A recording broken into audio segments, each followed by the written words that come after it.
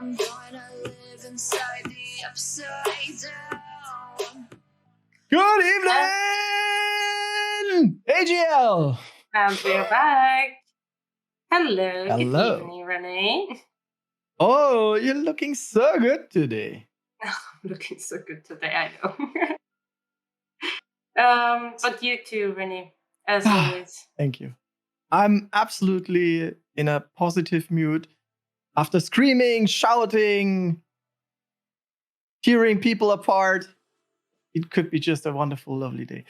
Well, but Anyway. René, I'm disappointed. I'm not gonna lie. Oh, why?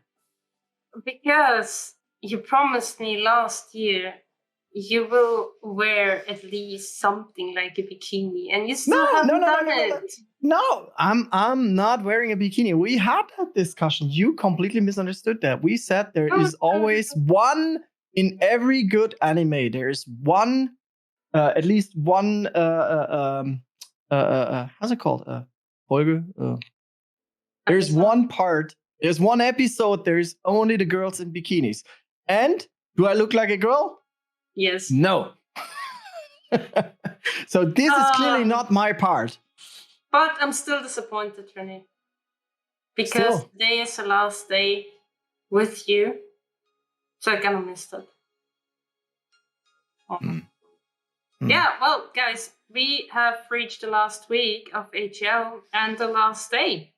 I mean, time is flying by and it is always sad towards the end. But anyway, it's a special day because it's Very special the day. final day. It's the final day, the final League of Legends day, because we again see how our commentators are trying to not die by catching air in between. We're going to see another 2 games, which are probably pretty heavy, pretty fast, pretty breathtaking, I wanted to say, but that would be really a flat one. And we, of course, see the overall winner of our AGL. Yes. Who is going to win the AGL trophy? And René, Team 1, the overall winning Team 1, 2, and 3, they will also win the rocket prizes, such as gaming, keyboard, headset, and the mouse. Nice. I like that. And of course, your favorite activity, the raffle. We can do it twice. Raffle. So guys, you can have a chance to win a headset there. So take the time. What do they have to type in, René? Accenture Gaming League. No, exclamation with exclamation.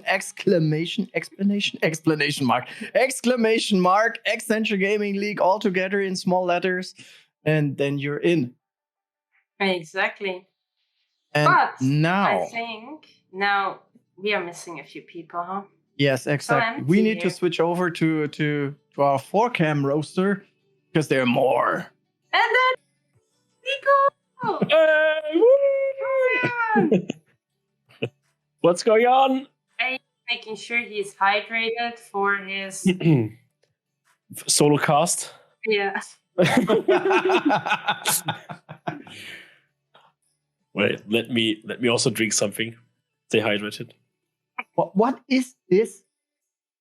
This is a sad face. What? Oh no! Are you sad? You want to talk about it? Nico, could you please explain what I'm drinking from or what it should represent? Please. Thank you. And by the way, hey guys out there. Okay. Is it now embarrassing that I don't know it?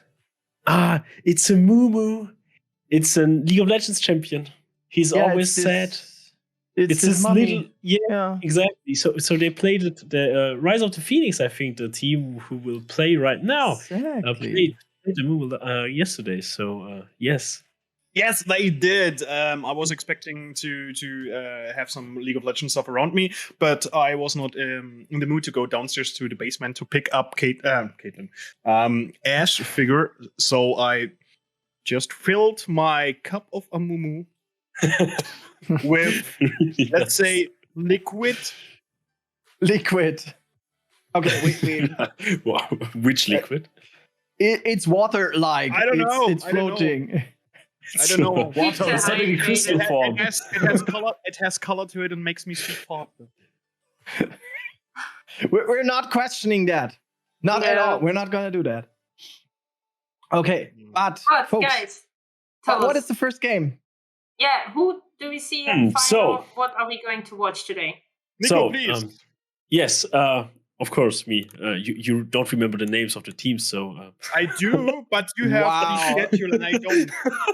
We wanted to give you the honor, but yeah, okay. Mr. Technical guy, can you please kick out the guy down there? Here, this guy. I We don't just wanna exclude cast- him from the stream. I don't want to cast 6 games So- alone. Who are we seeing today? So really easy. So we have the first game but as a best of 3. We have Alta 4 against Rise of the Phoenix. We remember the 16-0 Vladimir from Rise of the Phoenix yesterday. Awesome game. So be ready for that game. This is the winner of this game will head over to the finals and play against Perplex Pandas, who are already waiting. And this will also be a best of 3. So we have today, let's say, a minimum of 4 games, but a maximum of 6 games. So I'm ready. Whoop whoop! Where's the hype? Everybody like. Okay. Two Yeah, best because of we're all 3s. sad it's the last day today. So what do you expect? Yeah. We want to hype up everything, but on the other hand, we are so sad because we won't see each other next week or the week after, and in 3 weeks. So we have to wait for another year, guys. No, we I actually don't. Kate is starting Because- to play League of Legends, so we can just play. Yes, together because if you want. she stopped playing Counter-Strike now. I No. Ah. No. Yes. But we don't get it, guys, and to everyone in the community, we have our other tournaments coming up. Not immediately, but we will have some, so you are all happy to join these, and just keep following our Discord server, because there you will find all the updates. Yes. That's beautiful. Okay, Hey guys, we just sorry, what? It's Wednesday. I know everyone is It's middle of the week. no, I was just giving here information. So probably our game will be set up in 3 minutes. So at least the gamer's gonna be joined in 3 minutes. So we somehow need to bridge this now. And I'm just asking you now stupid questions. At least I'm starting to right start away. stupid questions. As Einstein said, there are no stupid questions, only stupid answers. You haven't heard my questions yet. Even But Flo. Einstein would have run away. I totally understand. So, wow. Florian, It's me and tell me René. It's our last day. Florian, tell me, what is your preferred hero you're gonna play in League of Legends? You mean Which champion? role? Which champion? Yes, hero champion. You know what I mean. Your legend you gonna pick. That's what we said in the chat yesterday. Which I legend guess- do you pick? Dota 2. Thank you. No. As I mentioned yesterday, for quite some time, my favorite champion of all time is Caitlyn. But currently, I wouldn't pick her because she's out of the meta, even though she's top 8 here. I would go, for example, with something like Sivir, going with something like Jhin. I don't like Twitch. I don't play Twitch. Maybe Nico is playing Twitch, but I don't like Twitch. We seen yesterday the combination of Twitch and Chaco can function if it functions. It's always like a if, else, then question in regards of the combination or coordination and composition of champions. But yeah, AD carry, bot lane, and Sivir or Jhin. If I you see. nail me down right now. Okay, and now the second question. Yes. You're always playing solo queue or you're playing pre-made teams? Queue Depends. or whatever. Depends. I don't have that much French. Yeah, I French know that you don't friends don't have who are that not much into friends. who are into ranked. Actually, who are into ranked. Sometimes I play with a friend of mine. I had I don't know, with N-rated when he was teaching me. We playing some duo. But on the other hand, no, most of the time I'm playing solo queue. And I'm fucking as hell friendly in solo queue. Which brings Seriously? Yes, I'm super friendly because this is another kind of toxicity because I'm just being super friendly even though the people are super toxic and that makes them go rage more than they would do. So you trigger them. Yes, I'm You're triggering them that kind with of just being asshole. friendly. With just being friendly. So hey, Hey. if you, for example, get harassed, I was just say, hey, my dude, how was your day? Did you have a bad day? Wanna tell me about this? And then they going ape shit. So you No. just admitted that you have been boosted by Unrated. No, he was teaching me something because we were doing something for articles, for an article series I've done for Sport 1. Oh, and okay. he was just coaching me as a support, as he was getting support for me, and he was like telling me, like, you should do this and this and this, how you prepare and stuff like this. And it's been, I guess, 3 or 4 seasons now since we've done it, and we were not boosting because Yeah, of course, it was just a joke. because I'm no. Actually, you have to describe this. You have to describe this because boosting is how do I say that? Boosting is prohibited, of course, by League of Legends creator Riot Games. But if you, for example, live in Korea and you get caught by boosting, you can lose your job. For example, because in Korea, eSports and eSports games are much more valued on a higher scale than it is in Europe, or especially in Germany. They have, for example, an official eSports, society or something like a company who's overlooking every rules and stuff like this. And there was, for example, a female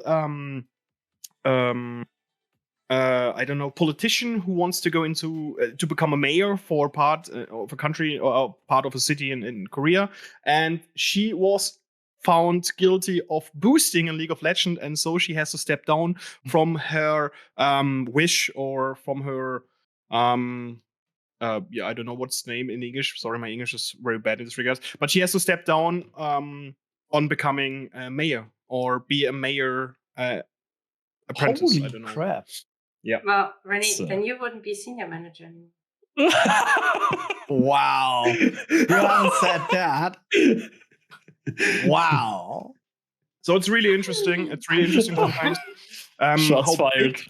How big esports can become, especially in Korea, where it's more crazy for being an esports player than, for example, being a football player. Except if you, for example, Heuming Son or Faker is not able or to go on the street just to buy himself some pizza or some, I don't know, pineapple, because people will chase after him as if, for example, Brad Pitt was just taking a stroll over the Marienplatz in Munich.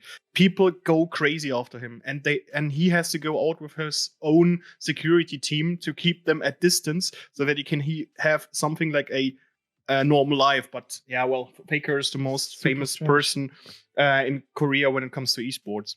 Even though there are a lot of different players now, like Jovi or Rula or KoJJ, who's now playing in the US, but there are a lot of people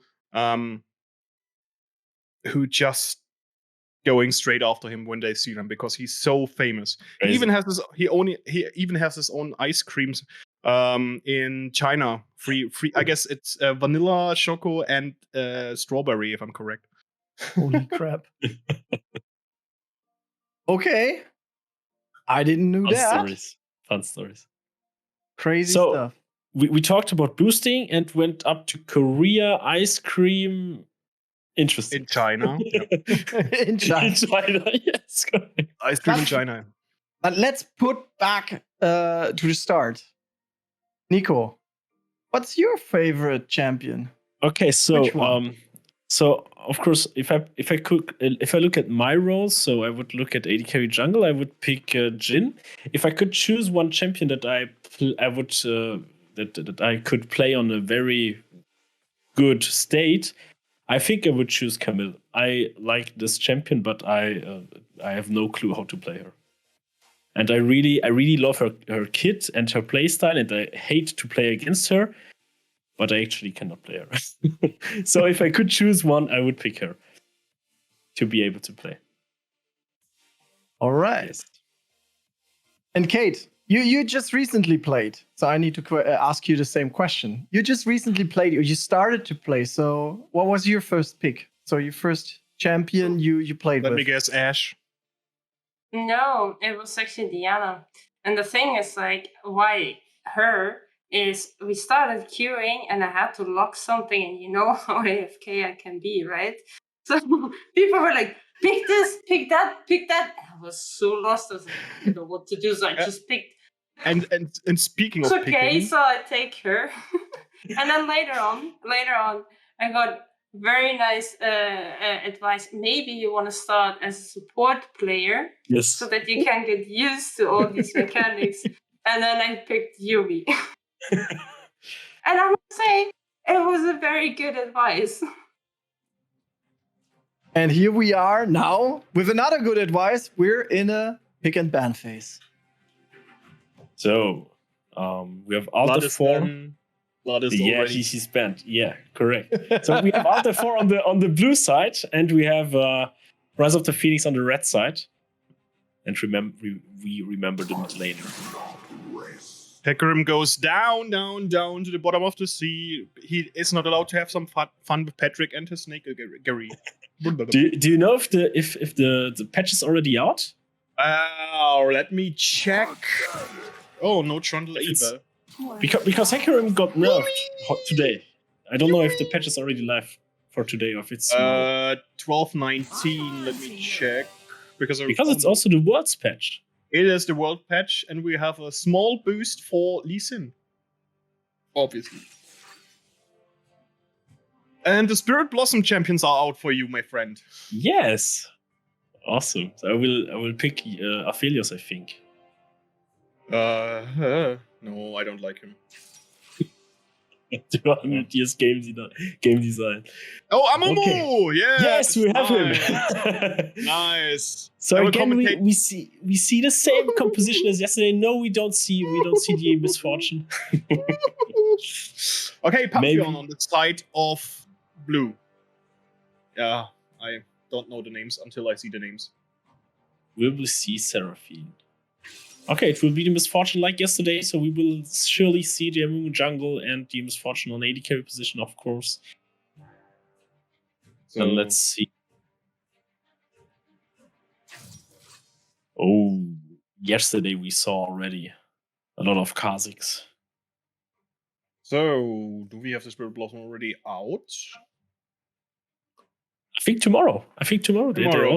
Yeah, the skins come always one day late. But I'm asking if the patch is already out, if it's already live. That would be interesting because Hecarim got nerfed. It's currently patching right now, so I guess I was just starting League of Legends. Okay. So, I can see it here. Version. No, it's not yet out to 12.18. So we're still playing on the patch before Worlds. So I guess tomorrow or next couple of days, we will have the final patch for League of Legends before we going into the 2022 World Championship in the US this time. So, what are you seeing here? So we have a Vex and Kha'Zix on blue side, while Darius has been banned for not allowed to be playing. Now we see another one from team on the blue side, and on this right now, I have no idea what they're going to ban. I guess they just take a look at the current UG. Yeah, okay, that makes sense. Lulu is still one of the strongest and most oppressive support champions currently in the game, and she will receive a strong nerf in the tomorrow's patch. Yes, that is correct. Now, I would suggest maybe we see a Malphite ban since we have a Pantheon on top lane, and Malphite is, I think, really good against him. And we saw the Malphite on the Rise of the Phoenix side yesterday. Okay, no Malphite. We saw yesterday Yoni on Vex, I think 2 times already. So quite interesting that he's picking her again. Yeah, well, never change your running system in so far. Of course, correct. Nautilus. Okay, so we have a MF Nautilus bot lane, which is, I would say, a good one to start playing with. And yeah, Like yesterday. People out there, don't forget, we are playing a best of 3, which means even though the team who loses still has all the possibilities of proceeding further into the grand final, there they have to play against the Perplex Pandas, who showed us in a very dominant fashion yesterday how strong they are. Oh, it's Pantheon support. Pantheon support? Might Shen be support? Shen or Pantheon can be played as support. It's also possible, yes. Yep. But I would rather go with Shen on top lane, especially because of his ultimate. Me too. Yeah. Nice. We have a Sivir bot lane. So let's see which support she will choose. A Mundo top lane. Interesting. Okay, Malphite or Singed. Interesting. Singed. So again, if he goes for Malphite, we have the same team copy except the Zion. Except the Veigar. Interesting engage with his ultimate. Let's see. Let's see. Okay, Zion, top lane. Interesting. Amumu jungle, a Misfortune with Nautilus in the bot lane and Veigar on the mid lane, while we have Kha'Zix in the jungle on the side of the left. Still on the blue side, jungle. Then we have to wait to see if Shen or Pantheon is top lane or support, while Wex is going into mid lane and Sivir is doing her job on the bot lane. This is a draft. What do you think? So I think, Rise of the Phoenix showed us yesterday already a team fight composition, and today they're picking, I would say, mostly the same composition. So they have a lot of team fight potential. On the other side, we have Alter 4 with a lot of pick potential, a lot of damage with Kha'Zix and Vex, and also Pantheon if he's on top lane, and maybe also support. He has a lot of damage, of course. I think from a team fight perspective, we have the better team. The better team would be Rise of the Phoenix, but if it comes for catches or anything else, I think Alter 4 has the picks for it. So depending on how they will play, I think both teams are very good. Okay, Nico, before we go into the game, we have to wait the standardized 3 minutes. And now I want to know from our experts, René and Kate, what do they think about the draft? Because René knows now what the draft is, right? René is... so I'm commentating for René. I see. Hello. No, I was on mute. Too bad for me. Actually, yes, I was looking up what was a draft, because I just only know the German term. So yes, I'm more intelligent now, hopefully a little bit at least. What is a German term? Abwechselnde Auswahl. They always say Germans have words for everything, but this is like, okay. Yeah, draft against abwechselnde Auswahl. The interesting thing is we don't have a draft system in any kind of sports in Germany. So maybe this is why we don't have a word for that. We don't have a draft system. Well, I would say I can't judge on it. To be very honest, my personal pick always, if I'm in so I'm always playing only two things so far. It was always Darius and Master Yi, so either jungler or top lane, nothing else. And to be honest, I just good at that and nothing else. So I don't have any meta, nothing else. I just play for fun. So I'm probably to win. I'm probably one of those guys you just fucking hate all the time because they have no clue about the freaking game. and you are playing two of the most hated champions, I think. Yes, also, I heard that already. Darius, that's disgusting. So, Kate, what about you? What do you think? Yes, There's Kate, no please. Yuumi. There's no Yuumi in the draft. So, what do you think? Please, Kate, tell us your You're wisdom. on mute. Yes, I think it's very nice draft, but I like to see. You're on mute, Kate. A very nice draft. René and I, we are very much in sync today. I like it. Well, Fiilou already talked on behalf of me, so... No, I didn't. They're not doing it good today. It's not working out. No. He's getting better. Yes. Oh, no, okay, no. So I'm completely new to this game, so I can't really say much. But what I was a bit missing? Friends of mine played that game so much in the past, and the only word I always heard was Mundo. Have we had a Mundo so far? Well, No. we They saw went him. crazy about Mundo. Mundo. We saw him. We saw the team. I guess Rise of Phoenix hovering over Yes. his icon, but we didn't see him getting locked in so far. Hmm. What is so special about Mundo, actually? Help me. He. I think he's very straightforward. Nothing too special. He can heal up himself really hard. It is a full tank. I would say he's the second to Garen when it comes to how do you say stomp? No, not stomp. Plain and easy to play and simple. Simple would be the word.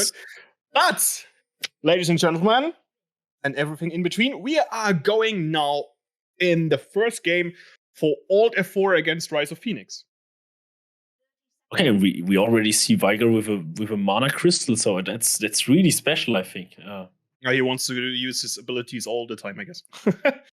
Even though I would have gone for a tier in this regard, a tier and a fairy maybe. But who am I? Who am I? So very special start for him. Okay, we see actually Rise of the Phoenix already warding defensively. So they're afraid of the enemy jungler. Of course, we saw Kha'Zix yesterday already stomp a few games. So let's see. So Nautilus, coming back from the moon, is jumping on his feet during within the bot lane. Amumu is starting with red, while we see Shen and Kha'Zix going for blue buff, which is interesting, but it makes sense because of the abilities. But here we have the first clash in the bot lane. We see Sivir just going into the brush without any knowledge of the opponents, and they just do a lot of damage to the AD carry of blue side. And we see Pantheon just doing his Pantheon things, jumping in Nautilus and hits him very strong, gets a stun out of him, and Sivir just can use her Q to do some revenge stuff there with her abilities. And now they even out the damage they received from each other. Yeah, very well played by both teams. I think the Sivir was very optimistic. Oh, now Pantheon going in level 1 with Flash. Exhaust on him, so we have 2 summoner spells being used already. It's very interesting because Pantheon can be played as a support champion, even though he's not viable anymore. But his kit is obviously more aggressive than Nautilus. But Nautilus can be the tank in the end. Now we see he has a nice dash from Shen on Sion. He tries to do any damage because of the undead Noxian warrior, able to not only get a tanky as hell, but also do some damage. So we also right now see a full clear on both sides of the jungle, both pathing towards bot lane. Maybe even fighting for the crab. I think this lane is very even. Oh, Shen gets a little bit stunned, but his ability makes it possible for him to just dodge a lot of attacks coming in. As we can see here, shield and the possibility on divert any attack, but he still gets in Q from Sion right straight into his face. And now we have the jungle fight. It's a nice battle between the 2 top laners, but we see some stuff happening in the bot lane. Pantheon and Sivir against Nautilus and Misfortune digging it out each other. Nothing happened. Yeah, digging it out with each other, even though that Misfortune has the advantage when it comes to life points, but still, like I said before, Pantheon is a more offensive champion than Nautilus could be, But in the end, it doesn't matter if you're a tank, if you're an attack champion, you need to stay alive and get some kills in. And so far, we have an even battle on the bot lane, while we see, I guess the observer is kind of into the top lane, seeing both champions going against it. And now Kha'Zix waiting in the tri-bush, as we can see it on map, on the right side, but Sion has to go back. Amumu is coming, is top lane, while on the bot lane, there might be some pushing, and nice hook here from Nautilus.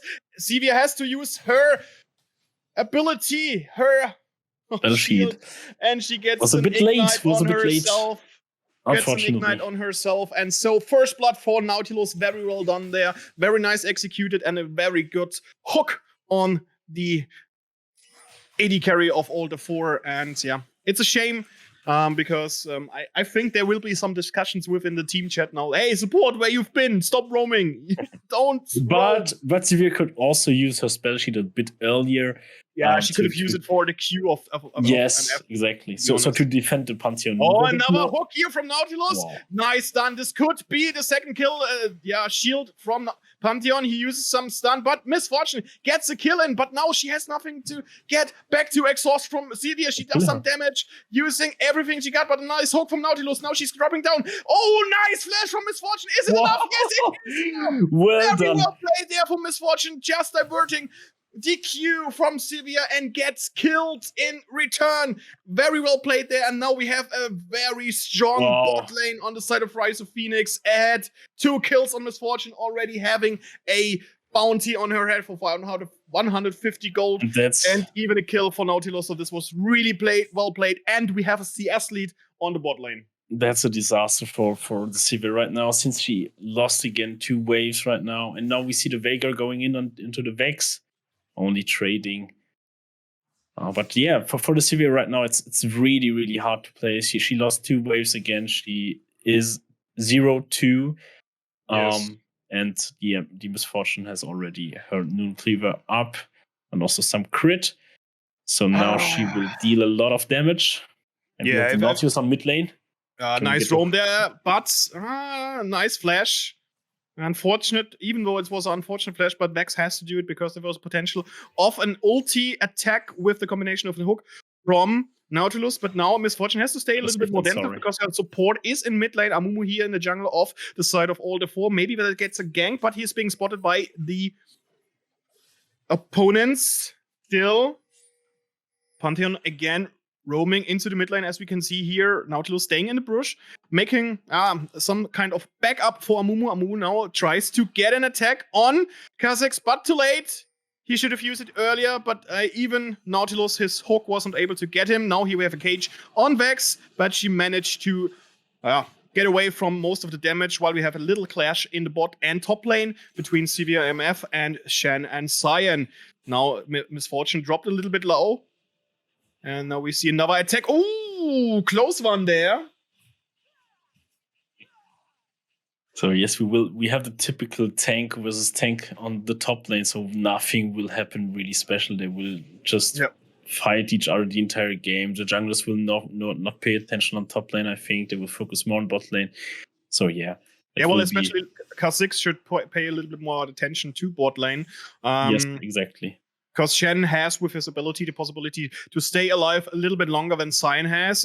But he should not ever underestimate the attack and damage from Sion, because even though when he's dying, he can do more damage. Now we have Pantheon here in the bot lane, in the brushes waiting for the opponents, but they play it clever. They play it not too pushy. They stay at the top turret and use the damage from the turrets shots to get in some CS. And as we can see it, we have a 57-58 for Misfortune, while Sivir was able to come back a little bit from her disadvantage in regards of CS. She's managing now to just below 10 CS, or short to 13 CS compared to Misfortune. Oh, nice try there from Nautilus. A hook, and Waguet is coming in. Nice. Oh, we have the Shen ult. but ultimate from Shen, very well timed. Waguet should jump out, and he does, very nice. Oh! The dodge! Get away from the ultimate of Vex, but on the other side, Pantheon uses his Q Holy and gets shit. a kill in Vex as well, but Amumu comes in, uses his Q and gets a stun on Vex and kill in return. So we have a 2-for-1, very nicely played there from Alder4. This is the answer they have to look for. This is the playstyle they have to go for, and now they can take some platings there. At least one should get down, while Amumu is staying there, trying to get the minions of the opponents back in place. And now we have the Herald. This should be even more platings for Alt F4. Really well played there, very well executed from the team, even though they have to get rid of the opponents one by one. But this was very well played and sort of a comeback. We still have a small advantage for the team of Misfortune and her Nautilus, which is still missing in the bot lane. They have a advantage of 500 gold currently. Now we can see incumbent Nautilus through the river bot river, and here Amumu again Pantheon. He doesn't care about Pantheon, but he does a lot of damage. He has items now. Ultimate from Misfortune. Flash here comes Severe, and she's dropping very low. Kha'Zix is bot lane as well, doing some damage on Amumu, but he's getting out there without dropping too low. And on the other hand, we have a used ability, an ultimate ability for Misfortune, and a Hex Flash from Nautilus into the second burst, where there was no connection there. So, yeah, nothing really happened except from burning some summoners. Kha'Zix still going around in the bot lane. Now we have Pantheon going in with his ulti, but nice hook there from Nautilus, diverting everything damage. And on the other hand, Nautilus kills with the help of Misfortune the Pantheon. He received too much damage. Really well played there from the bot lane. They used their items and the abilities they have for their advantage. And even though that their opponents were 3-2, doesn't matter. They have the damage, they have the abilities. And that was very bad engage. And now Pantheon has to wait quite a while for using his ultimate ability again. And that's a real problem now for Alder4, since they have no other option than ganking bot lane. And now we see Vex going in, and Veigar is trading the kills. Very well played by Veigar. Very well done.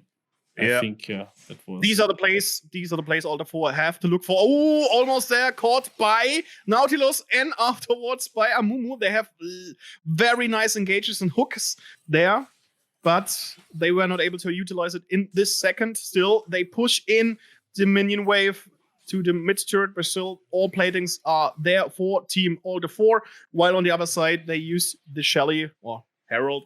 I like to say Shelly for their advantage, getting some platings and a lot of money, which keeps them in the game when it comes to the difference or the advantage in gold or differences. And now the game settles down a little bit. Both junglers are on the go in the respective jungles. Now, maybe Alder4 sets the side for Drake, yes. No, okay. No Drake starting. Severe baiting. We have also Shen ult again. So maybe they can try something. Oh, Severe.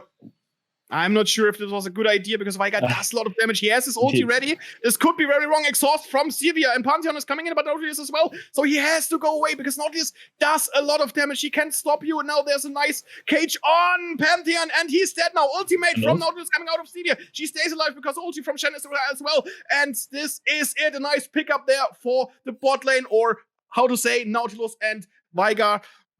Very bad play again from unlucky play from Pantheon as well. He tries so much, but then get caught by the cage of Waguet, and Nautilus does a lot of damage, despite he's just a tanky tank.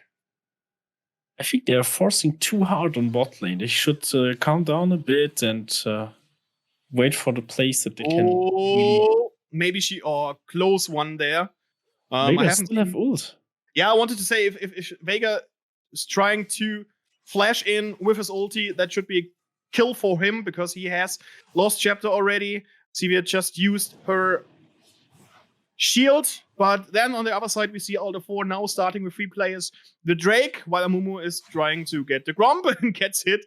Small amount of damage receiving there from Pantheon, and this is the first Drake for Alder4. I'm really wondering why Rise of Same Phoenix was not going for it because they had the advantage in come to play. Here, nice flash from Misfortune getting out of Kha'Zix, but now the ultimate from Vex hits. There is maybe no Drake, and Nautilus has to do something, but he is going down there because the focus was on the AD carry. Waguet comes in with a cage and keeps so much damage on Kha'Zix. Now he is using his ult on the perfect timing, flashing after Vex, doing some damage, using Everfrost. Vex trying to get a word from him, using Ghost, while on the other side we see Pantheon coming in, but double kill for Waguet here, and a nice cage on Pantheon while he was fighting against Misfortune and Amumu, and now we have another kill on Waguet and Amumu, and this is such a bad play for all the four. They could have gone out of the game, but they had to stay. They overstayed their welcome, and now we have such an advantage for Rise of Phoenix. They can just roam around, they can do whatever they want. They take blue from their opponents, while on the top side, Shen is trying his best, but he can't do anything. He even jumped in with a couple of ultimate attacks before, but now he doesn't make a difference if it comes to battles. Now we have Amumu here getting engaged by Kha'Zix. He uses his Q to get away from him while using the Rift Guard to his advantage. Now Zion comes in with his ulti, but Shen has the possibility to dodge attacks. So he still gets stunned. Now jumping through the wall, he has to get away from him. Nautilus jumping over as the tank he is. But don't forget, Vex is coming in there, using the Q on the tanky support there. But nobody is dying, so they go with a separate race again without anybody losing too much of their life. While Sivir is going at the turret in the mid lane. She has to stay a little bit careful because Misfortune and Nautilus can roam bot, while we have now another battle, another skirmish between the two top laners. Yes, so we see now a 2k gold lead for Rise of the Phoenix, and we see that the both carries, Veigar and Misfortune, has the gold on their side. So that's very, very good for Rise of the Phoenix. We remember that Zion and Amumu are only playing tanks, so we don't care about the gold lead on their end. But what really matters is the gold on Misfortune and Veigar. And now we see again Shen going in. But as I said already, that's just a tank fight. Nothing will happen right here. And we see Hex Splash there from Nautilus. He's using his Hex Splash. And the hook nicely done there. Vex can't do anything. And Vex, this is another time when Nautilus uses Hex Splash. Here comes out the flash from Zion to get away. He's still the Krankenslayer is doing damage. It's doing so much damage. Holy shit. He managed to stay alive. Now Shen is going again against the turret. Another Shelly for the team of all the four. But Amumu is coming in. But Zion has to stay away. He used his ultimate before. Now Pantheon left the game. I guess he doesn't want to go in there anymore. And we will have a short AFK pause here for the game. Whew. Wow. What so a we see Rise of the Phoenix already with a good gold lead, and as already said, the goal is on the right person. So it's very hard now for all the four to getting back into the game, unless they can kill Misfortune and Veigar. And I think that will be pretty hard since they have a lot of PL and a lot of CC for all the opponents actually. Yes, and now we have another break because I don't know why. But yeah, so far I would agree fully with you. Rise of Phoenix, they utilize their champions fully. Look at the stats, for example, Misfortune, 4 kills, 0 deaths, and 4 assists. But on the other side, Sivir just didn't give up in regards of CS. She came close. Yes. She came close and now evened it out. But still, you are 4 kills down. That's huge. So you have to stick with farming until you have enough items, because Sivir can kill Misfortune when it comes to attack speed. But on the other side, if MF lands an E on you, which reduces Sivir's shield just within a second, or not even a part of a second. So it's really difficult for the AD carry of all the 4 to find the right timing using her shield. So we will see if she's able to utilize that throughout the rest of the game. But yeah, so far the team composition and the play with each other, or the games the fights they pick, working completely in the favor of Rise of Phoenix, even though that all the 4 sometimes able to pick up a champion, as we've seen in the top lane, now Zion without any flash. And we have another clash here. Kha'Zix coming in for Amumu. Shen is there with some attack, and this could be it. Yes, it. Nice attack there for Kha'Zix. He gets another kill, and now we have a 3-1-0 Kha'Zix, which is maybe a possible game changer because now he can go into or after Veigar and perhaps misfortune to get in some damage while the rest of the team helps him. This could be an attack, or they try to dive. No, they don't have the mini wave to get enough damage on the sign, but sign has to go back, and that is what he does. And we'll have now backported. Now Sivir using her ricochet to get in some damage to MF, but she is still able to withstand it. And now we have the first turret on the blue side, which I never expected, to be honest. And the goal is also going to Kha'Zix. So he has a big gold lead towards Amumu right now. He's doing very good this game. So let's see if he can help his team to get back into the game. Absolutely. We have Drake coming up in less than 1 minute, so I think that fight will also be very crucial for both teams. Normally, Rise of the Phoenix should have enough tools to be able to handle the Kha'Zix, but let's see how they will manage to do so. We have TP on Sion. We have Shen ult up, but Shen is already on bot side. That's very interesting. So they are not making use of the Shen ult as an engage tool, but need Shen directly with the team. Rather than as an 8 kit. So Shen is last resort if your champion is almost dead, then Shen's coming in. And now maybe they prepare for the second Drake. A lot of oracles coming in. A lot of cleanup in the jungle, like we see here with Pantheon. But Nautilus coming back, and now he uses a Pinky to get rid of the opponent's vision. But they are also knowing that they're coming in. While CV gets some money back, she destroyed the bot lane's turret. And another Drake for all the 4. Oh, flash here on Veigar, and there's so much damage. Vex going in, and the Veigar cage comes perfectly. Old FF, she goes after Shen and Pantheon jumping in, but this should be it. Another kill for Misfortune. Maybe she get a quarter kill, and there's it. Pantheon can't do anything, and the Q from Amumu, and that's a quadra kill for Misfortune. Her ult was perfectly timed. She utilizes the perfect scale, this cage from Veigar, and this is so much money and such an advantage now on the side of Rise of Phoenix. Very well played. So yes, in the chat, the MF got nerfed in the patch notes. That's correct, but here we see MF still has 8 kills, 0 deaths. So still a very, very good pick, as we can see. Very good fight by Rise of the Phoenix. They made a good use of the MF ult. And I think also the Amumu ult was very, very good, very nicely placed. So well done from them. Yeah. With the cage of Veigar and then the ult on Misfortune. Now she stands at an 8-4 tall. And she has Dominic's, not Dominic's, she has more Dominic's?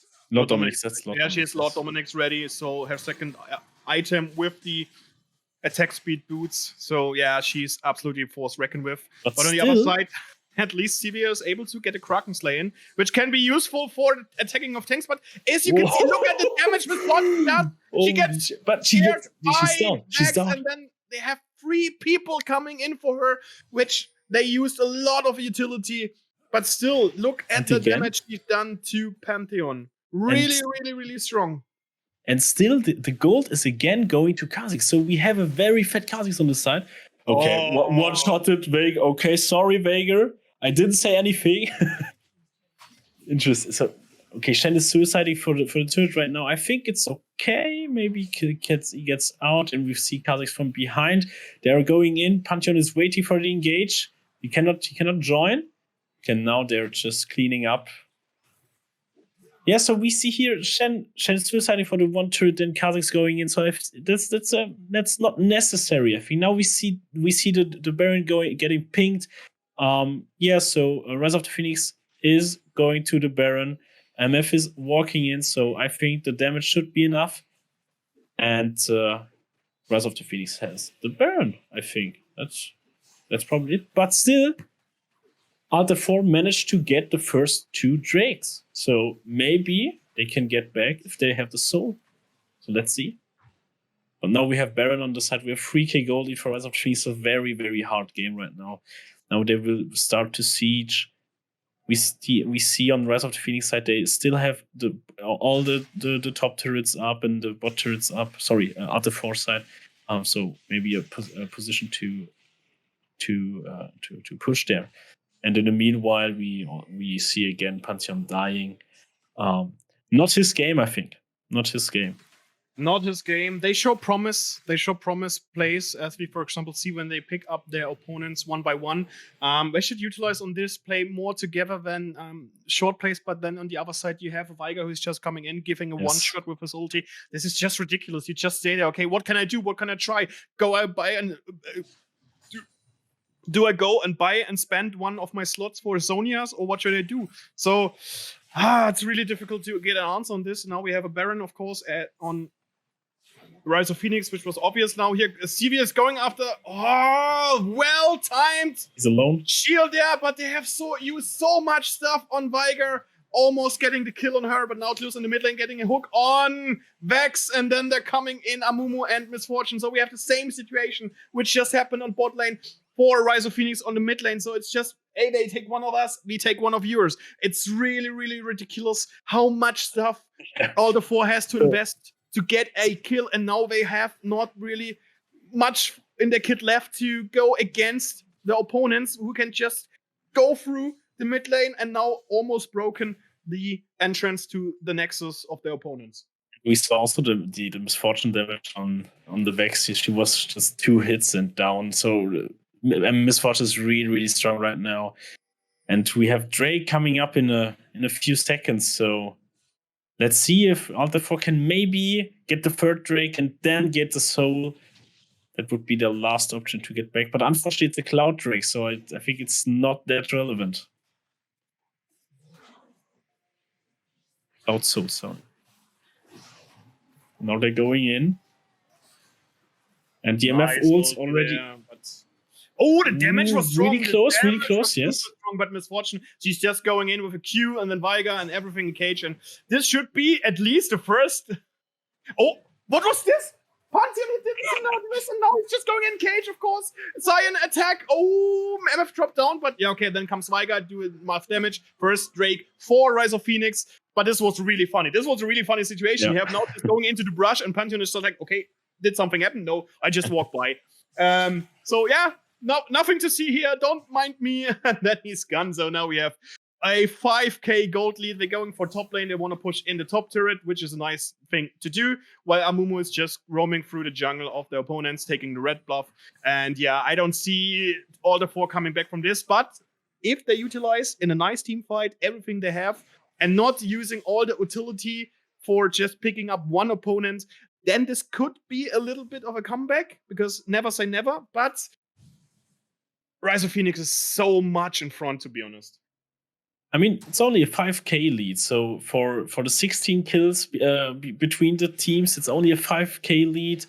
I think that's still possible to get over it if they get the good catches. They have the comp, I think, for the catches. They just need the enemy team to make some mistakes and wait for the mistakes and see opportunities. Now we see the Veigar again on bot lane. Maybe that could be an opportunity for the Sivir, for the Vex, for the Kha'Zix to go there.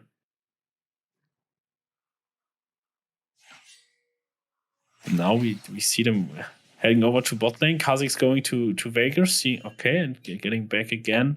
I'm not sure what Rise of Phoenix is doing right now, because they're giving their opponents too much space to play. They should. Now we see 4 players coming in. Nautilus just a nice hook, but there's so much damage. MF ulti can't do enough damage. Okay, from the right side there comes Waguet going in, does the damage. Chen gets the Nautilus, nice diverge there, and then it's another kill. So we have 1 for 3 again. Misfortune is now with 13-1. She does enough damage. What is CV doing? Okay, the ulti from Waguet was used. Now cage on it. What?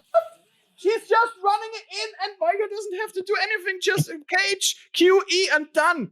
Finish. Now they should go for the base. They should break it up, because there's only 1 player left, and this is Kha'Zix. He does enough damage. He has 5-4. Enough items, but come on. This Amumu and this Misfortune may just eradicate Kha'Zix out of this game, and this should be the turret, and this should be the inhib. Yeah, but as you said... Pantheon is coming back, Vex also, but yeah, it should be the inhib. Oh, Pantheon misses ulti, but he should be a respectful Misfortune. Look at the damage. He's trying to do something. Okay, he gets the kill out. Nice attack there from Amumu using his ulti, but Shen coming in. Saves his friend. And now, nothing to do here for Amumu. And 2 kills on Kha'Zix. Very well played. I underestimated the power of the Shen because he saved Pantheon there. But it was nice utility of the ultimate from Pantheon. But still, they invested so much. As I mentioned before, they managed so much, even though they got 2 kills out of it. But now look at them. They tried to kill Sion, but Sion can just run away, and that's it. So that's if I see it correctly, I don't know if you have seen it, but the Kha'Zix got 1k gold out of the Misfortune kill. So he is very fat. He has a ton of gold right now. I think if someone can make the difference, then he is the one who can carry his team. But as you said, so we have Rise of the Phoenix really not pressuring enough, I think, with the gold lead they have and the comp that they have. They should just run S5, run mid lane, run top lane, or even bot lane. Just get the turrets, get the inhibs, and just finish the game, actually. Go S5. That's easier as it is. But I think the game will be decided by next Baron. Yes, I also think so. So if they don't do anything, I don't have any idea what all the fear is doing in the jungle over there. I have no idea. What are they doing? Yeah, that was. Yeah. Literally, what are they doing? They seen there's nobody on the map. They should go for Baron or at least contest or do something. Try to divert them, but no. No, we have free Baron for Rise of the Phoenix. But a good call. A good call from Rise of the Phoenix. Oh, nice. There, exhaust from Misfortune. This should be dead because there's a bit. But she gets the kill. She got the kill. What the hell is going on there? This should be an easy one for Misfortune, but now Kha'Zix has to jump in. Now we see another Nautilus with the ulti on Divya. She gets killed, and now we see here on the other side another fight. Oh, Shen coming in, but is it enough? No, it's not enough. Shen will be dying. Kha'Zix could be a difference. No, another kill for Waguet, and now maybe another kill. No, he doesn't. Waguet uses his Everfrost in the right perfect timing, and now, if they don't finish it now, I don't know what they're going to do, or at least break open the base. And it was obvious that Kha'Zix is going after Waguet, but he uses Everfrost perfectly, and then the rest of the team just dealing too much damage for him to do anything. And so we have too many kills on the side of all the 4, or deaths on the side of all the 4. So Rise of Phoenix can just do what they want at this point in time. We also have a Guardian Angel on the Misfortune. Unfortunately, she overextended in the last fight and could not be part of it. But still, Rise of the Phoenix managed to win the fight even without Misfortune. So let's see what will happen if Pantheon will now ult. See, he's seeing Misfortune. What will he do? Okay, he has no backup. Yeah, well, at least Misfortune could withstand a little bit of the attacks of Pantheon if it does enough damage. But correct. As we've seen, Misfortune does enough damage now. Another Pantheon disconnect. Can we maybe talk with the team? They should just group S5 and just go for the inhib. Oh, literally. But now the team is grouping up as we speak. While Sivir and Pantheon doing something in the jungle. Okay, Pantheon is now back. Sivir is still in jungle, but this should be the inhib for the team. Oh, another short freeze there. Yes. Okay, top lane we see Sion going against Shen, which makes sense to keep him out of the base. While the rest of the team is doing enough damage. Sivir is now back. Another turret's gone. That's it. The second one should be gone as well. And this is an open Nexus. And this is a GG, I'd say, for Rise of Phoenix, because Kha'Zix trying to do his best to get a kill on Misfortune. But even though there are too many players left, and this is a GGWP for Rise of Phoenix. And you see how easy it was after they have grouped once. They just ran mid and finished the game. So that's very easy and very well played by Rise of the Phoenix. I think they struggled a bit to finish the game, but yeah, they did a good job. Yeah, I don't like when people playing with their food, because it feels to me like this. They should just go and end it, as it felt to me. But okay, they wanted to make sure that they are winning. But yeah, I don't like. They didn't pressure any lane, so that I don't like dragging out the game too much. But maybe it's my opinion, maybe it's my reception. But it's also a risk for the team. In the end, they won clearly, and so yeah, congrats to them. First blood taken by Rise of Phoenix. Very well done. So yeah, I fully agree with you. They didn't pressure any lane after, I think, minute 20. They just were splitted over the map, tried to push every single lane, but still, of course, as you said, they won the game, and that's it. Yeah, very nice game. Looking forward for the next one. Maybe we will see right now the Misfortune ban. What do you think? So I would say the way this game went, it doesn't matter if she would pick. Yeah, that's. But she had the advantage of the ultimate attacks and the cage of ultimate attack of Amumu, and then the cage from Veiga. So yeah, if they both one of those and even both hit it at the right time and just then use the ulti of Misfortune, it's almost a guaranteed kill. So yeah, why not? I think Misfortune is in a very good state of the game currently in League of Legends. So it's a very, very strong AD carry pick. So I think it could make sense to ban her, since they already have played her now 2 games. Let's see, and maybe we see the Kha'Zix one. I think Purple Expanders have also the Kha'Zix player in their team. So maybe we won't see a Kha'Zix again the entire. The next game. So I'm very curious to see how this will go. Absolutely. But before we going for that, we want to say thanks again to our sponsors, and we'll show you what they have in store.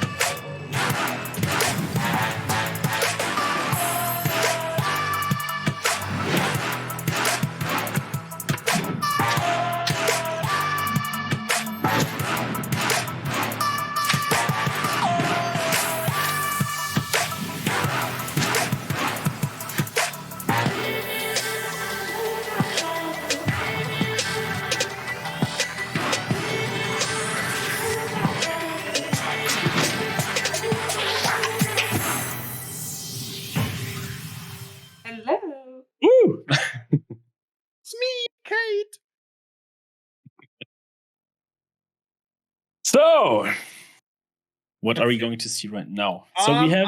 I want to win Accenture Gaming League. Please, guys, people in the chat, hit that Accenture Gaming League stuff in the chat to win. And if you win, give it to me, because I've been drawn 3 times now.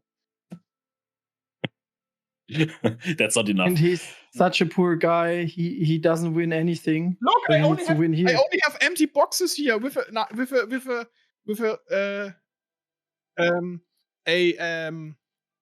scissor. With a scissor. You got a box with a scissor. Yes, I don't have anything else. Look, it's empty box. You're such a poor guy. Well, what should I say? Amazon is your friend, right? I'm just a poor guy. Oh God, he's starting to sing again. There's already the right question in the chat. Where is the freaking golden pineapple? Yeah, I wanted to buy a pineapple, but unfortunately my grocery store is being rebuilt, which is funny because I didn't destroy it. So I don't have a pineapple with me, but I will give the team a mind-whole pineapple. Or I will make a pineapple out of this box. Mm-hmm. I want to see that. Me too. Yeah, but guys, there is actually a golden pineapple to win for the team with the best team name. And you guys can vote. So spam the chat. Write down. Over excuses. Who said Write that? in the chat who you think has the best team name.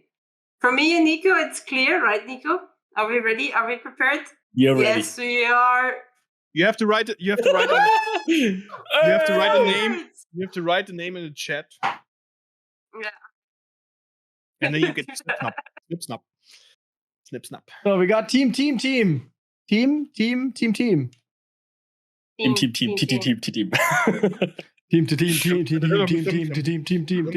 So we have also Kommando Flügelhörnchen and Mambo number 1 in the chat. What about the Zwiebelringe? Where are they? Onion rings. Oh, where's my team gaming? I think I know who is Richtklinge. I think I know this guy. I'm not sure. Where is Accenture? Accenture. Accenture. Actually, I'm just looking for the creeping cats. Yeah, Perplex Pandas. Well, you guys, you can see we are, except for me and Nico, we are all not really aligned who has the best team name, but you can make the call. So put it into the chat. And then we will see tonight. All right, and before we pick a name, let's go to pick and ban. Haha! I'm the master of the virgins. No Weiger, no what? No Weiger, no Vladimir, and no Tründle. They don't like the mid laner. They don't like the mid laner. Not Tründle. No. Okay, but we have Alter 4 again on blue side, which is very interesting. No Rek'Sai. I want to see Belveth. Come on, guys. Choose Belveth. Give me Belveth. That would be cool, I think, yes. Do you understand her kit? No, I'm not jungling. She just looks nice. And she's evolving. Yes, I think she evolves with the drakes and the heralds you're defeating. No Renata. Okay, so we have I'm curious to see what the mid laner will pick right now, since the 2 mid laners we see from got banned. I would love it. I would really love it. Even though she's not very reliable in mid lane. Maybe we will see a Lux. Okay, we see DMF.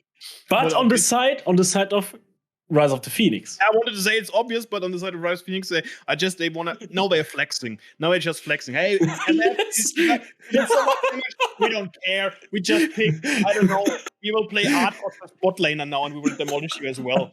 Kha'Zix again for the side. Holy shit! That champion is the champion of the tournament. 100%. Yeah, well, yes, he was. And he was not bad. He was not that bad. Yes, he was not bad. Nice picks, of course, he didn't make a difference. But he was in every game we have seen so far. Nice one. Yeah, I also really like Jin. We need a stream deck with his how he's saying 4. You know, we need something like this. René, can you please set up something like that? Just pick up Jin's voice and how he's saying 4 and just put it all the time. 4. Not only that we are streaming on Twitch, we're also playing. I'll do my very best. Thank you. The very best, like no one ever was. Dum. Twitch as I can. Oh, nice, Victor midlane control mage. It's a shame. It's a really shame that Victor didn't get a arcane skin. It's a shame. It's a really shame.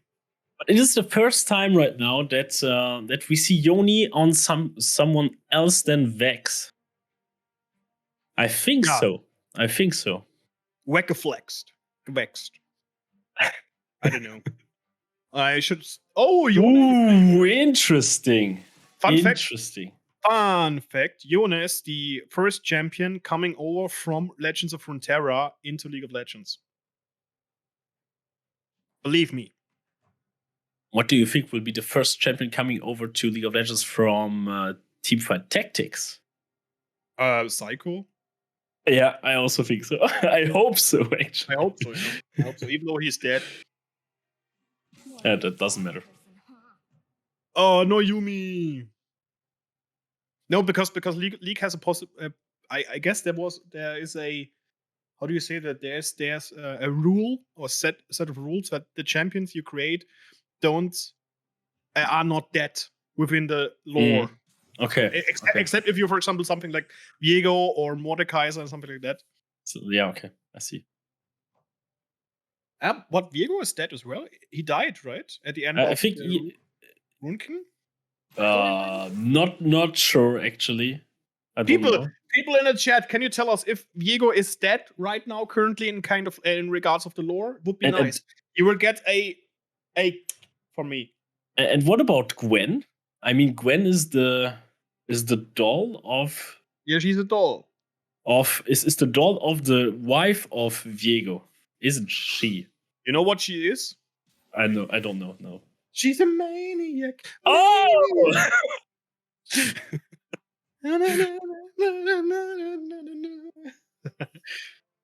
Kiss me, Trevor. So we see the Sinch band, the Mordekaiser band, the Lulu and Yumi band. I think that's that good bands from Rise of the Phoenix, since the enemy team picked the Twitch. Nautilus goes very well with Jin. I also think so. We need some tankiness, I think, on the side of the foreign. Now, Rel would be really interesting.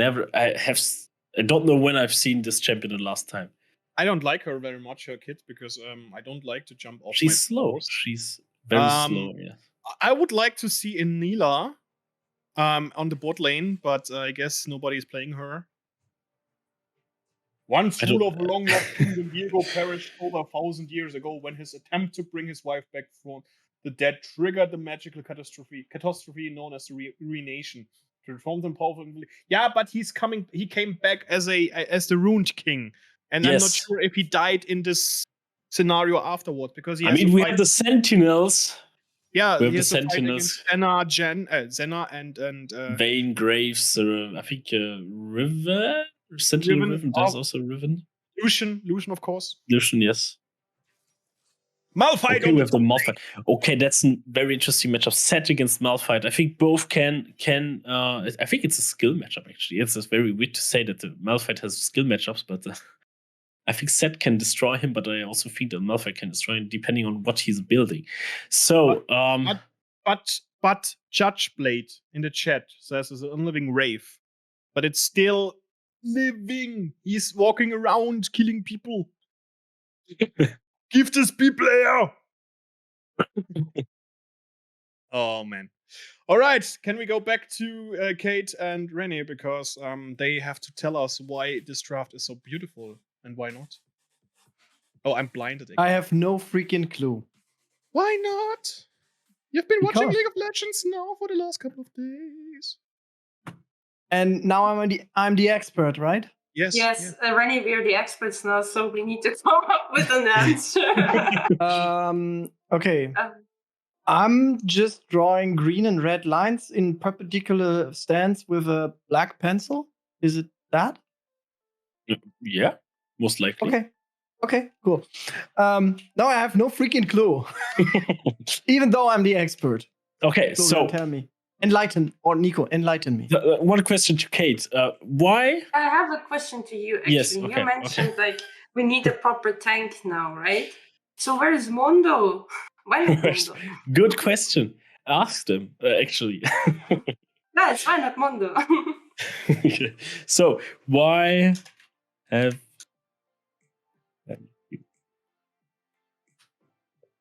Okay. Florian, do you want to say something about the draft? What team do you like more? Well, as an avid Jhin player, I would prefer the team with Jhin. I like the bot lane. Jhin Nautilus always goes well, but Twitch on the other side has a huge advantage when he uses his ulti in regards of range. I'm not sure about Rel, how she will utilize her kit alongside a red who can go invisible, but we'll see. We'll see. Set on top lane is also always a nice pick. Oh, sorry, my contact lenses are killing me. That's karma. No, Karma isn't picked. Usually you play Karma on bot lane as a support champion, or you can go with her on top lane. But no, there is no Karma. So sorry to let you know, but yeah. So we have an additional question in the chat. Why hasn't anyone picked Jinx so far? Yeah, very good question. I thought that was the most hated character overall. No, yeah, actually. Isn't Jinx a very strong character or champion? Currently not. I think she has a lot of weaknesses at the moment. So many it's very fast paced currently.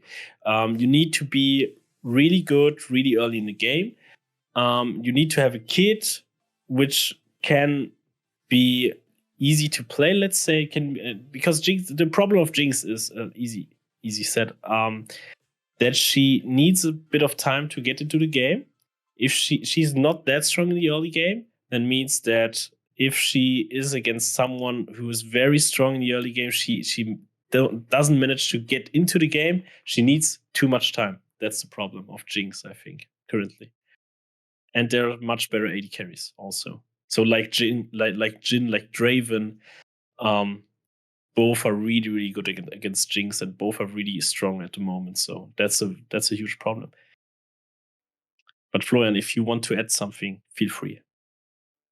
I fully agree. I couldn't add more. To be honest. So Florian is currently a little bit distracted because I was texting our admin because I read that one player is missing, and I was like, okay, if it doesn't show up, I will play, and I will commentate. I will commentate while playing. So okay, now it's jungle. I will suck so much. Jungle. I can play jungle. And I don't need to play. You can only play Yi, and then Yi gets banned, and you will be like, I don't care. I can be flexible. No, so I we can let fuck up René with any. play. I can fuck up with any champion. That's a good idea. Actually, that's a good idea. Okay, guys, if you need another player, René, so volunteer. Let's get back to business.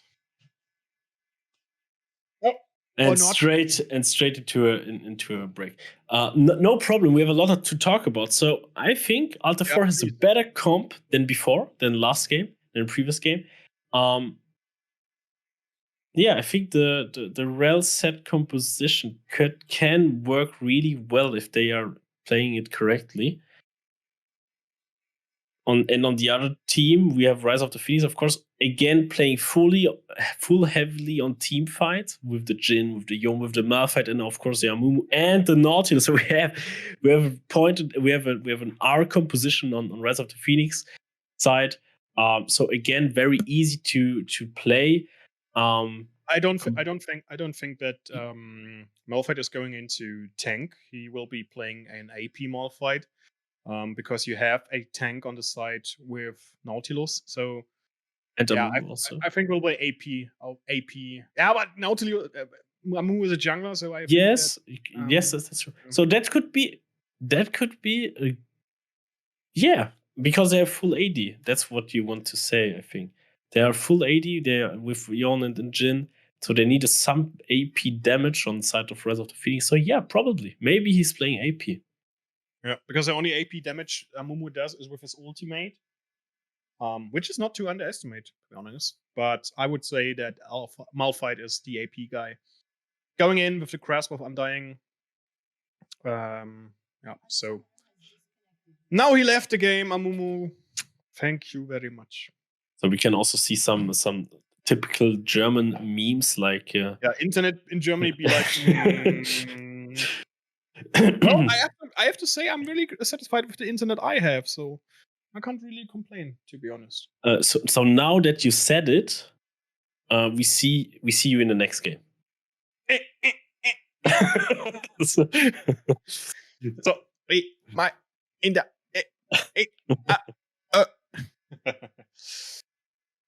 Oh well, so let me tell you what I ate today. I ate only a baguette with Erdnussbutter. Peanut butter. That's all. Yeah, but it's still better than a. What have you eaten?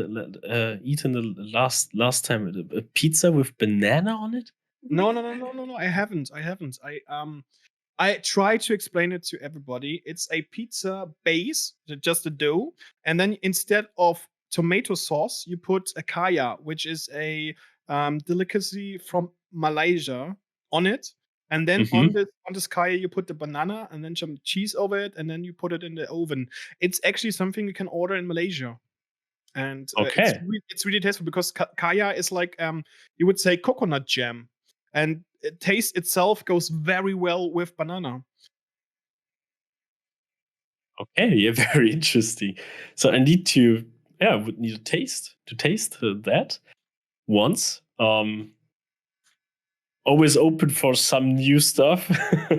Well, Gordon Ramsay recently created a lemon jam pizza with powdered sugar. Damn. I've never tried that one. But honestly, if I Bloody think hell. about pizza, I don't want to have a sweet pizza. What are you? An idiot sandwich.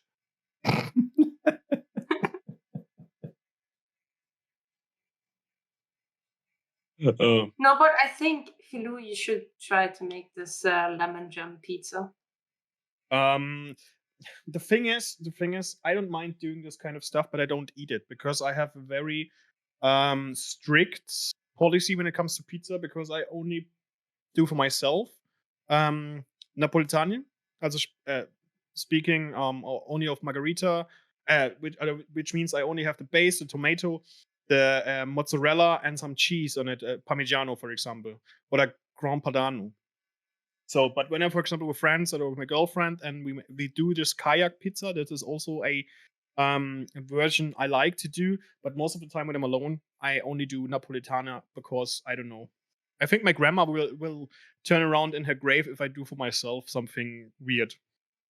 Story time. Oh, really?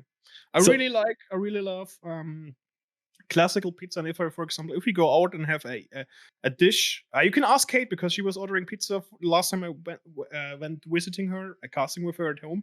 She asked me, "Hey, I'm ordering pizza. What do you want?" And I was like, "Hey, just margarita. I just eat margarita in this regard." And then you put a banana on it. No, I even offered it. Just joking. I even offered it. This is what people think. I don't put banana on a pizza margarita. I put it on a dough with kaya. No, I was just joking. So maybe something else. Do you want to defend yourself? Vivi is saying in the chat. Okay, so Florian, joining the game as player would actually be a threat. So joining the team, the game with you in the team. If she's joining you, what would you say? How can you defend yourself? Let's talk about the game in front of us. We have now come back to the game after a minute and a break of 5 minutes. And we see here the team of all the four trying to invade. No, they tried not to invade. They decided otherwise. So, okay, let's go. No, we don't. We forgot the tickets for the train. And then they have another freeze. Yes, it's Rel. It's a support champion on the side of all the four. And on the bot lane, we have Jin and Nautilus, while, Yona is in the mid lane, and Amumu will start apparently with the red buff, while Malphite is covering the Tribosh. On the other side, we have Kha'Zix and Set going for the blue buff, as it seems. But Victor is controlling. There's a nice ward, but they will be Okay, interesting. Seen. So what is happening right now? Doesn't matter, because there's a ward in it. Haha. Okay. Oh, the Kha'Zix had a red trinket. Really good. Okay, both junglers starting on top side, playing for the bot lane. And I love to play for the bot lane. So very curious to see how this game will turn out. By the way, fun fact. If you, for example, get damaged before the 1 minute mark, you should port back, because it takes you approximately 25 to 30 seconds to go back from base to your position in the lane or in the jungle. So just for you guys keeping in mind. And now Amumu going in straight into red buff. He's dropping a little bit low, but doesn't make any. No need to be afraid, because he can heal himself up with smite. While, as we expected, Malphite going against Set, getting some damage there. On the other side, Nautilus here with another Oracle. destroying the wards of his opponents, gaining more insight. While Yone is trying to do something here against Victor, and he gets some damage in, which will be also nice, interesting to see here. Nice attack there from Zed. While Malphite's Q doesn't do too much damage yet. Oh, strong attack there from Victor against Yone. Bot lane, Jhin, obviously, pushing in. We already see the pressure on the bot side of the rest of the Phoenix. But Kha'Zix is jungling towards bot lane, so... Well, right now he's doing Raptors. So maybe he will rotate bot lane. But on the other side, we see Nautilus coming again from the bot lane, going for a gank because Victor is very far away. Nice attack here from Yone, and now comes nice hook there from Nautilus. Holy it should be first blood for Yone. Oh no! Nautilus again with the first blood because he used his ignite. And this was a really nice play. They waited for Victor to use his flash and then hook him back into action, and very well played and very well executed from Rise of Phoenix there. But on the top lane, we see now some damage coming out of the hands of Zed, but still not enough to keep Malphite, in the dead. Make him, to kill him. Yeah, Maybe you remember the game Rise of the Phoenix against the Accelerator. Nautilus went for the same play in the mid lane. So level 2 gank straight. It was this match before as well. Oh, okay. Roaming. Okay, so they're doing the same plays over and over, and it's working actually. So well, if you don't have any vision in the yes, river, of course, it's, I guess your own fault to get killed in this regards.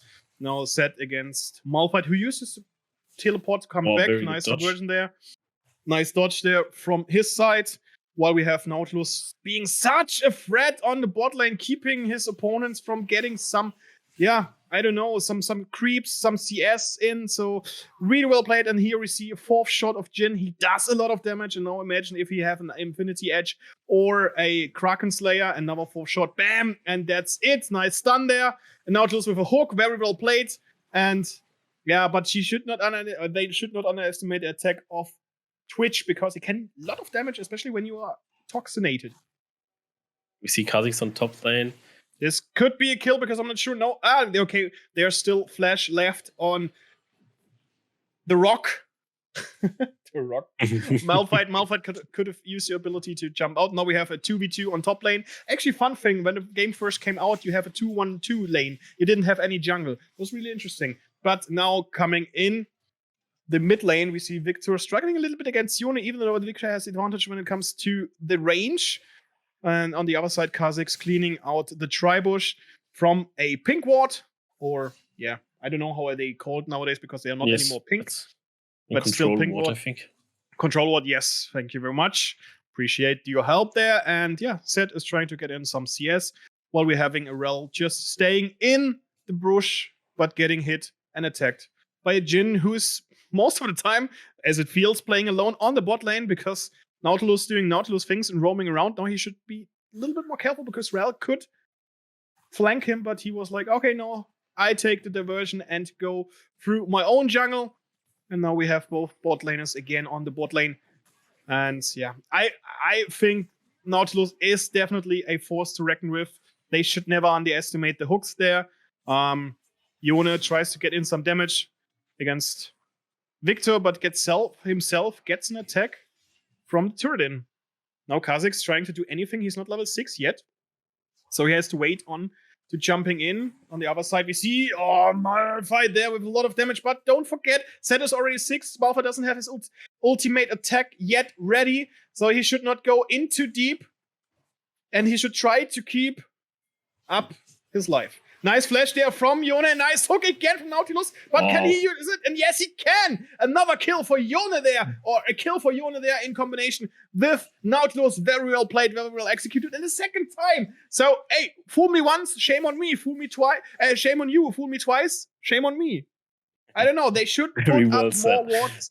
They should put up more wards, more vision. Vision is the key to win a game in general, and then now we have already a 2k lead, a 2-kill lead, and a 1,000 gold lead for Rise of Phoenix, who plays it really, really well. And Zed here trying to find an answer, but he uses his ulti now on Malphite. Malphite still, no, he used his flash before and he can't get enough damage. And now we have a burned ultimate on Malphite, who's now have to be going back porting.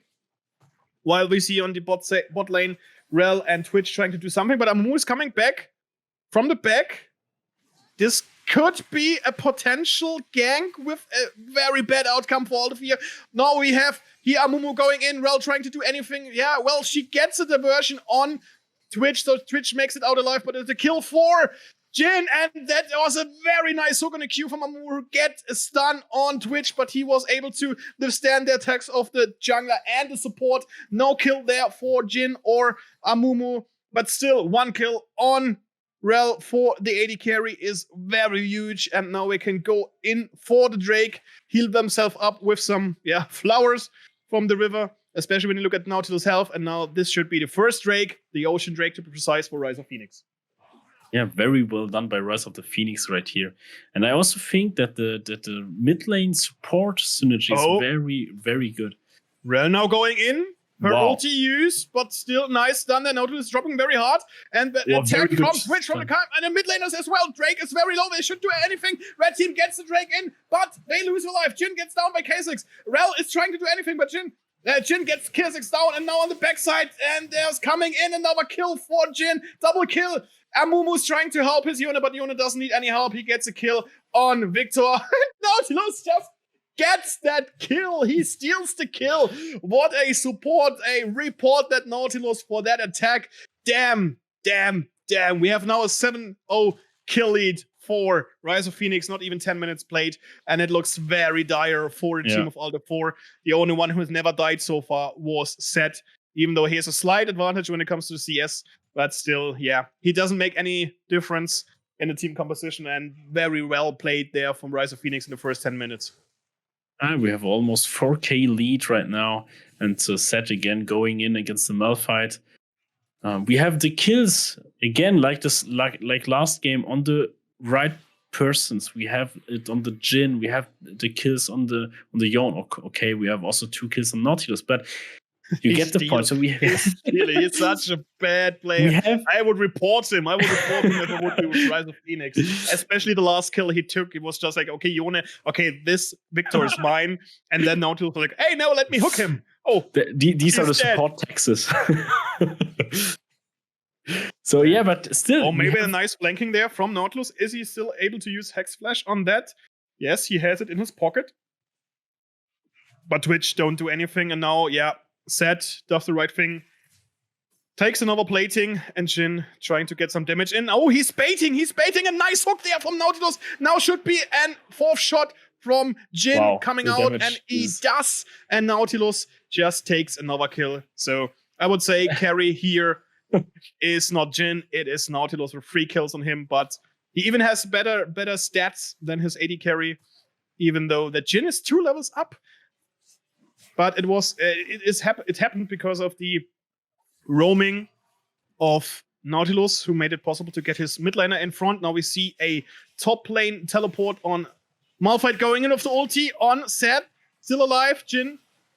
And Nautilus trying to get anything done while the top lane is fighting. 3 players on the top lane. We have Rel coming in as a support.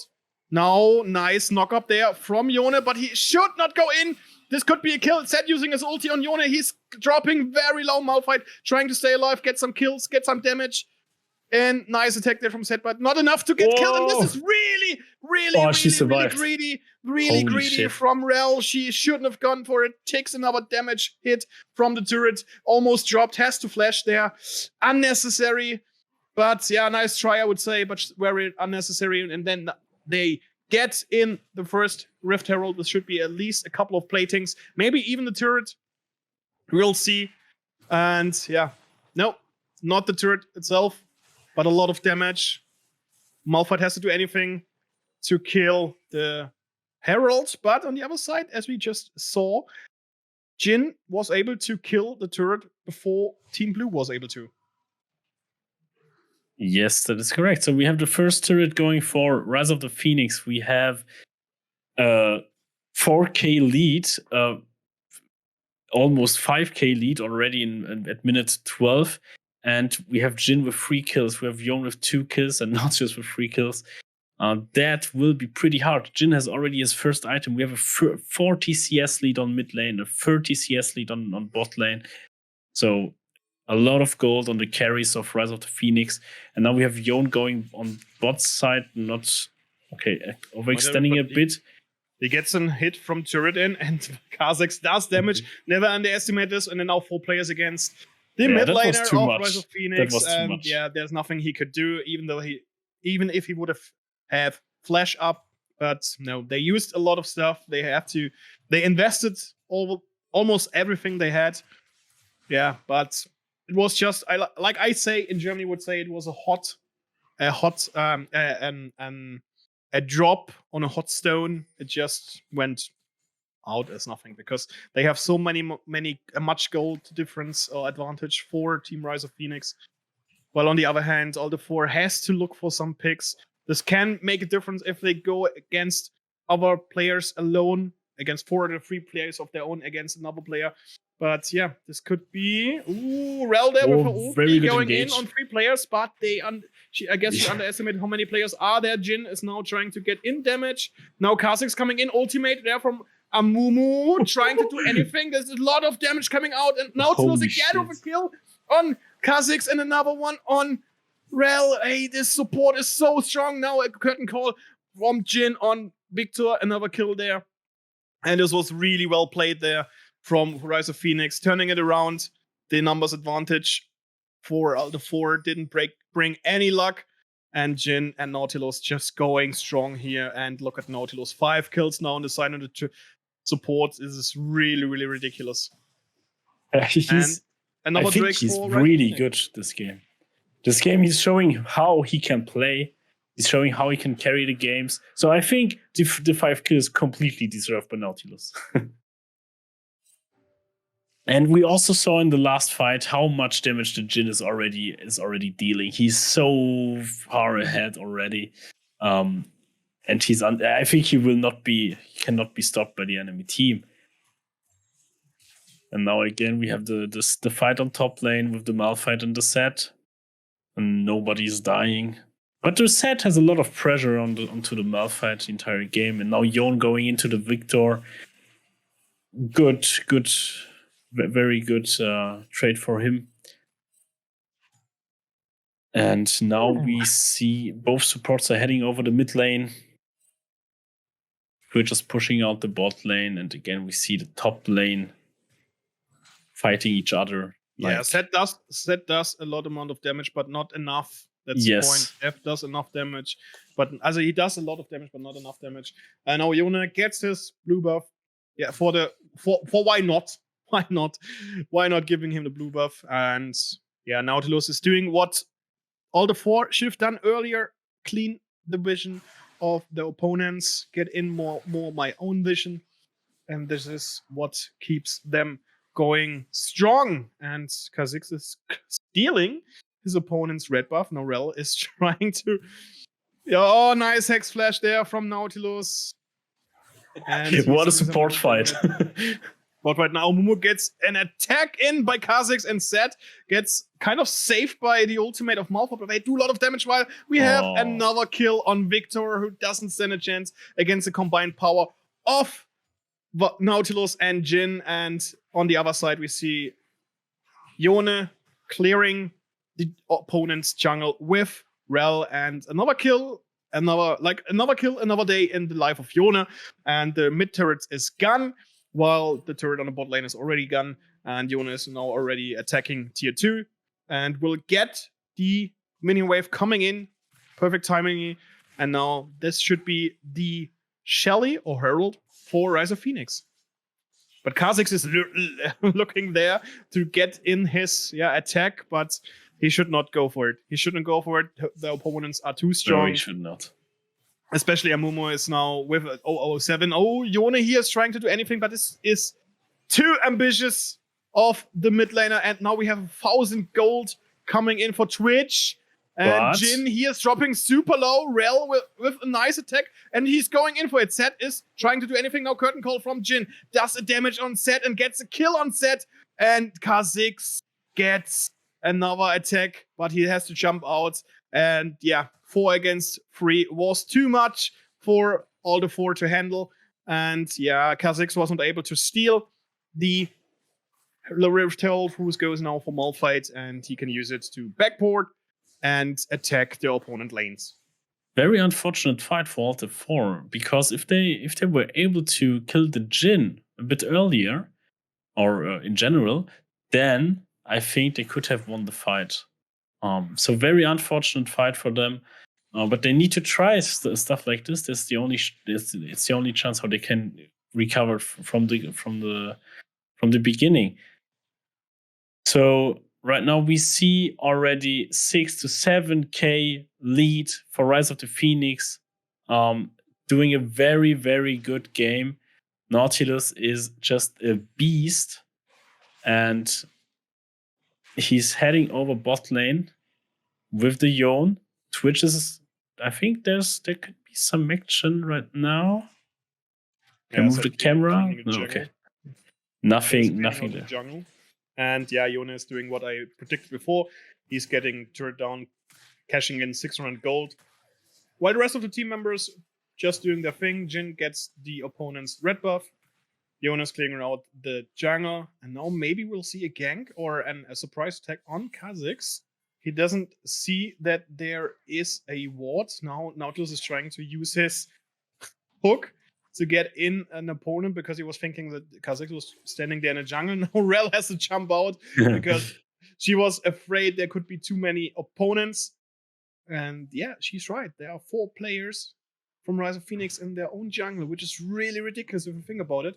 Malphite now backporting with the possibility of defending top turret. Now we have 3 players against 3 in the mid lane because Kha'Zix has to get through the river. Twitch now with Rel here against 3 players, and that's a bounty, a very nice bounty for Zed on the top lane because they have to look for small things like this. Now ulti here from Jin. I don't know what happened right before, but Rel is jumping in on 3 players, and this is an easy kill for the AD carry of Rise of Phoenix. Rel is trying to do anything, but why the hell do you jump into 4 players? This is just a waste of life and energy and money, especially for an AD carry who was 700 gold worth and now going 706, and with his Gale Force, he has so much utility at his hand.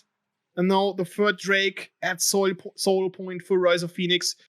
This doesn't look good for all the 4, Nico. Really. Yes, that doesn't look good. That really, really not. So Baron is coming up in 10 seconds. Maybe they will get straight to it. They have the potential to fight for it straight. There are so much gold ahead. Jin already has 2 items. Yone has already 2 items. If we compare it with Twitch and Victor, we only have 1 item on both. So 1 item lead, 1 total item lead on both carries of Rise of the Phoenix, and that is huge. And now we also have a half item on Jin additionally. So and we're just 20 minutes in, which is we're just 20 minutes in. So Jin is fat. that's clear. It's super interesting. For example, look at MMO. It feels like more you have a support yes, correct. than a going for the kills. Yeah. And Nautilus. Yeah, okay, on the other hand, you have Nautilus with just enough damage. Oh, Zed getting in here, 1 attack after the other. But in the mid lane, we see Herald going in for the turret. Malphite's doing what he has to do because it was time to use the Rift Herald. Time was running out. On the bot lane, we see Twitch getting some money in because he has to kill the turret to get a bounty. And now we see Rise of Phoenix going for an early Baron, just 1 minute up. Twitch is trying to anything. Fine. Getting the turret, but nicely played there from the team of Rise of Phoenix because, what should the other 4 team do? Nothing. Rel is trying to get some insights, but now she is kind of in a very dire situation. She has to jump over the... Oh, what? Come on. What the hell? Okay, but Yone is there and he has too much damage. Nice done there from Jin. Yeah, very good. Very well timed, and that's an easy kill for Rise of Phoenix, and now the team of Alder 4 is one member down. Yone is coming from the top, and now Zed has to use his flash to get out. And ulti comes in from Nautilus, ulti from Jin, ulti from Yone, and that's a kill very good play. on the team for the team of Rise of Phoenix. While on the top lane we see Kha'Zix trying to get this turret down, but hey, he should come back because they have the turret, they have the Baron, they have the minions. This is a easy picked up Baron turret. Ultimate from Malphite into Rel, and the nice damage. Twitch is using his ulti, but he can't do enough damage trying to do anything. Yone gets really low, and now they have to get at least the inhib before they go out. Everything was used by the team of Elder 4. They still have Baron. They can go for more. Yeah, they can go Twitch for the on finish. the right side, Hook missed, but there's still enough things to do. Oh, they should not have underestimated the attack from the turrets. A nice fourth shot there from Jin, ulti from Amumu. Just enough damage. Yone hits his ultimate, and then there's completely no team left standing for Rise of Phoenix, and that's it. That is not to do anything. A very clean, very well done played game by Rise of Phoenix, and this is a GG. And we have our final competitor in the grand final. And we also have the third place. Congratulations to Alter 4. Absolutely. For the third place in our Accenture Gaming League competition for League of Legends. So, congratulations. Whoop, whoop. Very well Nice. played. But right now, just talking about the game, we saw. I think that was very impressive to see. In the last game, they were also ahead. They were not that much ahead, but they were also ahead. Rise of the Phoenix, and they struggled to finish the game. But right now, you could see they grouped as 5, went for Baron straight, and then they finished the game very good at the 23rd minute, I think. So very well played by them. Deserved win, obviously, and congratulations to Alter 4 and also to Rise of the Phoenix.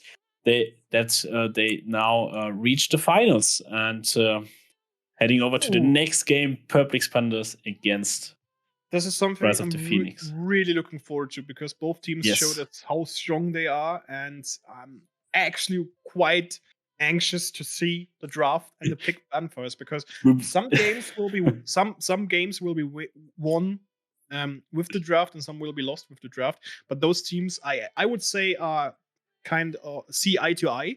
So I'm really excited for the draft in the first match of Purple Expander against Rise of Phoenix.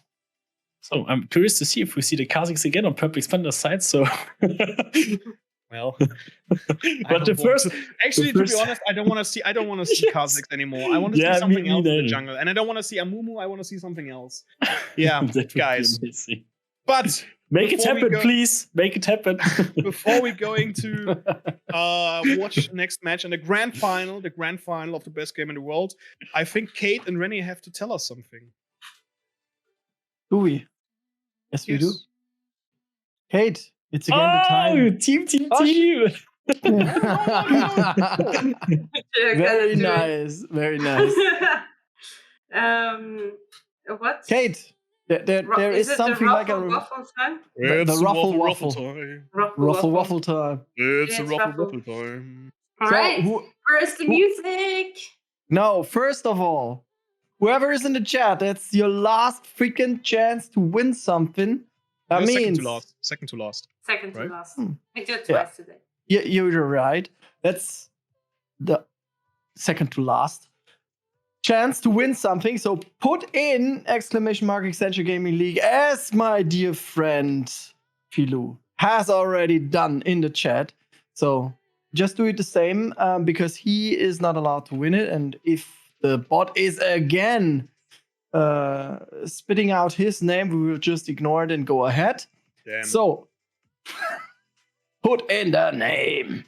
Not the name, but the keyword. Oh, we got it. See, I get confused. While you guys are putting in the code for the raffle, René is making himself ready for the countdown.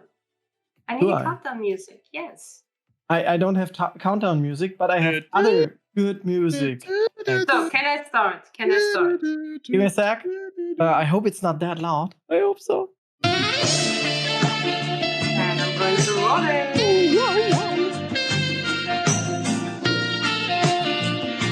1 second. Oh, It was freaking loud, right? no, it was okay. Fiilou, like, really? Seriously, again. That cannot be. Why? Why? It's Moss. It's It's Moss. Moss. Got it. Congratulations. I don't know how he's doing it. I mean, like freaking every day, like freaking every raffle, you're winning it. We need to talk. I need to know that bot you're using. You should play Lotto. Yeah, definitely you should. Yeah, but then I want to have a share from it, right? No, it's fine. It's fine. It's just a joke. It's fine. Okay, I it's never Moss. have the intention to win.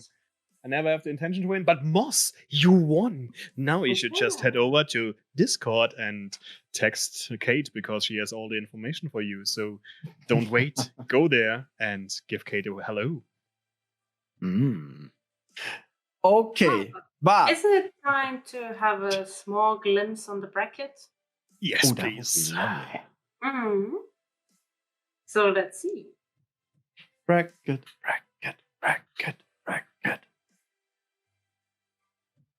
Ah, here we finally go. And as we can see, Rise of the Phoenix has won against Alt F4, as we just feud. So, and final Perplex Pandas against Rise of the Phoenix. The finals going to start, hopefully, the next minutes, maybe after a quick ad and break. Because the people get my voice is dead. Is dead. Yeah. My voice is dead. You need to catch some fresh air, some liquid again, some fluid stuff, and then hopefully we're prepared. But maybe as a quick glimpse before we approach the finals, maybe we can have a quick view on the leaderboard as well, on the overall leaderboard. Because as we said, the League of Legends is our final week, our final game. That means whoever is currently on the leaderboard, and that is, of course, Perplex Pandas, and they're working against Rise of the Phoenix, which is pretty down there on the leaderboard. And we had our placed 3 team, which was All the Few, which is also a little bit down on the leaderboard. That means Perplex Pandas can still go for the first place. And of course, there is still other teams. And as soon as we distribute the points, we will have the final points and the overall winner in our Accenture Gaming League. And the overall winner who will win the trophy, right?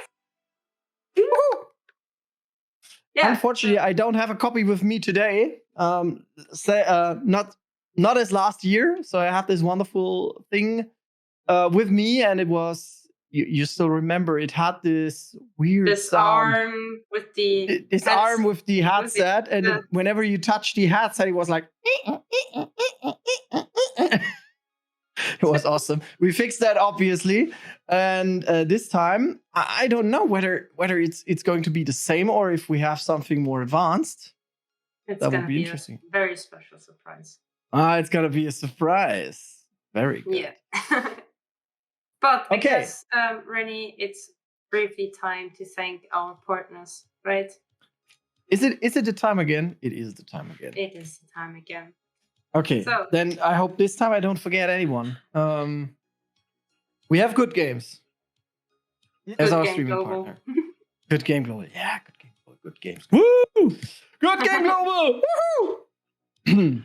We have Rocket as our partner as well in here.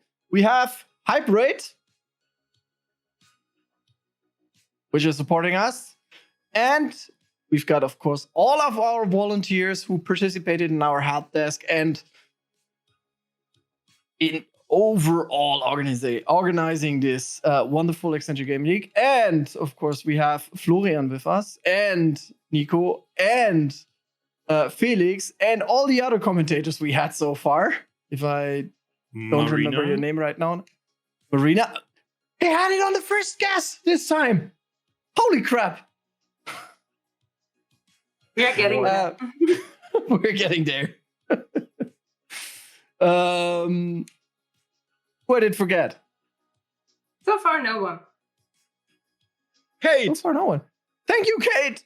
Thank you for being with me all the time and listen to my stupid stuff all the time. Vice versa. All right, but then I think before getting more into this self buttering, I think we need to prepare for the grand finals. We need another ad break and a short break to make ourselves ready because we need to get the popcorn out, right? And then we are super excited to see the final. That's it. So see you we're off for after the ad and a break. And a short break.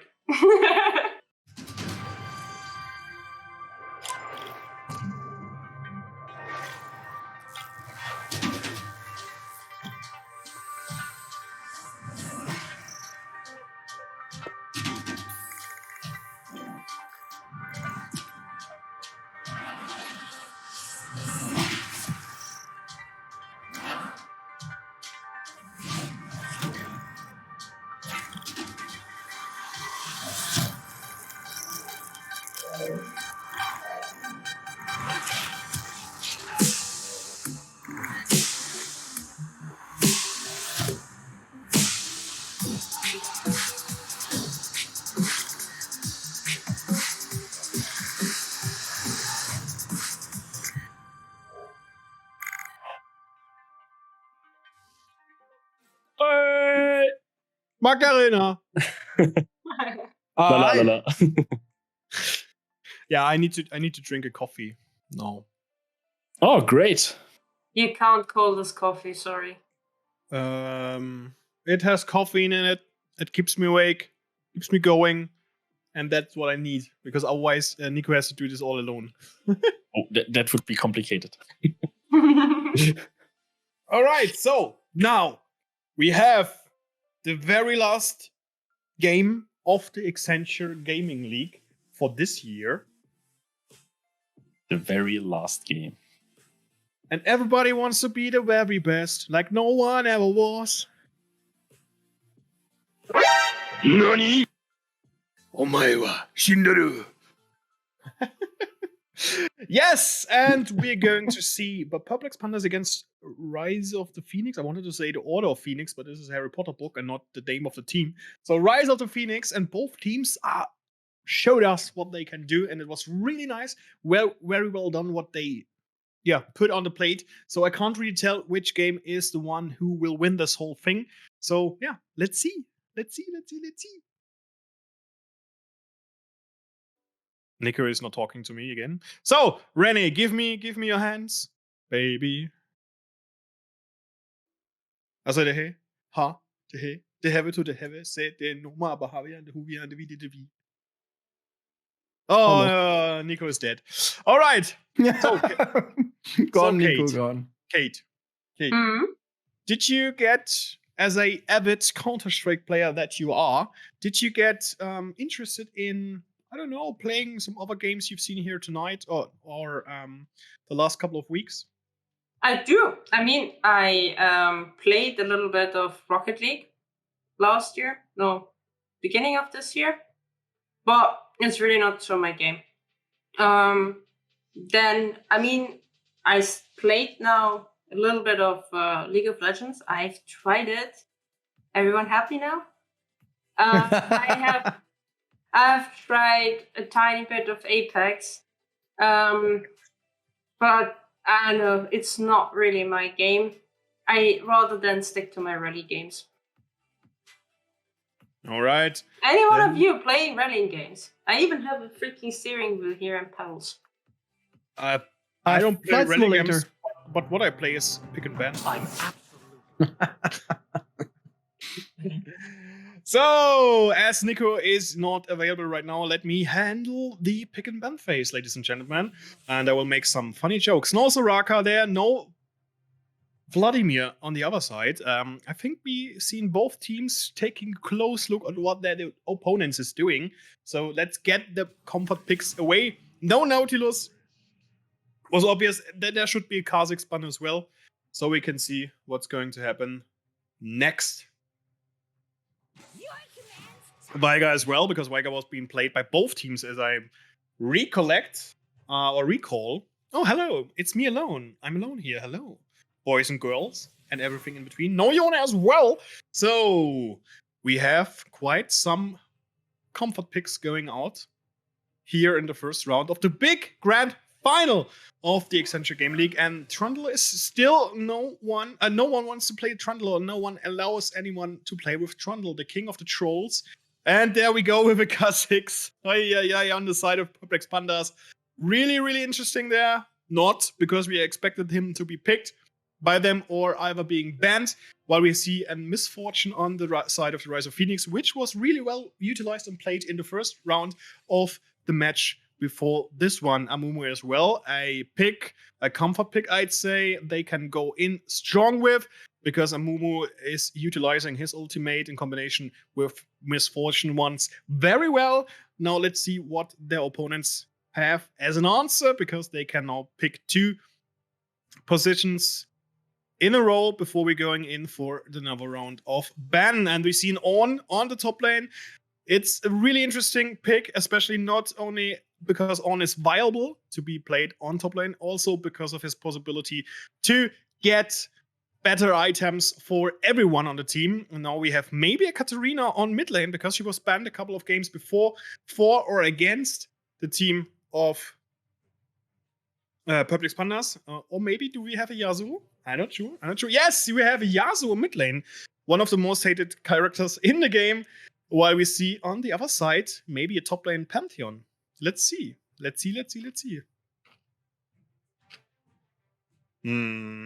can't decide yet. They can't really decide. But yeah, Pantheon is a good champion, as we saw it before, even though it was played by a different team, by the opponents of Rise of the Phoenix. Elder 4 used it. Not as good as they could, I guess. Oh, there goes the Caitlyn. So I'm now for Perplex Pandas. Sorry, guys. But if you're going to ban Caitlyn, I will ban you.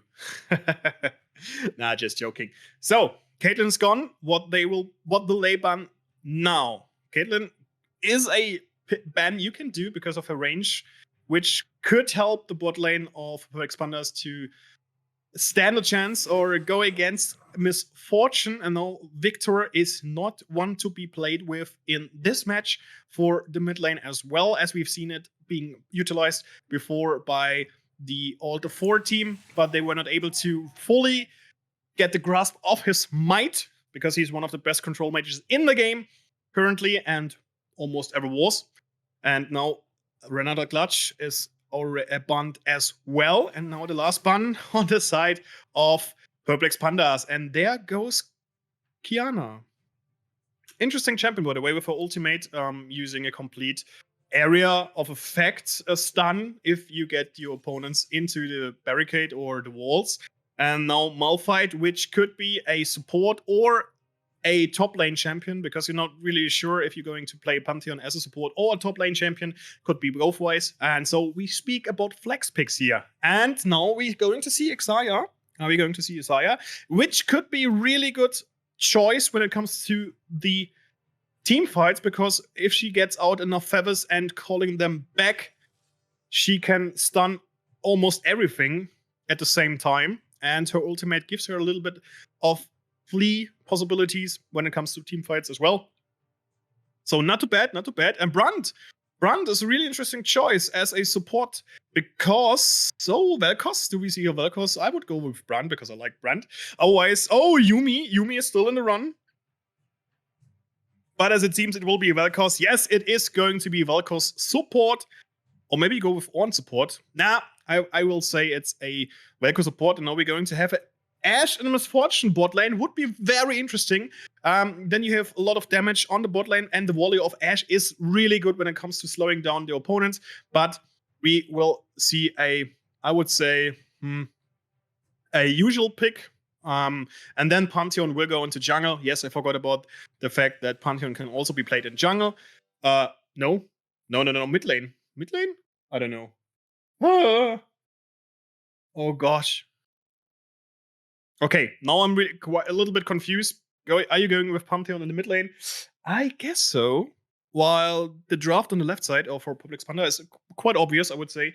But now we have a Pantheon in the mid lane. Or what do you say, guys? Also here, I have no freaking clue, but I would love to see it. Let's ask the chat. Let's ask the chat. What do you think? Okay, Nico is back. Don't care about the chat. Nico, what do you say? I have no idea. My internet was very slow. Don't know what happened. I would say, would you say Pantheon on the mid lane? Pantheon on the mid lane. Have you seen the draft? Have you seen the no, draft? I don't. I haven't seen the draft. Rise of Phoenix picked Amumu, Pantheon, Fresh, what was the AD carry? Misfortune, and I don't know what the top lane was. Or the possible top lane. I forgot about it right now. Damn, I just saw it. I have so much going on in my head. No worries, you will see it we will have a break at the start of the game because there will be some disconnects. Anyways. So, Very nice. no worries. How of ad break? After these messages. No, but By in the the way- meantime, while we are figuring out what we are doing here, guys, don't forget about the Golden Pineapple. Vote for the best team name. Nico! Yes. That's wrong.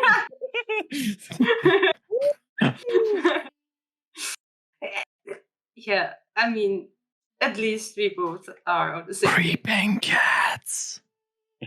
You guys can vote. We will find it out later today. And Florian, get your Golden Pineapple ready. All right, I get my golden pineapple. Wait. Not that one. You can add the winner. The winner will get it on OnlyFans. So we, Nice. we have a big fan right now coming. Is it Cookie? How do you call your daughter? Is it Cookie? Okay. Yes, that is Cookie. Yeah, That Cookie! is Our Cookie. superstar. All right. It's so cute. As soon as you have a cat in chat and stream, everything is better, just better. Ladies and gentlemen, the new commentator. Very, very nice. I love that. He's very curious. Of, Oh. weird- Oh, we have No, a big he's fan so- in the chat. We have. Merz! Wait! Woo! Team! Yeah, let me know when you finish. Okay, let me know when you finish. No support, man. Very nice, very nice. Seems he doesn't like any cats. I love cats, but I'm getting jealous because I want to have a cat, but we can't have a cat right now. Why? Financial reasons. We need to have a stable income on both sides to have a cat, and we need to figure out how we accustom the rooms we have for a cat because she needs more. As she should have enough space to run around and stuff like this. So I agree. we'll get to have a cat, and we already have a name, which is did I not tell you that before? Kate does know the name because I told her. But okay, the cat will be called Piju. Wow, nice name. Very nice. Piju is Mandarin for beer. That is very Okay, nice. that is reasonable. I can The relate funny to thing that. is, That's but okay. the funny thing is, if I say this to you, Piju, of what language do you think? Because the first time I heard it, I thought, okay, it's Spanish. Oh no, Piju, por favor, or something like this. To be Piju honest, doesn't sound Mandarin for me. It doesn't for me either. It does not for me either. But the first thing I was thinking was it is a pre-evolution form of Pikachu, maybe. Yeah, but- Piju. Also Piju is written Piaju, and Piju, the de-evolution of Pikachu, or the forerunner of Pikachu, is Pichu. Pichu. Pichu, and Piju is beer. That's weird. Cat, what do you say? Cat, what do you The say? game is ready, guys. I'm very much looking forward to it. She's Before we always go into getting out. Discussion. Before we head over to the game, we have a big statement coming up in the chat. Tayun from Purple Expanders will carry this hard. So let's have a look at this specific player right now. He's playing Zion in this game. Let's see. If he's All carrying right, this hard for and them. if Taeyun is carrying this game hard, then you will carry this game as well. I will just make the color now. You can go play by play. I will read facts. I will read facts now. So let me That's get my hard. That's let me very get hard. my notes. Let me get my notes. So, according to my notes, League of Legends is the most played game in the world. Is that correct? That might be correct or might not be correct. So, it stands here as well that the Nico is a not good player. That's correct. That's very correct. That's very correct. It's written here. It's written here in my pages. So,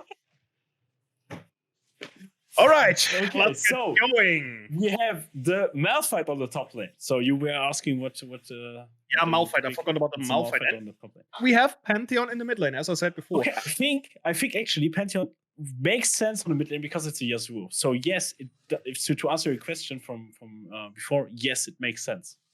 It makes totally sense. I don't think Yasuo can do anything pre level 11 or 12. Yeah, I don't know. I'm not really, but we are stable at 72.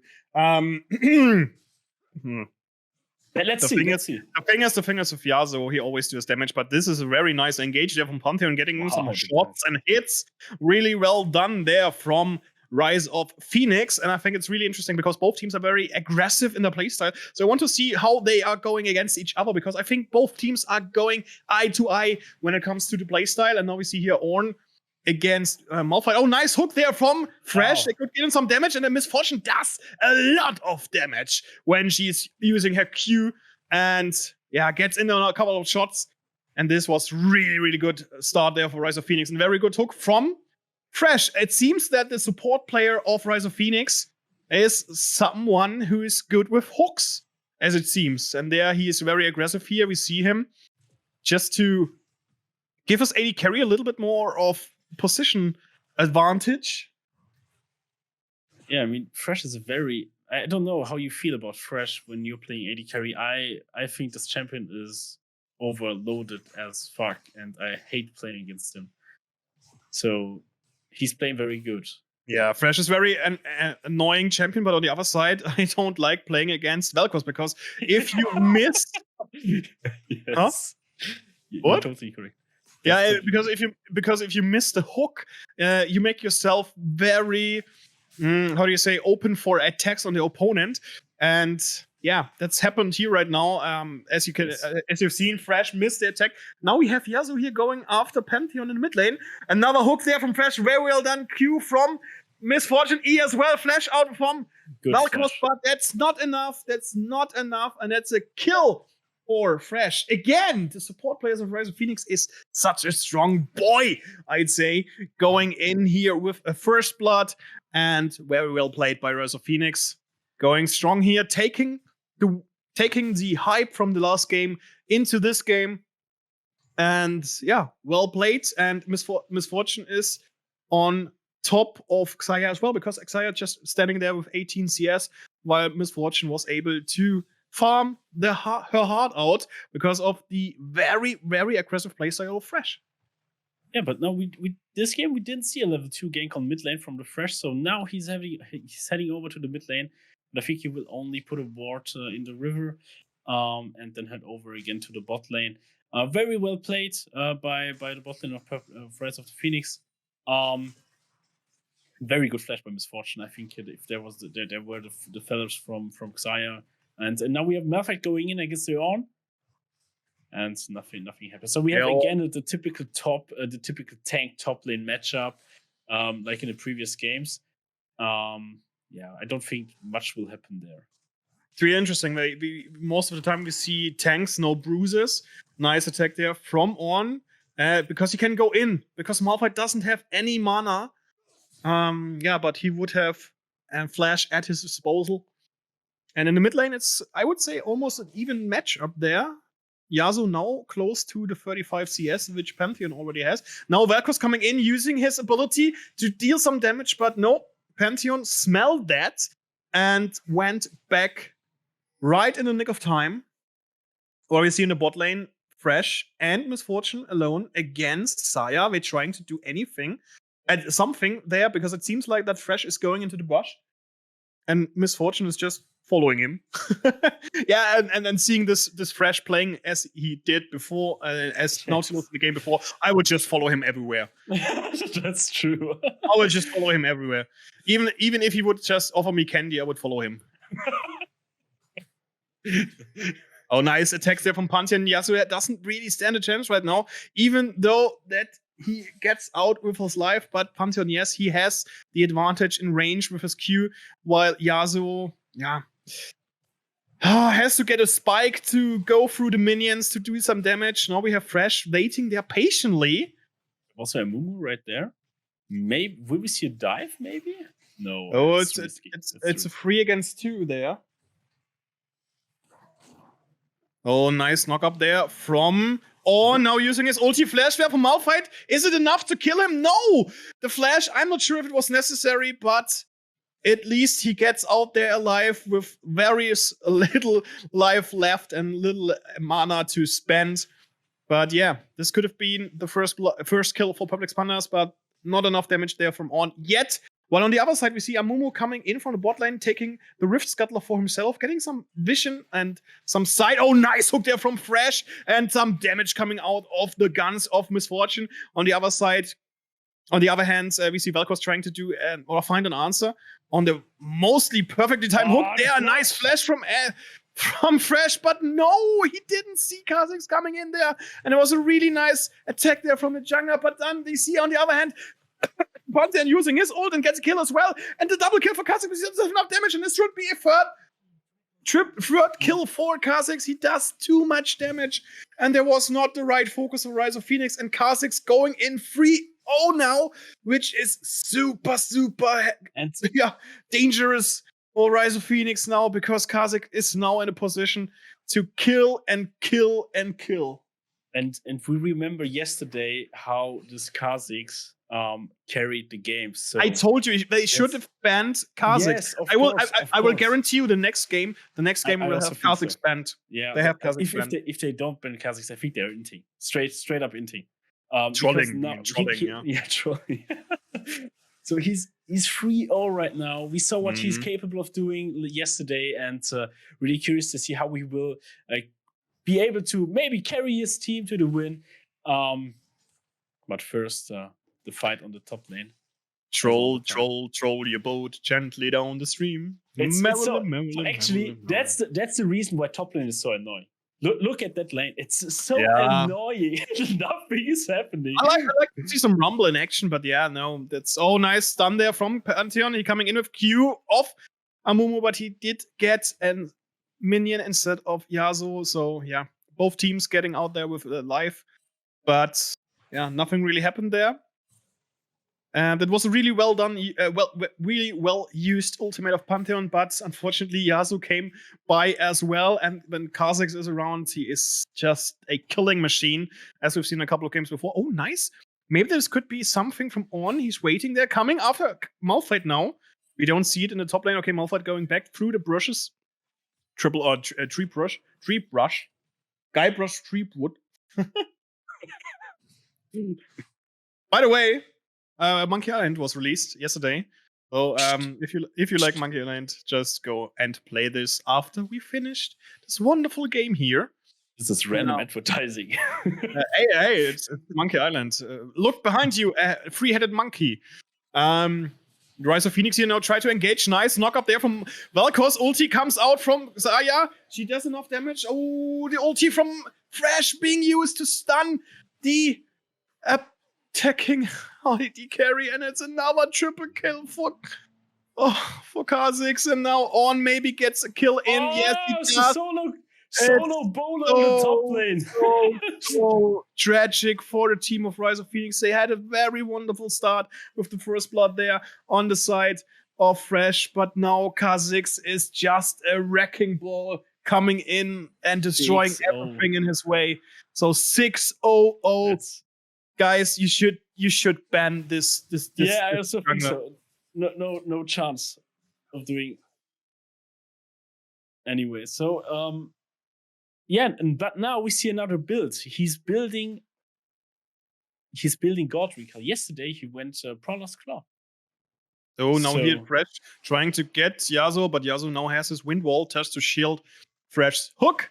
Oh, ulti there for Malphite. Very well done, because he overstayed his welcome. Okay. Kill from Amumu there on the top laner, which is I'd say a nice refreshing thing for Rise of Phoenix. Instead of their own teammates dying left and right, they get a kill on top lane on. But he's still in front, especially when it comes to the CS. And now Kha'Zix going in Amumu, and Amumu he does damage. But if Kha'Zix would have gone after him, he would have killed it. But on the other hand, we have mid laners coming through, and the bot lane is some attacks going to happen. Now we've seen it. Oh, there's so much happening at the same time. Yasuo with the wind wall, but gets killed by Pantheon. While on the bot side, Kaya gets a kill on Misfortune, and then it comes out the ulti from Valkos, but he was not able to kill it. But Xayah just going after Fresh, gets a double kill. And in the meantime, we see a kill on Yasuo. So 1-4-2 was really a lot of action going on there right now. So yeah, this is an amazing game. Now coming in on against Pantheon. Pantheon trying to stay alive and gets slowed, but not enough damage there from On. Coming into mid lane, while on the top side, Malphite is pushing in the turret. And now we see an almost 3k lead, 2.5k lead for Purple Expanders already. 6 kills on the Kha'Zix, 2-0 on the Xayah. So these two will hit hard. And Pantheon trying to do some damage on their own, but their own says, okay, I can. I don't care. I literally don't care. And now Fresh coming up, but nothing will happen. He's too tanky already. Yep.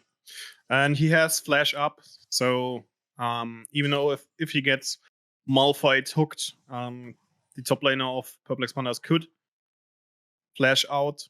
And there's also almost always a Yasuo and a Kha'Zix around, so they could have gone for it. They didn't, and I think it was a better decision. Absolutely. So that's so. He's so slow. He's so slow. So we still have the Herald hub up, so maybe the Kha'Zix could move around Herald, but he will first go bot lane. Oh, that damage from is also heading over bot lane. Oh, nothing happens. Okay, another plating here on the side for Purple Expanders on just getting damage in, but he should not underestimate Malphite's damage as well, especially with the turret around. Now Kha'Zix coming bot lane, cleaning out the brushes before the alien can jump into the brushes, and it's a nice idea to do so. Now Kha'Zix moving in. They just try to bait, but yeah, Rise of Phoenix should smell that, because it smells very fishy. Oh, nice try there to hook Valkos. But now we see, Kha'Zix coming in, but they have a ward there, so no engage there for the team of Purple Expanders. While in the meantime, we have an attack from On in the top lane against Malphite, which nothing really happened. Amumu is there for support, backup support of the bot lane. Oh, and Fresh gets hit there, a lot of damage. And brings Amumu with the lantern. We have to the bottom lane in 1 minute. Yes, this would be definitely a fight. You see Amumu preparing it, as it seems, going for the Rift Scuttler, while Kha'Zix is walking around the own jungle, now signalizing Yasuo, hey, stay back. I want to try something for Pantheon, but Pantheon, uses his backport to go home, to take a time out, to have some tea or gyros, because he's Greek. So my prediction for this game is I think Rise of the Phoenix will have a very tough time. They will not be able to kill Yorn. They have a full AD team and 2 tanks, so they will not have enough damage to kill Yorn. He will just be a meatball, unkillable, and be in front of his team to protect them. Really tough composition to play from Rise of the Phoenix against the enemy team. Oh, X-Stack Flash there from Fresh. But to no avail. Another ward there in the bush. just to clean out the air. And now Rise of the Phoenix going for the Drake, having 4 men there.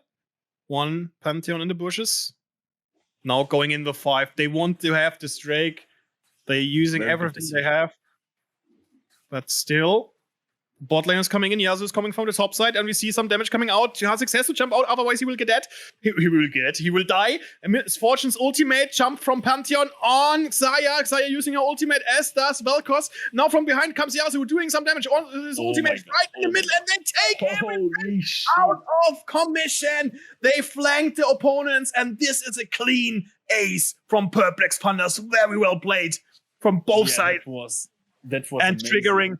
triggering everything Rise of Phoenix has. And yeah, that's a very nice play there from Perplex Pandas, flanking the opponents. Now we have 60 minutes played, 14 kills on the side of Perplex Pandas, 29,000 to 23,000 gold. There's so much advantage now on the side of Perplex Pandas. They played is so good, very well done, executed. Another gold. 350 for Yasuo, so his skull procced, and now... I would love to see the replay of the Ornn ult into the Yasuo ult. That was so amazing to see. Holy shit, we need to go. With Xayah's ult and Vel'Koz ult before, so this was a really good example for using wombo combo, because it was a wombo combo, everything into everything, and then in the end it was just too strong from the side of Perplex Pandas. They are now, I don't know how Rise of Phoenix can come back from this, but they showed us that they are really good in this game and the match before. So there's still a lot of things going for them, especially when it comes to team fights. They could utilize the abilities of Malphite into Amumu. And now we see in the mid lane an attack from Thresh and Pantheon, but Pantheon don't have to do anything. Now ultimate from Malphite on the top on Ornn, and Ornn gets him almost a kill on Malphite while Amumu is there for some help, also support. So while Pantheon died in the mid lane, we have a kill in return on the top lane. And now the Kha'Zix is coming in with holy crap, that damage from Kha'Zix, trying to get anything out of the top lane with Vel'Koz. But it's not enough damage to get Amumu down. I think this game shows really good what happens if Rise of the Phoenix is falling behind with a 2-tank composition. They don't have enough damage to do anything at all because they have 2 tanks, and that's the biggest risk that they for their draft actually. On the other side, Perplex Pandas have only 1 tank. Yes, absolutely. I just want to tell. I was wondering why Malphite isn't going in for a completely AP Malphite. Yes, stop buying anything which keeps him alive, and going straight for Ludens or anything else. Yes, correct. Their lack of AP damage, and Ornn can just buy armor or the entire game, and that's really easy for him to just counter the complete enemy team. And also the Kha'Zix is 6-0 and also going a bit tankier than in the previous games. So I think these 2 will be very hard to kill for Rise of the Phoenix. They have not the damage. Actually. Yeah, and we have the first turret went down on bot lane. Now we see another couple of clashes in the mid lane, while Kha'Zix is cleaning out the brushes from their opponent's wards. Misfortune does damage, but she does not enough damage to get rid of the last couple of minions. Okay. Oh, nice catch there from Amumu, but then it comes in the flash from Ornn, ulti from Ornn. On while in the mid lane, it happens so many things. Ornn's ulti going in, but he doesn't return it. Amumu gets a kill on Vel'Koz, while on the other hand, we have MF, who does so much damage, but not enough to get the rest of the kill. Kill another for Kha'Zix, another done. And this should be a 3rd time kill for, Yasuo. Here, take one. So we now have Yasuo 4-1. And a Kha'Zix 8-0. This is super, super strong play there from Perplex Pandas. They just, I don't know what to say. They pushing Rise of the Phoenix with the back to the wall, and now we're going in for the tier 3 turret, and this should be it. And the whole team is still there. They're coming up right now, but this should be an inhib and a huge advantage for the team of Public Pandas. They now can go back, freshen up, buy new items, and then maybe play for the first Baron. Yes, prepare for Baron, and then just group up and finish the game. I would say they are 10k gold ahead at the 21st minute. So they have the kills on the right persons again. 8-0 on Kha'Zix, 4-1 on Yasuo, and 4-0 on Xayah. All 2 items ready. They do a lot of damage right now. And we see an interesting build on the Yasuo, I think. So we see Frostfire Gauntlet on the Yasuo. Have you already seen that? I've never seen that before. But I think it makes sense because he's just buying armor. They only have physical damage. Oh, this could be it for Yasuo because he was alone, even though he gets a knock up. Can he survive? No, he can't. A lot of damage there and a nice shutdown for the team of Rise of Phoenix. And this could be the Drake for them. Still, it was amazing to see how long he survived. They have to invest. They have invested a lot of stuff. On the other hand, we have now 5v4. But yeah, they see there's someone in the bush, knock up, kill. But Misfortune gets her ulti out, does some damage, and this should be it. Yes, Kha'Zix is down. It's a lot of money coming in the pockets for Rise of Phoenix, but they now get some damage in from Xayah because the AD carry does a lot of damage. And now we have 3 triple kill on her. Maybe this is a quadra kill. No, it's not. Yes, it is. It is a quadra kill on Xayah, and this is so ridiculous. Rise of Phoenix tries everything. They get a kill on Kha'Zix, but they not manage to get anything else out of this fight. They killed Yasuo, and even though they were one man down, Public Panda is just too strong, and they get the 3rd Drake, and this is the soul point, and they go. They go to Baron, I think. Nah, I wouldn't do it because they're just too low of game timers. No. Okay, jungle is up, so they will do for it. They go for it because they have the super minions coming into the opponent's base right now. So yeah, okay, that makes sense. I didn't see that the wave was pushing in, and this should be a very fast Baron by the item they already have in their pockets. And yeah, I would say this was really well done, really well executed from Public Pandas. And if Rise of Phoenix is not going to ban Kha'Zix in the next match, it's done. It's done, and we now have do us all a favor, ban Kha'Zix, please. Yes, and now we have a more than 11k gold lead on the side of Public Pandas, which is just bonkers from their point of view. Another turret's gone, and yeah, I would not try and dare to attack Kha'Zix, who is just demolishing Malphite, who uses ulti. Kha'Zix jumping just back, and he also has to use his flash to stay alive. And there was so much stuff burned just to keep the top lane alive. While on the outside, the rest of Public Panda is just doing their thing. Xayah getting a red buff. Malphite, I don't know, trying to get some minions in, but Kha'Zix is coming with the Baron, does enough damage, and yeah. Malphite should be careful because Kha'Zix can jump in, and he's certainly not alone. As we can see here, Yasuo is coming in as well. And this should be a good play for the turret because of the range of the cannon minions. But now it seems like there will be a clash on the top lane. We have 3 players here directly in the lane. Now Xayah coming as well. But they don't seem to see that there's a ward there. So you have at least a little bit vision on the side of Rise of Phoenix. But this is the turret. They have 4 players, now 5 players on their hand combined with the Baron. It's an easygoing thing. And now they push for the tier 3 turret on the top lane.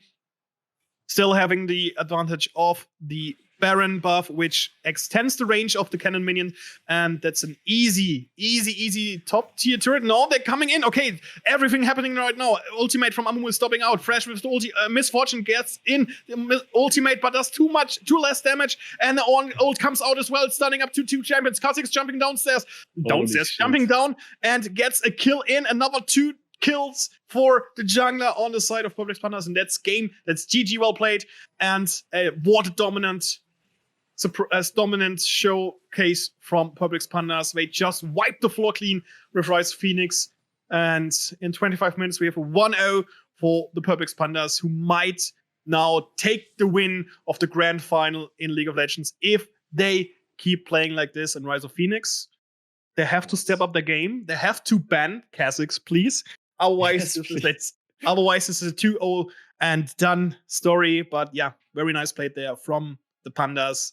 And yeah, but it's still, the first blood came in from Rise of Phoenix. They can do stuff if they get their, if they can get their play style on the match. And yeah, but Public Pandas were just too strong in this regard. Yes, absolutely true. So I think we have again seen the Kazakhs show for Perplex Pandas like the other games. Of course, the entire team was we're playing very, very good, and they all stacked armor. And it's the only chance that Rise of the Phoenix had this game is to come to get an early lead. They didn't manage to get an early lead, and then it was over. So very well done, but by Perplex Pandas. And well-deserved win.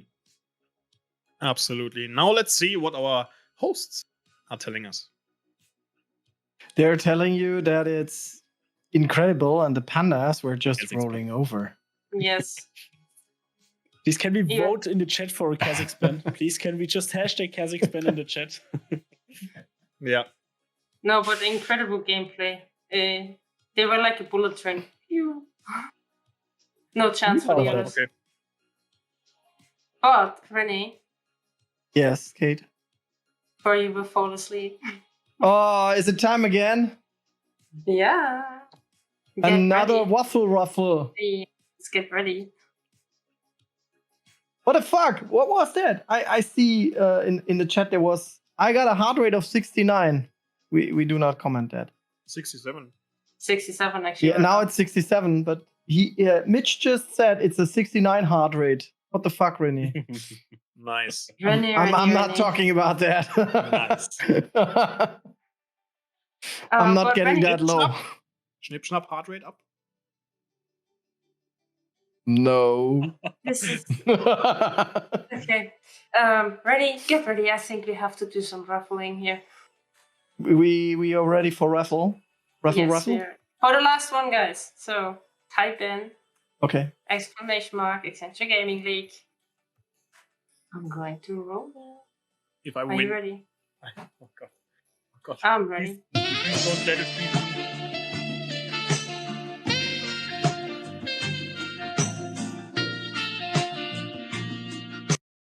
So, Okay.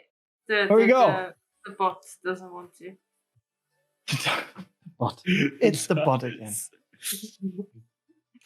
No, I can't. Yes!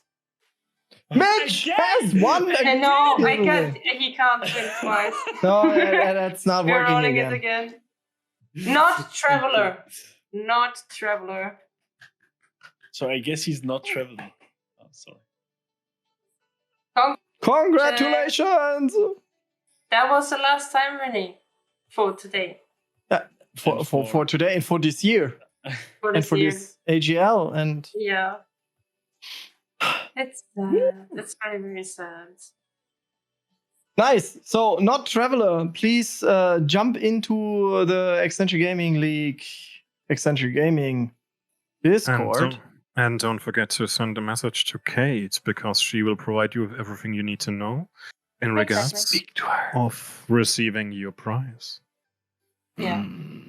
And if you don't be nice, Everyone calm down. René, now you're again at 69. Like, come on. Holy shit! oh yeah. Wait, I think I just got the vibe. Give me a sec.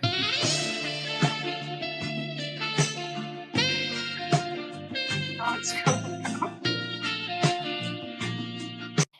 Okay, we're back at it.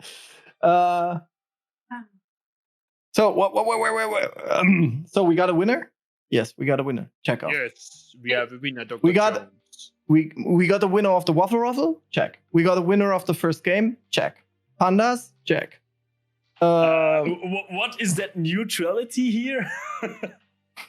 Yeah, Nico, that's Nice. True. Okay, so what do we miss? The next game, I think. Yes. So are people already lining up? So, technical guy, technic check, admins, are you there? Knock, knock. Magic. Nothing's gonna happen. Okay, that means we still need to bridge that. The question. Some René. swing? What? What? He's coming again with some feng shui stuff, and then he wants to cut the feng shui. So René, I have a question for you. You're playing Darius, and Master Yi. Which skins do you like? So you cannot tell me that you are playing without a skin for these two champions. They are so ugly. Actually, I do. Thank you. Because Hello. I have not put any Body freaking shaming? single euro in there. Nothing. To be very honest, Okay. I'm just playing really just Go for away. fun. Go away. Just to annoy other people. Actually, that was the reason for start playing League of Legends, because I wanted to start annoying other people. As you know, I have a couple of friends which are always playing League of Legends, and we're making fun of them, like, oh, look at that, guys, they're again in the salt mines digging for a bit of more salt. And I was like, yeah, go to hell, I'm playing CSGO. And they were like, no, try it. Come on, let's try it. Try Yasuo, try Master Yi. And it was like, okay, you mean I'm just trying the most fucked up champions you just see in League of Legends? Sure, I do that. And I was just starting, and actually it was not that bad. At least I was that good that I could annoy people. So I just liked it, and I just continued to annoy people. And you still have no skins for these two champions. And I think that annoys people even more. As you see. But it is a good feeling, right, René? Absolutely. Yeah, well done. Oh. I think we are boring Fiilou here. Yeah, I think so as well. He's not interested in us anymore. No, he's not interested. He's like, He's okay, guys. He's not even reacting anymore. He's to probably, me. I need therapy now after those 5 weeks with you. Actually, I'm not. I'm looking for the pick, the current meta picks. Actually, And because it's, what is it? Yeah, the thing is, Darius is momentan top tier. It's currently top tier Darius. I know. Uh, And you still tell me it's an annoying one and no one should pick it. It was this guy here. This one, not me. What? This guy. Actually, I like both of them because Darius is the most powerful at the very beginning in the low level, so you can just hack and slay through everything. So I like that guy a lot. Says the one who loves Wii. Yes. So the most the champion with the highest win rate currently is Tell me. Olaf with 56% win rate. Rexa In the has jungle. 54. That's really ridiculous. That's But 56% win rate is not legal. Yeah. That's not legal. Yeah, but you have to compare it with Rexa, for example. Rexa has 54.51 by 2,260 games compared to the 416 of Olaf. Yeah, that's Olaf. that's more. But guys, I need to tell you, I'm a little bit after the match we saw yesterday with Vlad. Actually, I'm a little bit interested in playing Vlad as well because that was just impressive to see. So his win rate is not even listed in mid lane. Here it is. 49.87%. Oh, that is. Ooh. It's still okay, I think. What is actually lowest in mid lane? What is it? It's The lowest is Siri. 39.77. Ooh, that is kind of bad. Yeah, but you don't play her in mid lane. But by the way, I'm obviously playing with Blitz. By the way, I'm playing with Blitz. By the way, you can't annoy me more. Okay. Anyway, yeah, I'm playing with Raus. Raus. I'm playing with Blitz, and actually, I liked it. I didn't knew that one before we started with AGL, because all of our players are, as far as I know, and if they haven't switched the reglement again, they were allowed to use it in our tournament, right?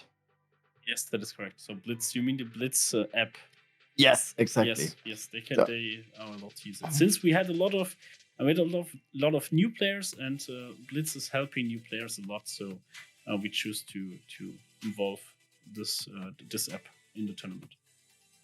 So I consider myself as a newbie as well. I love that app. You could also use Overwolf, for example.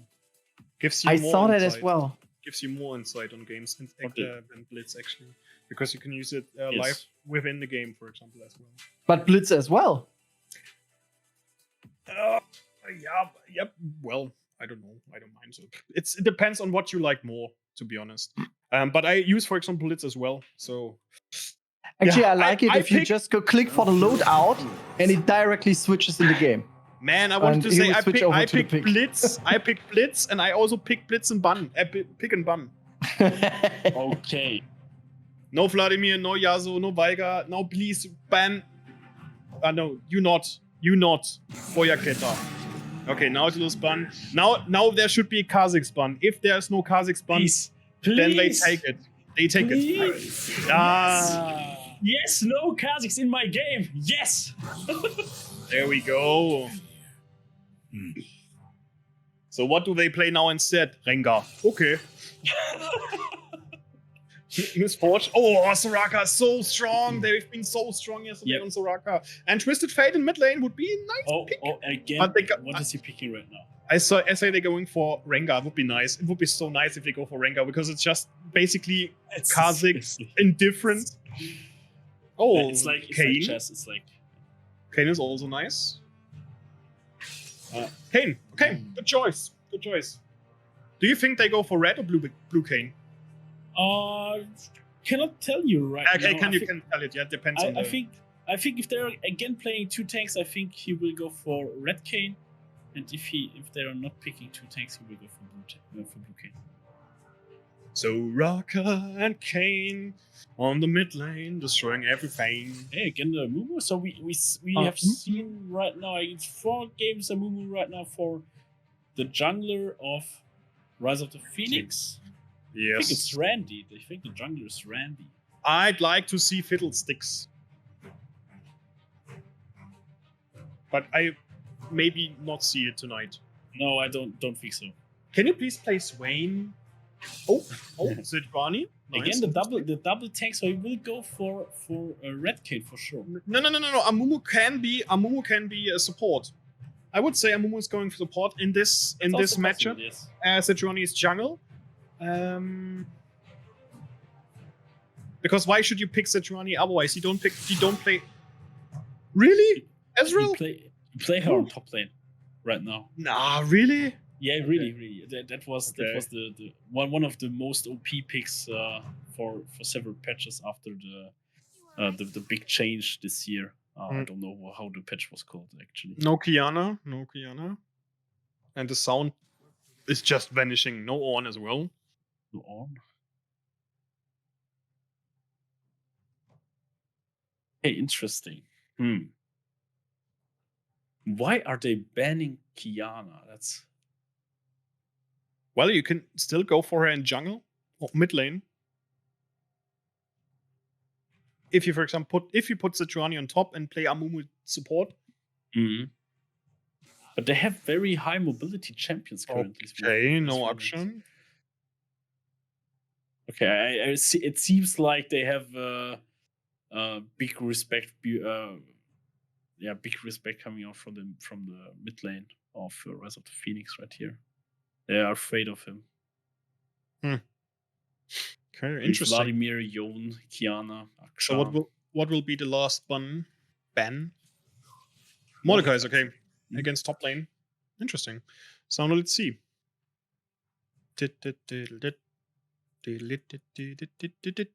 Yeah, Misfortune is a very popular pick to answer the chat. Currently, she's a very, very strong pick. Yeah. For AD carry position. Very easy to play. LeBlanc. and- Okay.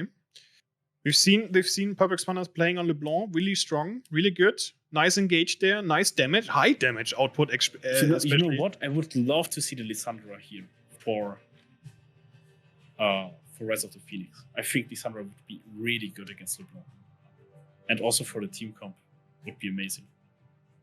I don't know if they are playing her. I think there could be. Tron. When Trundle goes into jungle. Okay, Trundle into jungle, and Sejuani's top. Or no, you can triplet Trundle as Could top also as well. be. Yeah. It could also be. Trundle topside as well. And it's a Mumu support this time.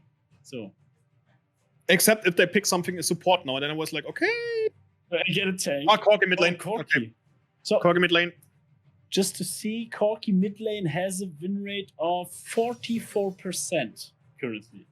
Yeah, well. Oh God, please no. Go away. You need a tank. You should get for a tank. You should go for a tank. I don't know. They have a Trundle. I don't know if a tank is really good right here. I think No. I mean Camille's- top lane should Yes, go okay. for a tank. Top lane should go for a tank. Yeah, I no guess. fight. I guess Sejuani. It could be Sejuani top. Yeah, that's what I Or mentioned. Maokai. Okay, Maokai makes sense. So let's see. But I think because I think Malphite is really bad against Sejuani since she's dealing AP damage, and Malphite is only good against AD champions. So yes, I think the draft changed a lot this time. So we have no Kha'Zix, we have no Nautilus. Looks a lot of drafty. That's amazing. Actually, I'm kind of interested to see Trundle playing because I. Nice. Currently, I'm playing Trundle in my League of Legends of Runeterra deck. Actually, Trundle combined with Caitlyn. I guess I'm not sure which one it was. Yeah, I'm that's pretty Runeterra, much by the way. interested. Nice game, by the way. I recommend everybody who likes Magic and stuff. You mentioned that 1 or 2 or 300 times already. Not really. I mentioned the game 2 or 3 times, but not that I played. Not today, of course. Obviously, not today. So we can But say I that think you Fiilou mentioned it. We can say that Fiilou is really in love with Riot Games. Yeah. Yes. The thing is, I would be in love with any other company if they would make the games as Riot does it, because as you can see, League of Legends is one of the most popular games ever played. Legends of Runeterra is, in my opinion, the better Hearthstone, and TFT is just a fun game I play always on the phone before I go to sleep. And Valorant is such a nice product alongside Counter-Strike, because with Counter-Strike going more on the realistic version, you go with Valorant in a realistic version with the best kinds of things from Rainbow Six, from Overwatch, and from Counter-Strike. I was tend to say I'm so. leaving. Yeah, bye-bye. I'm leaving. I'm leaving you too. If I'm not, even if I'm now making myself unpopular, but you just said you love Riot because they're making so cool games, and to be honest, in my personal opinion, Riot is just looking at other popular games, trying to copy them, making them a bit more comic-like, and that's it. They're copy-pasting.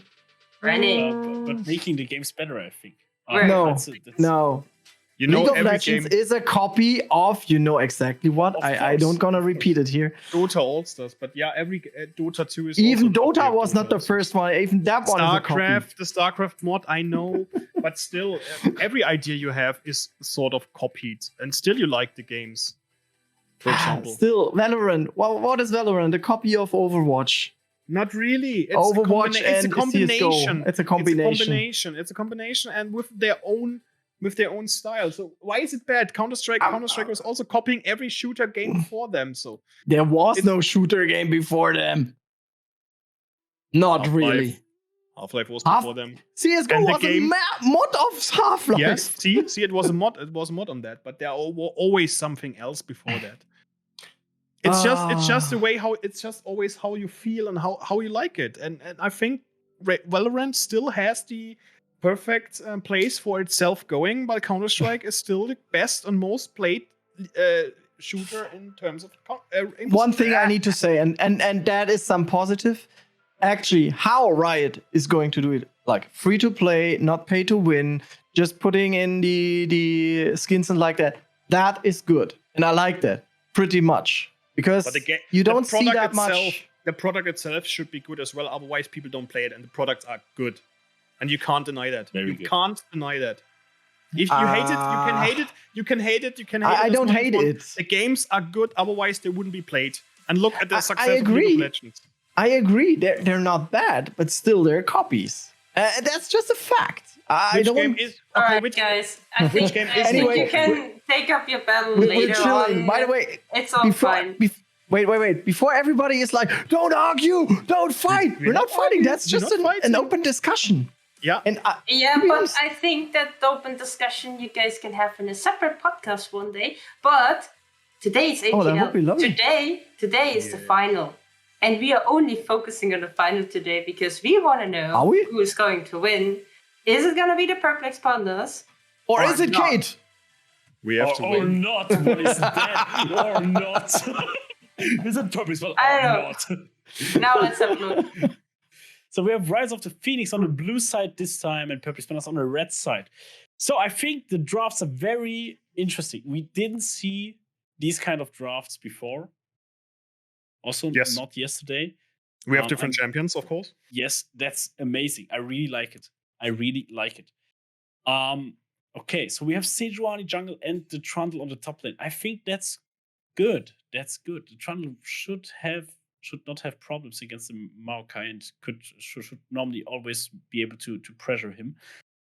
Let's see. The thing is always what we're going to say before the game starts is based on statistics and facts. Yes, on the other hand, we don't know how the players handle the champions. For example, Ezreal is currently not in the meta, but if he's getting being played in a really good way, then it's just done. And that's what I'm really looking forward to see, how the players are going to play with their respective champions. And yeah. So let's see if Perplex Pandas going in here with 2-0, winning the whole thing, or do we see a comeback of Rise of Phoenix? Now we have a small exchange of damage in the mid lane, while we see Amumu, as I mentioned before, on the bot lane. Oh, they got a Q from MF in to Soraka. A nice damage there. And the top lane Mao. Okay, again, okay, at least we have one bruiser now. We have one bruiser correct. And we have a tank. So at least there's a little bit more damage going in. And Amu, nice Q here on Soraka. And damage from MF on Ezreal. There's so much damage on the Star Guardian Ezreal, by the way. With Star Guardian Soraka, they having matching skins, which is really nice. I like that. And I think even the Ezreal should have a chroma. I think. I'm not sure. I don't know. I actually don't own the Star Guardian. Yes, I own the Star Guardian Ezreal, actually. I don't know. I have no clue about this skin. I have no clue about Ezreal, actually. Don't play him very often.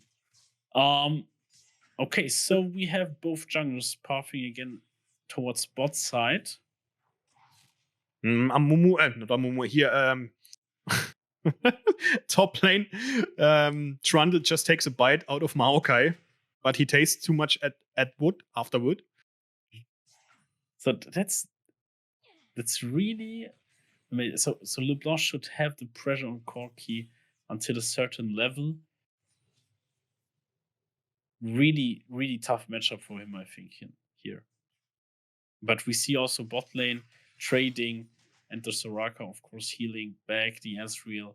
So the trades will also every time go in favor of Perplex Pandas, just because of the nice attack there from Soraka, and Ezreal got caught, but this damage is too much, and now flashing afterward, and Soraka gets the first kill, and this should be a kill for Soraka as well. Double kill on the support. Very nice play there. Utility completely used in a perfect way from Ezreal, jumping, flashing, everything he got. And in the end, he got 2 kills on Soraka. Not the best outcome when you look at the from the point of view of AD carry Ezreal. But hey, 2 kills are more than enough for the Public Panda in the beginning. And this is already a 1.5k gold lead. Very well played. Super strong opponent opening there. And now we have a perhaps answer in the top lane, but Maokai is getting bitten by... Oh, the stun comes out, and it will be keeping the... No, it's... no, okay, flash coming in, and nicely done there. This could be a double kill for the top lane, and it is! This was perfectly played for Maokai. He took everything he has, jumping back into action, using the flash at first to force a flash from his opponents, because... Trundle and Sejuani used their flash to get after the top laner of Maokai, and then he just pushed them into the turret. There were no minions to take the damage, and this was very well played. So far, a very strong attack. It was impressive to see the Soraka going in like that against an Amumu. She didn't care anything about anything. That was amazing. I would love to have supports like this in solo queues.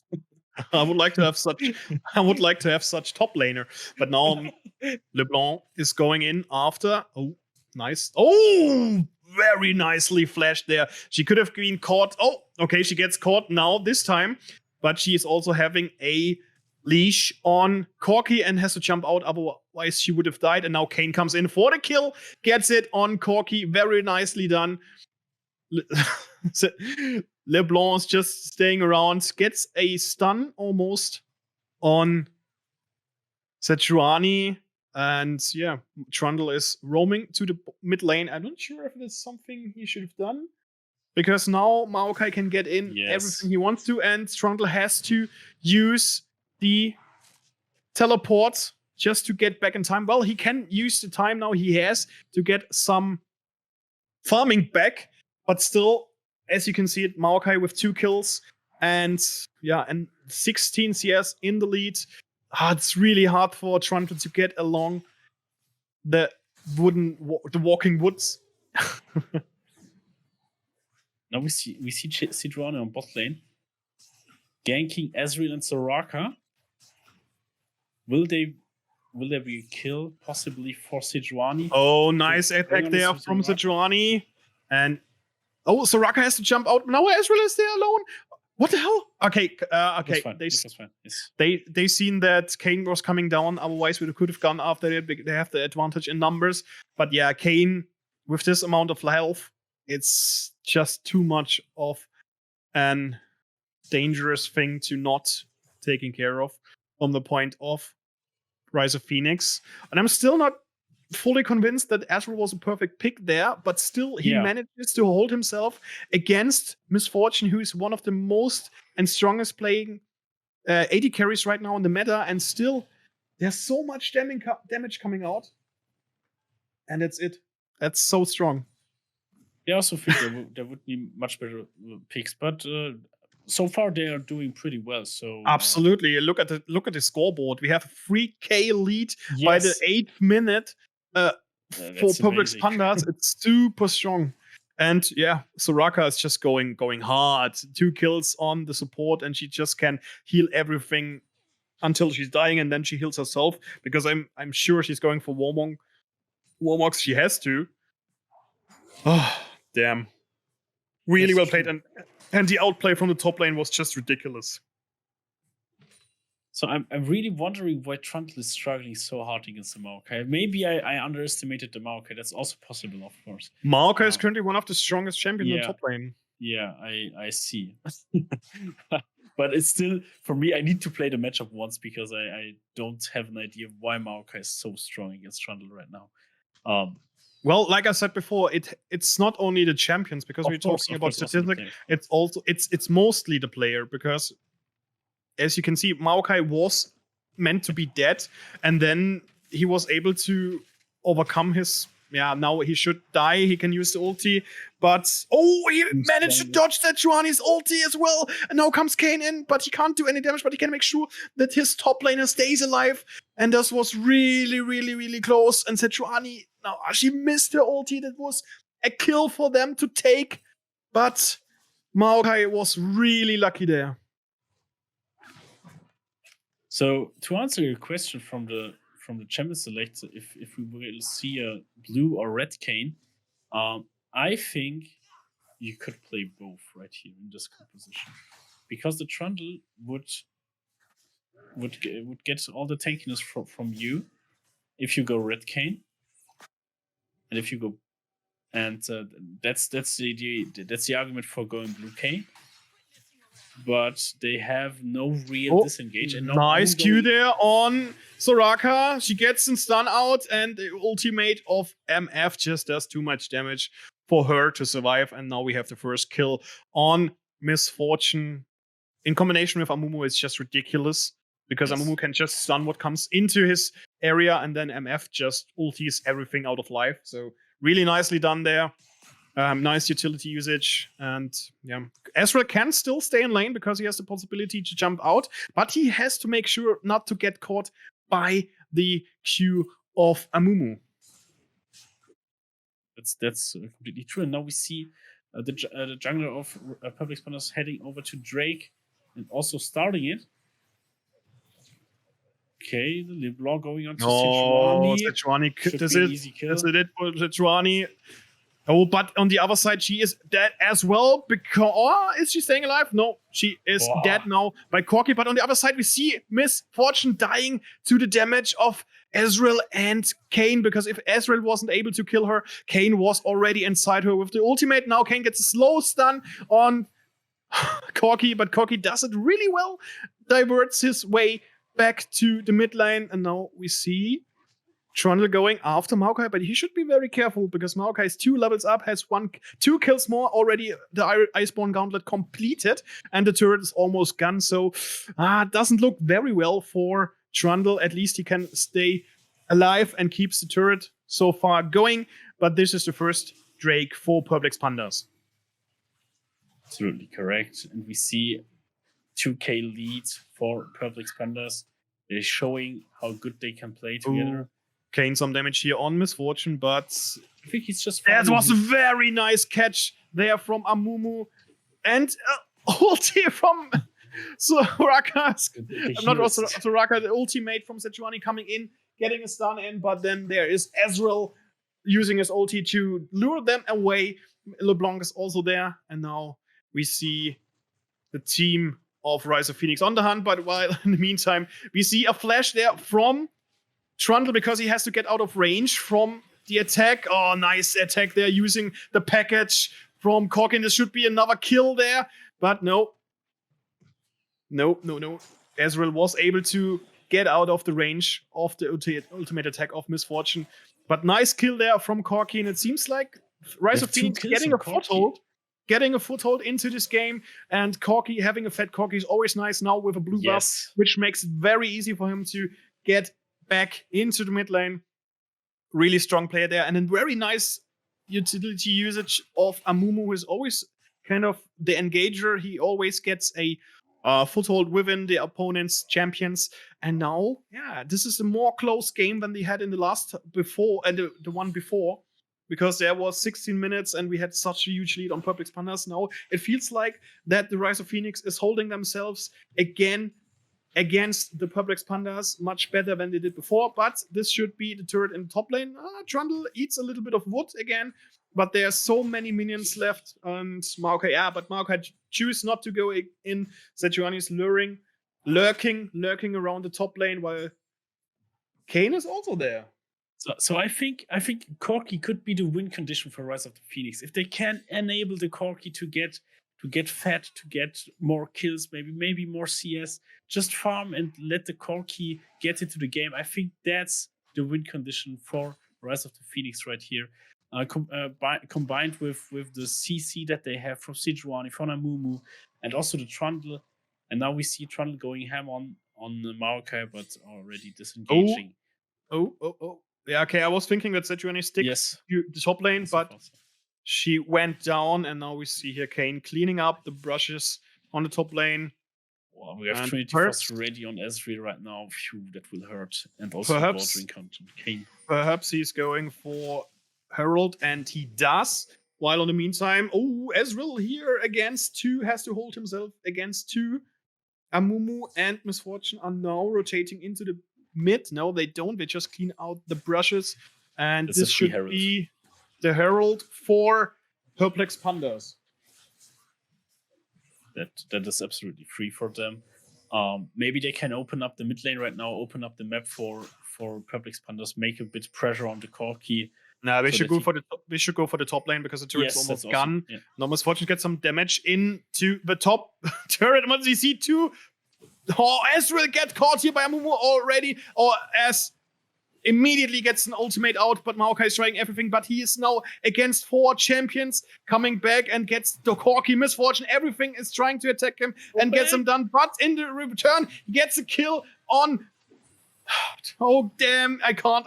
Ultimate of Misfortune does so many damage, but Soraka keeps them all alive. In the mid lane, we have the Shelly and going for the turret, but in the bot lane, still, Corki is getting now attacked by LeBlanc, but still too much damage there, and Misfortune does enough damage to get some damage out on the opponents. And the Kayn is just pushing in mid lane, just pushing. Okay, they get kills. Rise of Phoenix gets killed on the bot lane, but in the mid lane, we almost have 2 turrets down. Now Ezreal alone. Does he go after Misfortune? Because he doesn't see there is some champions left mid lane. Corki still stay there. Now we have Amumu. Okay, there was a ward, fortunately for Ezreal. So, yeah, this was a very close one. He should have not gone after Misfortune, otherwise he would have been dead. Because a Corki now 3-1, 123 CS, so much lead compared to LeBlanc, and he does lot of damage. Yes. Already having Muramana finished, almost Muramana finished, and yeah. Now we have Really, the really Red strong Kayn there. also on the side of Perplex Pandas, and preparing for the Drake, which would spawn in about 1 minute, so less than 1 minute, 10 seconds. So yeah, interesting game so far. 1k gold lead for Perplex Pandas. Rise of the Phoenix is getting back slowly. And now Perplex Pandas is going for the Drake. This should be it. Should be This should be secured, it. yeah. Very nice. Nicely done, and they use the whole team because they don't want to get any risk. They don't want to have any risk. Now ultimate coming out from Maokai. Misfortune has to run, but she gets caught. Kayn is there as well, keeping Amumu occupied. Ultimate coming out from Soraka, and that could be a kill from Amumu. Amumu goes in with his bandages, tossing in ultimate, but not enough damage there. Kayn gets out, gets healed by Soraka so much. Soraka heals her jungler, keeps him alive, and it was a really nice play there from Perplex Pandas, seizing the opportunity, seeing that the opponents are alone there in the lane, and the ulti of Maokai is super strong if you get the opponents alone on the lane. So even the bandage toss from Amumu with combined his ultimate wasn't enough to get some damage out, and yeah, Soraka just keeps everybody alive, and now she's just healing herself. Oh, nice knock up there from Kayn, but not enough damage from LeBlanc yet. Oh, Misfortune in pursuit. Now she's using her ultimate and a flash, but LeBlanc was able to stop that attack. Now Corki coming in with the package does a lot of damage, super much damage, and this should be a lot of kills for them. Yes, 2 kills for Corki because he does a huge amount, a ton of damage when he's coming in hot, as you can say. Now we almost have equal kills, and the first time in the game, a money lead for Rise of Phoenix. They're coming back here, even though they have no Drakes up, but that was a very strong play by the team on the blue side. So I'm very cheering for Soraka right now because I think this player is very good. He just went back while Misfortune was ulting and set the silence under Misfortune's feet and interrupted her ult. That was just amazing to see. So I think Soraka is again making a difference here, even though they died. There's something happening on bot lane. There's something happening on bot lane right now because we have 3 players waiting in the brushes. No, they're going back retreat. Corki, Sejuani, and Amumu, I guess. And now this should be it. Yes, there should be a kill for... Why he's not going after it? He should just hit the turret. Yeah, I think... Hit the turret, man! Damn. Corki is jumping out. Amumu as well, retreating. And this should have been a kill for top lane. Because look at the turret. It is almost done. Now in the mid lane, the turret for Public Spanners is gone. And we have a 500 gold advantage for the side of... Okay, I don't say anything, because now the turret is gone on the top side, top lane. Even. And now we even a slight advantage for the Public Spanners again, because of the very never resting Kane, who's now trying to get everything in his possibilities to get everything, even from the opponent's jungler. And this game is even much more evened out than the game before. And we have the Corki with a 50 CS lead, with 5 kills, with Muramana already finished, and he will hurt right now. As soon as he has 2 items, I think Ludens and Muramana, I think that will be very hard to. Can you still play Corki on Infinity Edge? I don't think you play him on AD anymore. I'm not sure. Infinity Edge, because Infinity Edge. I don't Infinity know if you... Triforce. I mean Triforce. Triforce. I don't think you play him. You play him mostly on AP right now, because he got changed again. So Corki again. It's like Rise. Rise, super champ. I wish he makes a comeback in pro play, because he's a really good champion, in my opinion. All right, so no, they're positioning themselves around the Drake pit, because he will come up soonish. And we have, on the other hand, on the top lane, as we can see, Trundle is pushing in, and now we have 3 players going back. Maybe we try to snatch him, but they should do something about it. Otherwise, Trundle is going to demolish the turret in just a second. As you can see, the damage he does is really strong. But on the other hand, they also have to keep an eye on the Drake pit, because as I mentioned before, the Drake will come up now.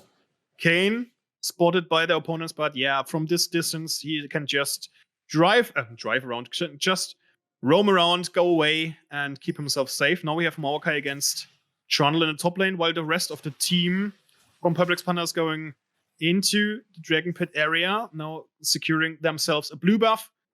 And as we can see in the top lane, Maokai is trying to keep his turret alive, and now we have 4 against 4 in the Baron Pit. Rise of Phoenix just getting rid of everything, every ward from Public Spanda.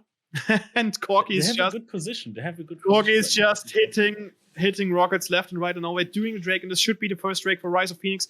Otherwise, maybe they can see something now. No, they retreat. Oh, Amumu doesn't connect with his bondages. Now the ulti comes in from blue team gets the first Drake, and now this should be a kill for Corki. Corki is so strong, and this another kill. Kane tries to secure himself, or saves himself, and gets a kill in, but no, Amumu kills Kane, while on the other hand, Soraka gets a kill on Misfortune, at least something. But 3-for-1, it's too heavy, and Soraka will die as well. And now we see Maokai is super strong, but Trundle is just eating the woods. And now, this is it. Soraka, you can do nothing about the level 12. And Corki coming in as well and doing damage. She's healing herself, but they can't decide who gets the kill. And now it was Sejuani. But look at the stats. Corki 6-1 now with the Ludens. And with the Maramune, he is disgusting. He is putting damage out left and right. It's a hard game for Public Spanners right now. Yes. Corki is very, very fat. He has his 2 items ready. And the thing is right now, I think they need the Maokai to be able to fight. They cannot fight without it. It's their tank, it's their engage. They need Maokai absolutely. But the problem is Trundle is keeping him on top lane, since he's split pushing the entire game. So very tough situation for Public Spanners right here. Let's say like it is. Rise of the Phoenix are just playing very good, and they recovered very, very well. Happy to see the Corki doing some things right now. So actually, you play Corki in a so weird way, but it's working. So you see the items. We have advantage. We see 3 players now on the river. Ezra gets a shot in. Hey, he does damage now. Also have Maramune finished as Infinity Edge with the boots. But Rise of Phoenix is doing a much better job when it comes to cleaning the vision of their opponents. But yeah, Corky Cola is really strong now, and it's really ridiculous to get him killed. And if they manage to get Corky out of the frame, they would be possible to overcome their opponents. But Misfortune does damage. Amumu always a force reckon with. But yeah, it's Corky. Corky should be their main goal. Yeah. And it's the win condition for Rise of the Phoenix. If they kill Maokai maybe. Well, I don't know. Okay, he's trying to clean up. But yeah, there's a Corky. There's a Amumu coming in. This should be a clear hit. No. Oh, Corky misses his rocket there. Oh, now we have a... No. Kane doesn't go in. So Rocker's porting back. And yeah, Trundle is doing nice Trundle things. He's just pushing the lanes while the rest of the team keeps the opponents occupied. Now Corky's just going through the river, checking out what they can get. Maybe this will be the first Baron for Rise of Phoenix in this matchup. At least they started it now. Amazing. That would be absolutely amazing for them. And this should be the first Baron on their side, but Kane is lurking there in the bushes, now trying to get a foothold on him, while in the meantime, Ezreal is fighting. Oh, Baron reset. Nicely done there from the team of Perplex Pandas, denying their opponents the first Baron. Oh, Maokai getting some damage in from Corky. Please don't underestimate their attacks, even though you have some magic resistance. And now Ezreal is just chasing down the king of the trolls. Yes, he is the troll king. And yeah. Super strong. Super strong. That game is so exciting. Both teams still have the possibility of winning, yes. even though the Corky is the winning condition for the Rise of Phoenix. And as we can see, Perplex Pandas, Kane, it's such a difference if they're not playing on Kazakhs and now having Kane to use. But I still think that Perplex Panda is able to make some amazing plays with their comp. Yes, they just need to. But they have to get one Corky. Catch on the Corky. One catch on the Corky, and the game is over for Rise of the Phoenix. I wouldn't say that. I wouldn't say that because of the damage Misfortune can do with the combination of Amumu, and if there is coming in a well-timed and nicely timed ultimate attack from Sejuani, there will be so much stun possibilities there. And now they're going to play for the Nova Drake. Oh, nice flash there, and a Q and bandages on Soraka. And Soraka needs to die there to keep them alive, and they get it.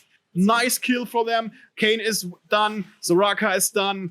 Maokai is done. And Corky is getting after LeBlanc. And Ezreal is fighting from the left side. So there's nothing they can do on the side of Perplex Pandas. And this is another Drake. And it should be a Baron for the Rise of Phoenix. Ooh, Corky getting low right now. Maybe but Ezreal used his ultimate already, so he can't try to steal anything. This is the second Infernal Drake for Blue Team, which makes them even stronger because Infernal Drakes is, next to the Hextech Drake, the most liked one when it comes to the Drakes you want to get for your team. Especially with Corky, with the poke, it's hurting a lot. Yeah, now we have a 717 Corky, so this guy is just a bulldozer rolling over everything on the screen, as we can see. And yeah, let's see. Okay, well, they assume that Rise of Phoenix started with Baron getting in some vision or some insights, intel, and now they have to think of something. Okay, using Ezreal's ultimate to decimate the bot lanes. Minion wave.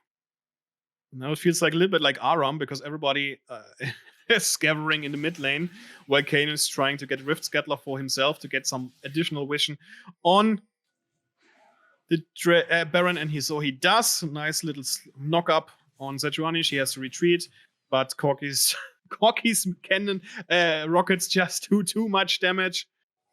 Oh man, and Ezreal gets an attack. Oh, what is this happening now? On Misfortune. Ooh, there comes out a TP from Trundle, and I'm not sure why they use it, but Dragon is not up yet, and they retreat completely and they go for Baron. They go for Baron, as it seems Public Spawner let them have that. And yeah, okay, they get the vision in with the blue ward. And now this should be it. Oh, well, they don't do enough damage, or not enough damage fast. LeBlanc coming in, trying to get something. Misfortune, of course. Another Baron reset. Maokai now gets attacked by the pillar from Trundle, but nothing really happened. It's really nicely done there from Public Spanners. Nice timing there. Another diversion. Another denied Baron. So I think we have now another level of play, because you see how the teams are acting as 5 players. They are always working together and acting together as a team. So that's amazing to see how they get better within the games and playing together in the team. Now it's really interesting to see if Public Spanners are going for themselves for Baron, or if they just set up a trap. Misfortune here in the mid lane, trying to something. Kane going after her. Maybe he gets a knockup, but there's Amumu. The ultimate comes out from Maokai. He doesn't get a stun on Misfortune, but she is still being catched by the opponents. And this is a very nice and very welcoming shutdown from Public Spanners on Misfortune. And this is really, really damaging the Rise of Phoenix in the stance of the battle for Baron. If they do Baron? That could be a risk. They have Corki poking them the entire time. So they have, and the ultimate of Amumu, so this could be a really difficult fight. I mean, they have their numbers advantage, but they also get the damage out of the Baron. Now we can see here Sejuani is trying to do something, but she gets knocked up as well using his ulti. Gets something damage on Corki, but Corki does damage as well. But this should be a kill on Sejuani, but look at the damage from Corki. He's going in, Amumu drops low. Kane going after him, he gets a kill in. Now Trundle's coming in, but it's one by one, one after one. And even Corki stays alive, Maokai coming after him, because he now has the possibility of taking damage. And this was the play Public Spawner was looking for, just picking up one by one. And this should be the first Baron in play. And Public Spawner's coming back. And now they closing in on the money. Only one and we have still 8k down. And this should be the Baron. This should be the Baron. Oh, Corki does so much damage. Oh, the damage from Ezreal, and he gets the kill on Misfortune. Super, super strong. Is there a reset coming in? Corki is trying to do something. Maokai gets a damage in, but the ultimate from Ezreal does enough damage. And this should be now finally. Oh, Ezreal going after Corki. Corki does damage, but Maokai is coming in. And there, last flash in the last minute, because that would be a dead Kane. But this was really played, but very closely played. And now we have an even game, 2 drakes on both sides. Even out gold, and Public Spanners just playing the shit out of the champions. It was really, really good. Well executed. And Corki was just nerve-wracking there. And now we will have the same situation again in the Dragon Pit. The blue team is already preparing for them. Now we can see Public Spanners coming in with the Baron buff. Maybe at least they should have one team member who's staying behind, cleaning out the jungle for the vision there. Now comes in. Oh, yeah. But this... nice engage there.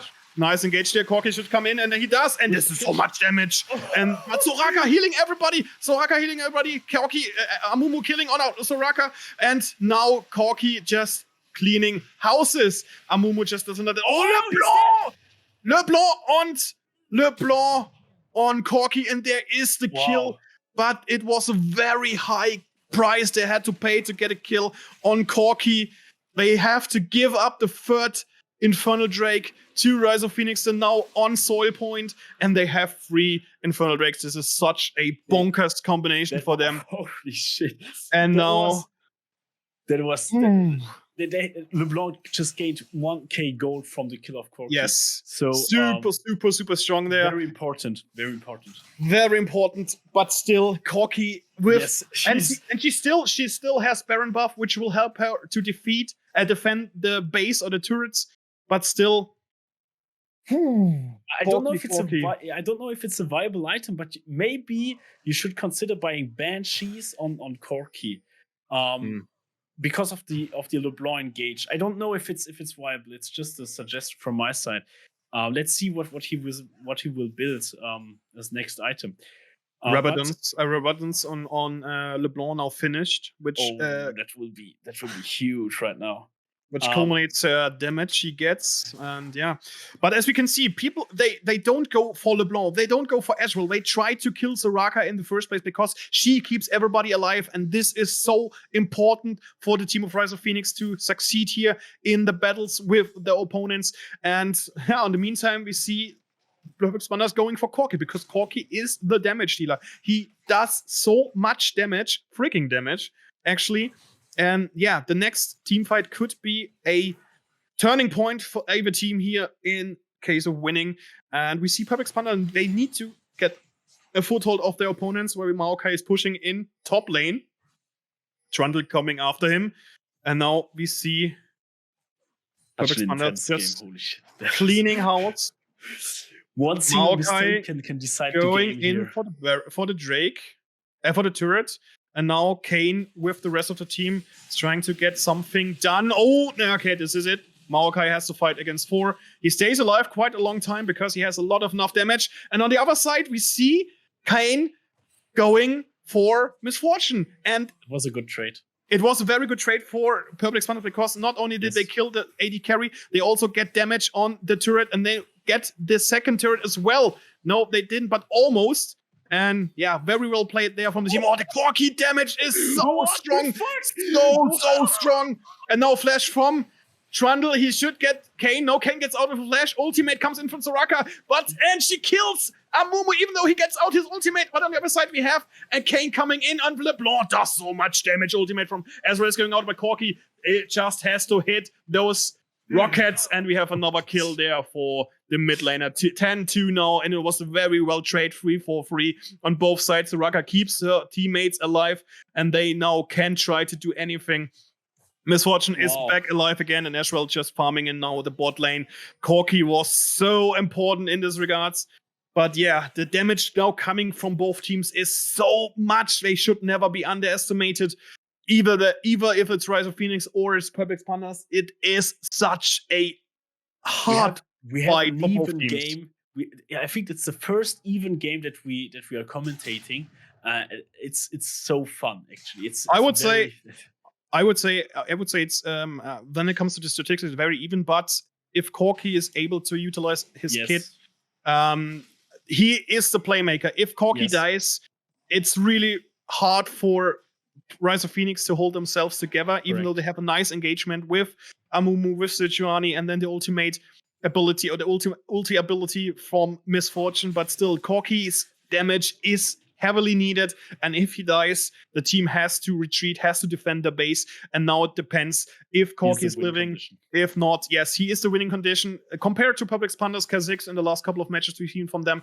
And now it's Corki on their side, and now coming in the TP from Maokai. They're going after Sejuani, but the damage is not enough. Ultimate from Ezreal coming out, doing a little bit of damage to Corki, who is now retreating. No, he's not. He tried to backport there, but the Drake is coming up in a bit on Maokai. Is going in. He's using some attacks. Misfortune does the ultimate attack. Kane has to ultimate as well, and this is too much damage from Misfortune. Ultimate comes out from Maokai, but now nice bondage there on LeBlanc, and this should be it. And LeBlanc gets the kill on Misfortune, unfortunately for her, and she's diverting, and Ezreal is doing damage left and right. A nice kill there from LeBlanc. She's just jumping in, and Corki's damage is too strong. Nice attack there from Ezreal. He's trying to, nice bondage there from Amumu, but Ezreal does enough damage and gets the kill on Amumu. No, he doesn't, but the damage is of the Phoenix too hard. They should, because the damage from Ezreal is strong, but not as strong as Corki. And Corki just has to hit 2 or 3, as we can see, 2 or 3 rockets, and this is too much damage for them. Maybe Ezreal can try to steal it with his ultimate if it's coming up.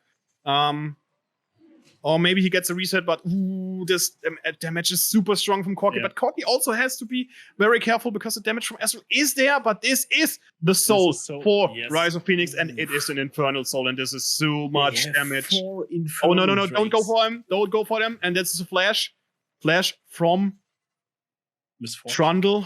No misfortune. And yeah, they can't utilize it. Oh, Maokai tried something there with the ulti, but they couldn't use it in the way they wanted. And now we have Infernal Soul on Rise of Phoenix, which is super strong. Let's go. This is a really difficult situation now for Public Panda. Baron up right now.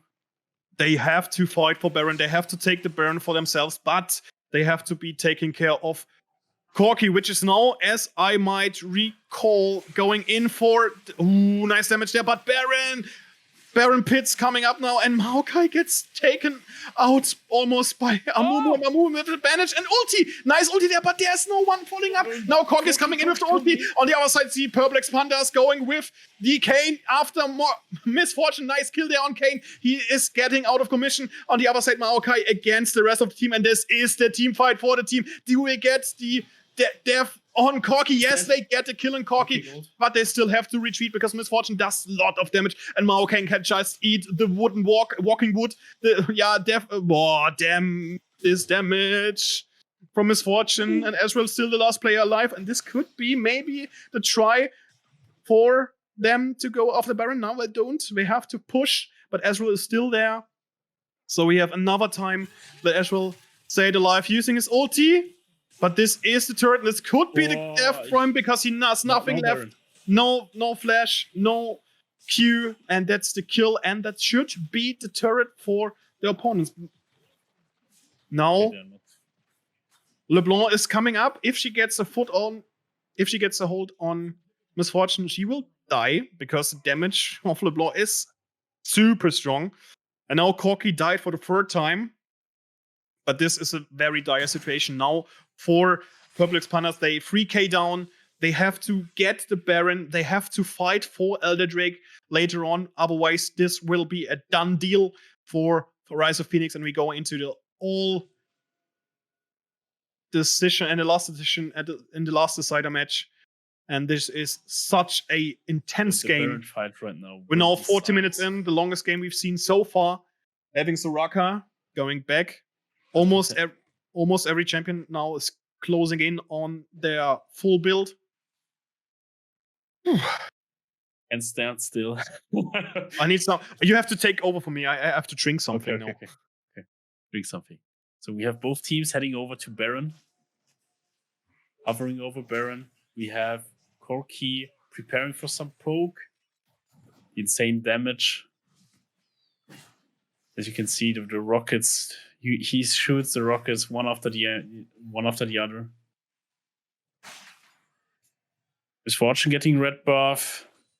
Very calm right now. Both are waiting for the opportunity to go in. Waiting for Ezreal on Purplex Panda's side. Ooh, damage dealer Corki is on start. Is in the bush. In the river. Damn it. And now, this Merz of Phoenix is preparing Baron. This is the team damage fight. The damage is real. Already 8k. Another.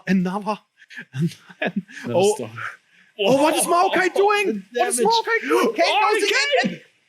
So much damage there on Corki is dead. Kane is going in, but there could be another damage. Oh.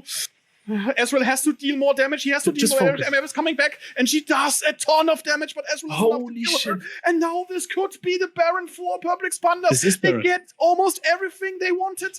It's not sure because Kane is dead, and there is a Sejuani still alive. Okay. So they retreat, but this was very nice play, and they have to go back to the base because there are some strong minions, and this could be the... Oh, no. Okay, this is done. Maokai is dead. Nice try there from Ezreal, but Maokai has to do something. Oh, Ezreal's nice ulti there. Ezreal is coming back. And this is enough. Most of damage, and this should be at least one kill there for the team. So. They can decide for what they're going after. Oh, Ezreal. Maybe, nice damage there, and this is it. Another kill on the AD carry on the side of Purplex Pandas. This was really, really well played there from the team on the red side, but they should go after the minions because as we can now look in the map on the right side, the turret and the inhib are done. They have to face against super minions, and they destroy your turret if you do not attend them properly. And now we still have the Baron up, and in a couple of minutes there will be Elder Drake, and the team who gets the Elder Drake is the one who wins this game.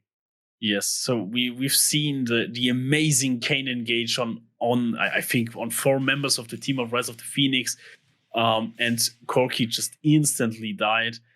So that was an amazing team fight from Purple Expanders. But now we are the Elder Drake is coming up in less than 1 minute. So yeah, also the next intense objective. Both teams want to have the Elder Drake, of course.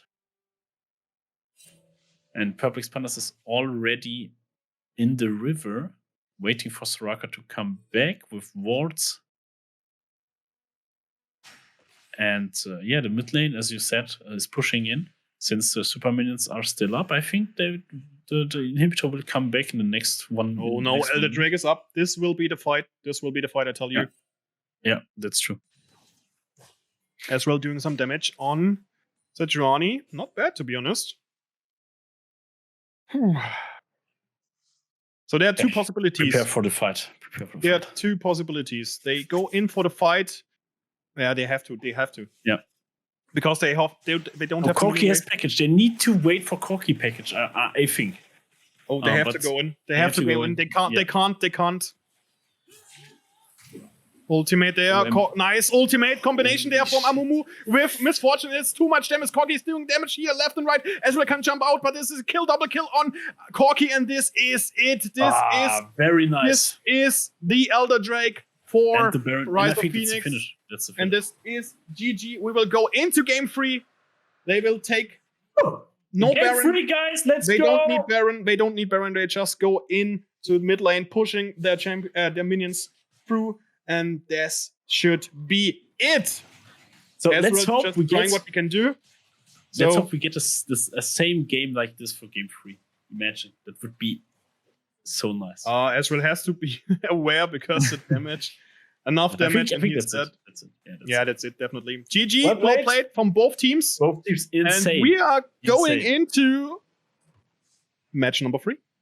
Wow, I'm so excited. Hopefully, this will be a blast like this game here. So amazing plays from both teams. Amazingly played as 5. I think that was the first time that we've seen teams really playing like this as 5 people, always hovering together. That was amazing to see.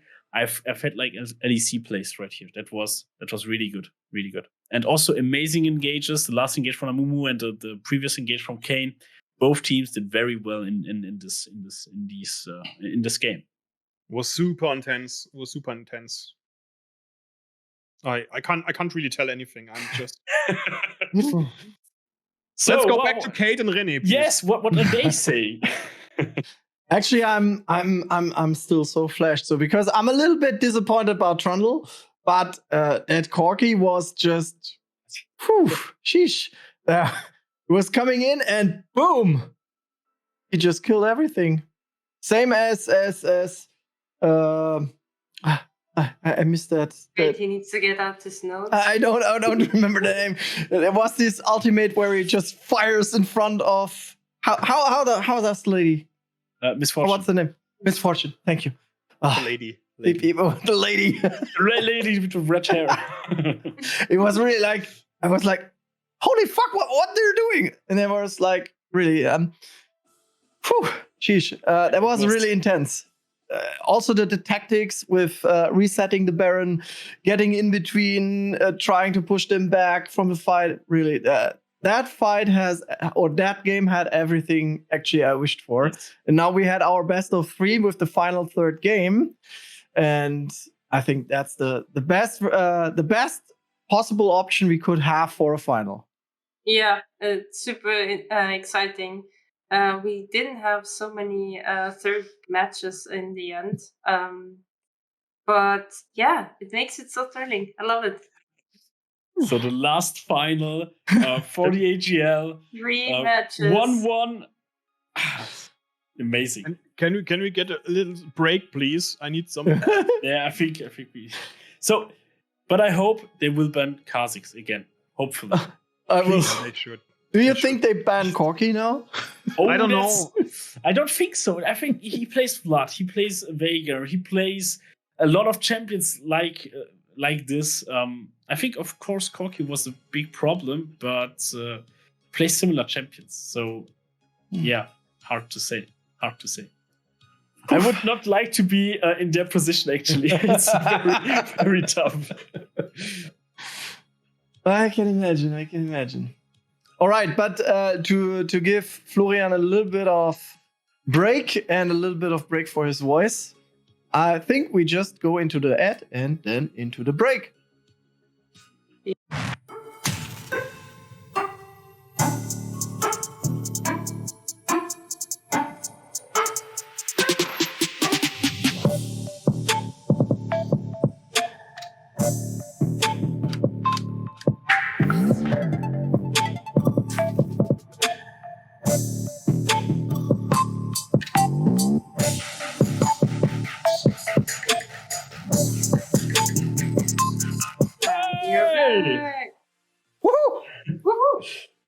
Ready for the last game?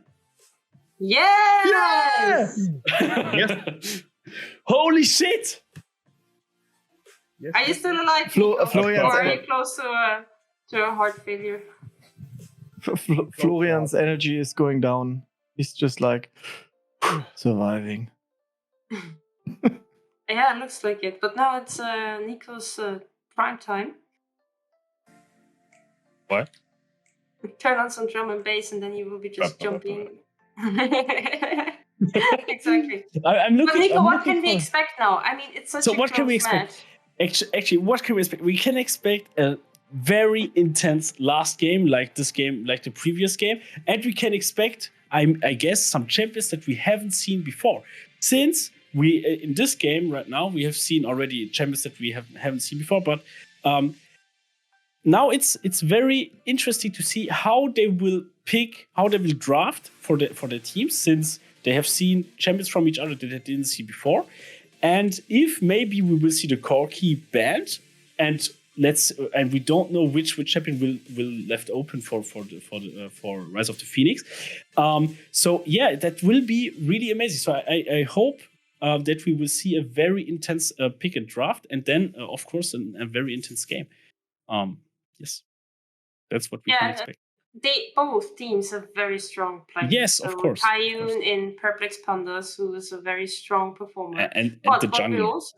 And what we also learned today is that Rise of Phoenix has a log player that used to play in Prime League Division 3 and now playing That is Prime awesome. League Division 4. So you can see both teams are so eager to win, and they are not giving up. So I'm very, very curious to see where it is going now with the third match.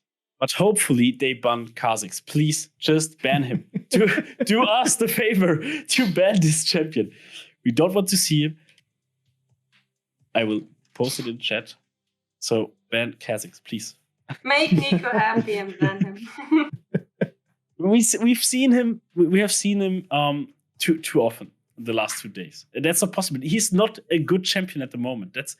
He's only being played because the players are very good at him. That's okay, but please play something else. He's bugging you. Actually, Nico, would be. what do you have to offer so that they fulfill your wish? Okay. Bring cookie. Okay, I would. Wait, where is he? He was here a few seconds ago. I will look at. I will look for him. He's playing in the background there. And then I will show him in the camera. That's fine. Okay, we can do it this way. Oh, but please ban him. Actually, I'm really looking forward to see something completely new. But Yeah, probably almost. won't gonna happen. But it would be interesting, to be very Maybe. honest. So Rise of the Phoenix has they have a complicated position because they played the entire lower bracket. So you know every champion that they have already that they play, actually, because they have played so many games so far. Perplex Pandas on the other side can maybe show something new because they have not played that many games compared to Rise of the Phoenix. So yeah, very curious to see how it will turn out. So, Florian, what's your What's your opinion on that? No. I'm just how do you say that? I'm just taking my breath because otherwise I will die. Well, just wait until the game starts. Okay. But to be honest, both teams showed so much promises in their games. The first game was obviously more on the side of Public Pandas, while the second one was strongly evened out until the end. So I can't really tell which game was more for their respective team. So I'd say, I don't know. I don't care. The better team should win. And from these both teams, I expect the same amount of passion as we've been seen or shown to us in the last game. Cheers.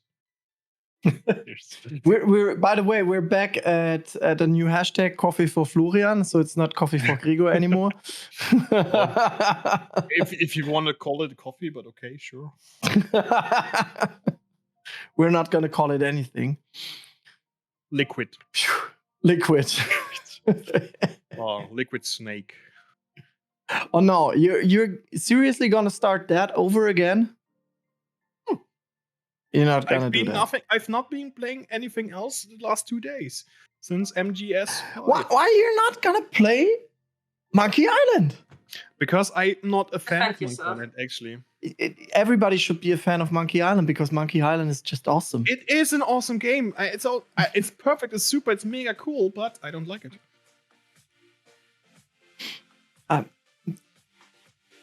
I can't talk to you anymore. I'm sorry. You don't have But to. by the way, René, Yes. do we have already some, I don't know, can we already tell which team has best name? Did the chat already say this? I don't think so. So there were a lot of names, but I don't see that there was one name really coming up over and over again. Can we maybe do a how is it called? Maybe a vote? A straw Yes, poll? I want to vote because I don't want to pick anything. You have to vote. Yeah, I'm not gonna pick any. I am. Actually, I am I gonna pick can- something. I mean, Let me we click. can't make a decision here, Nico. Give me a sec. I will try to bring up a poll. Yeah. Give me a First, sec. we go to pick and ban, please.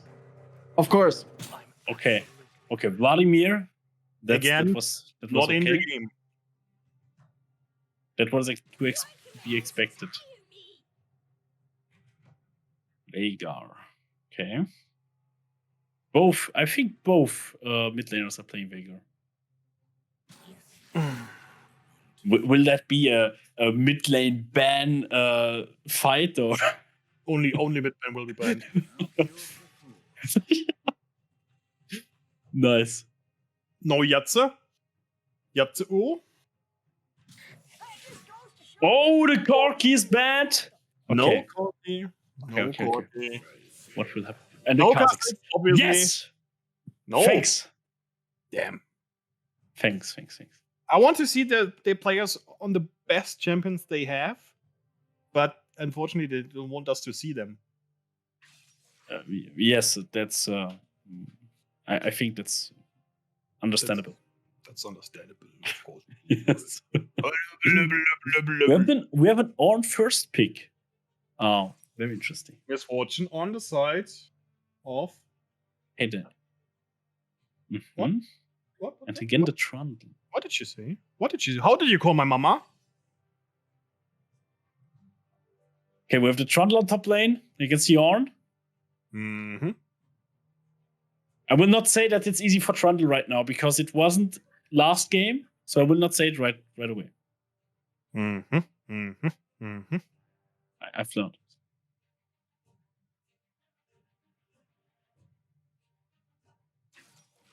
We have the Victor. Okay. Also very, very good mid laner at the moment. What will they pick into Victor?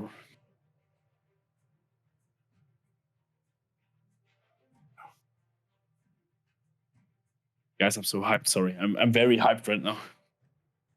Okay, Trundle, Victor, mid lane. Silas! Oh, Silas! Oh my God, Silas. You okay? Yes, I'm okay. but I didn't expect it. Very good against Orn, actually. Very good. And also for victory. That's fine. That's fine. Okay, calm down, my friend.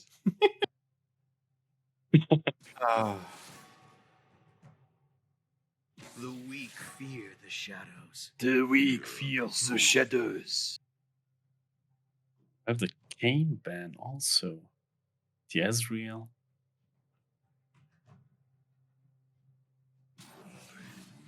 But we have the Soraka again for Perplex Pandas, so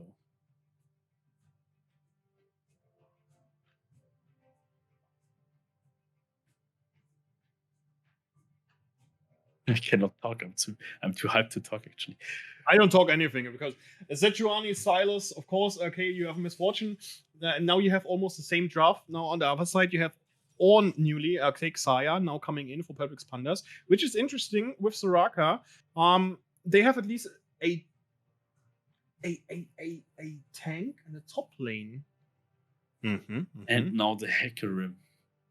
Ooh, the Jarvan would be nice. We haven't seen Jarvan so far. I think it's fine against Misfortune also.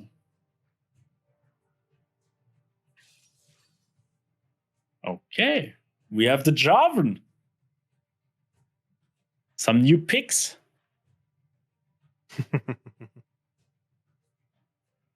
Now as support, what will they pick? Will it be the Nautilus? No, Nautilus got banned. Will it be... Amumu also got banned, so we will see something new, and it's a Seraphine. It's a Seraphine. Okay. That's interesting. Seraphine. Cool. Carry.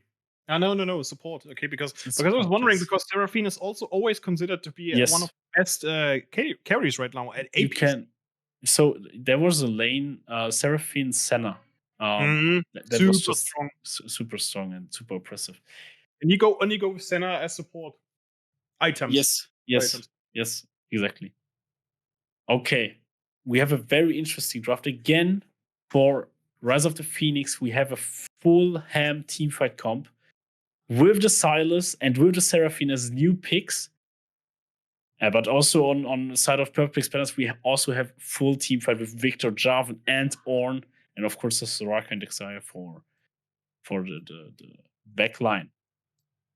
Very interesting, very exciting. I'm very excited for the game to happen right now. It's our last game for the AGL. Let's go. 3 minutes in. Teams. I don't want to wait.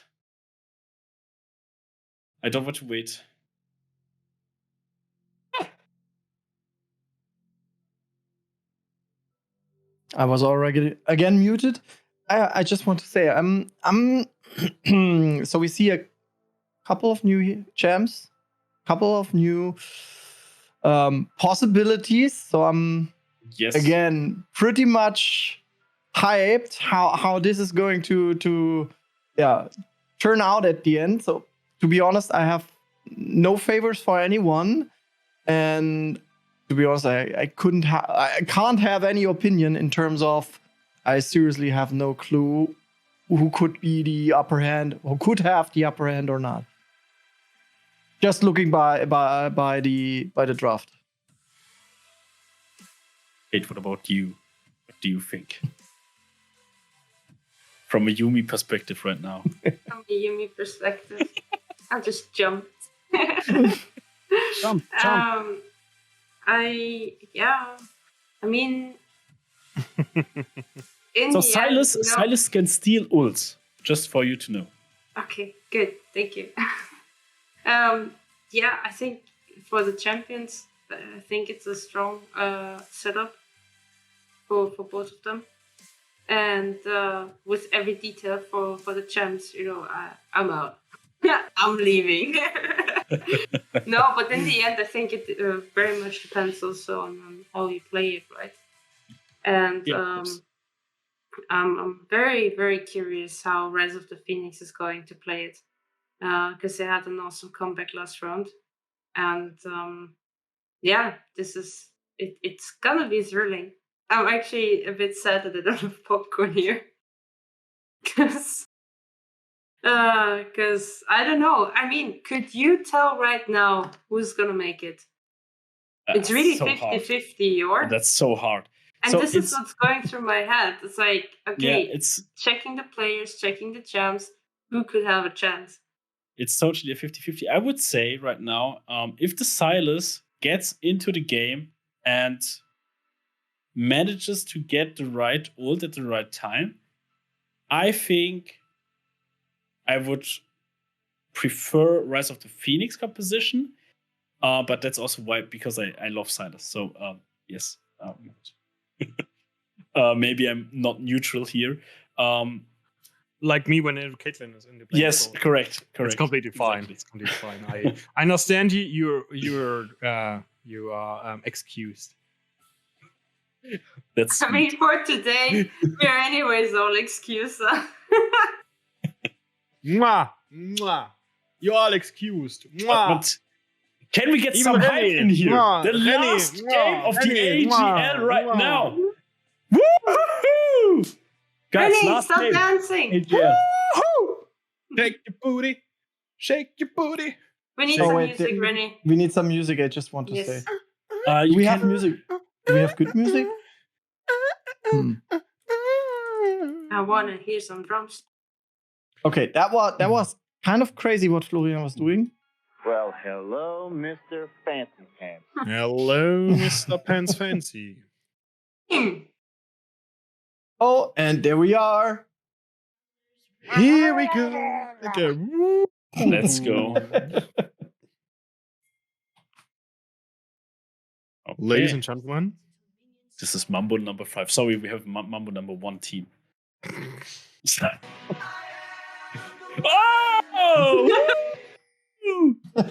You are the one. Let's go, Nico! Okay. Let's focus on the game. So we have again Focus. Purple Expanders on blue side right now. Rise of the Phoenix on the red side. Again, Rise of the Phoenix warning early game. And Purple Expanders already clearing the wards. I like me a good Jarvan.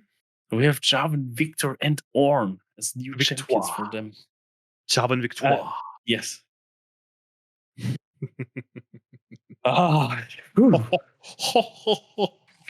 Okay. No special start. Both junglers start on the top side.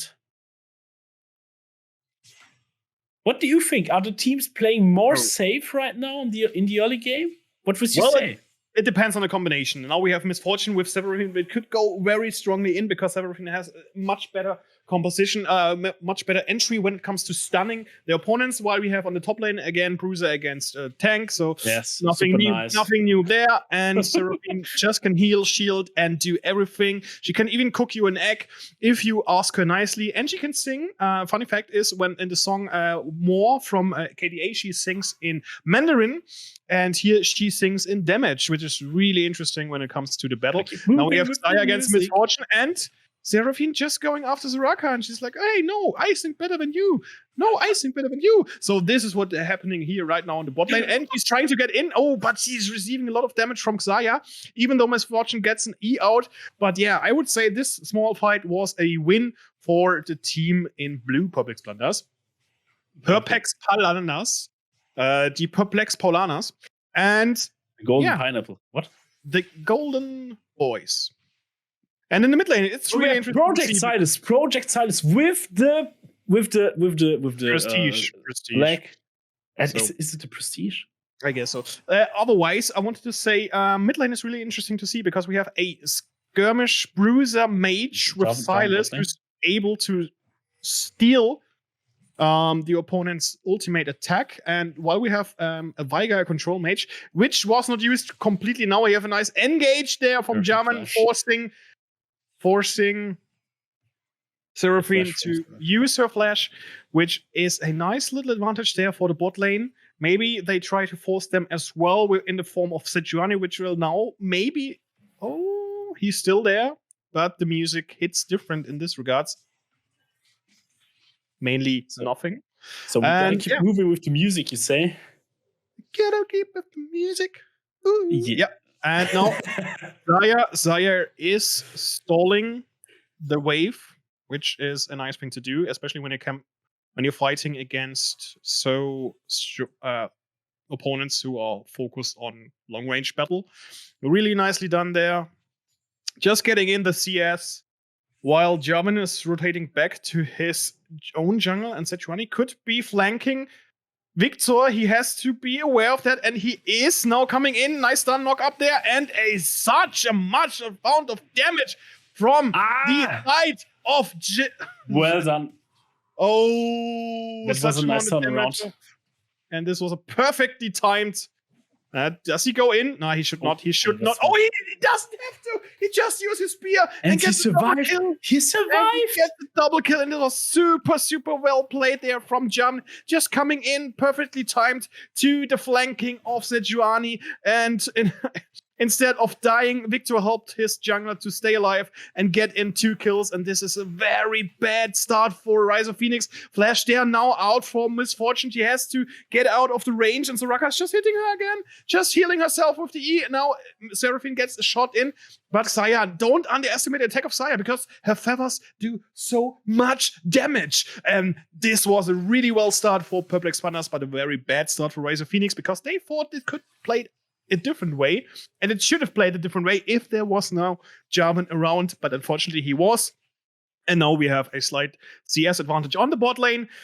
Coming in there for the Feather Girl, Xayah, which is it? Which kind of skin is this? I don't know. I have no idea, but it's Black Rose, I think. I have no idea, but I have no idea. Xayah, at least. And we see Silas rotating to bot lane, but there's nobody else they could fight against. He can fight against, so he just goes back and has with him a nice little singer in form of Seraphine, who's trying to do something against Victor, but Victor, it seems, have enough vision in the river, so she is rotating back to bot lane.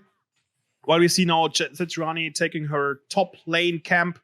And yeah, nothing new in the West to speak when it comes to Ornn and Trundle. They just play what they try. Oh no, this could be some nice, interesting knock up there from Ornn, but he doesn't have any mana left, so he has to retreat a little bit. But he is happy with the damage he got in, because that means that Trundle has to retreat. Well, he don't have to retreat. Oh, missed Q here from Silas, and Victor can get in a shot, but not too much damage there from the control mage. Now the ulti comes out from Ornn, and he misses his ult. He has to flash out because Sejuani is coming back, and this should be a kill for the top laner or the jungler. Either way, nicely damaged there, nicely done. Oh, he gets a flash out, at least something from Ornn perspective. So this is a kill for Sejuani.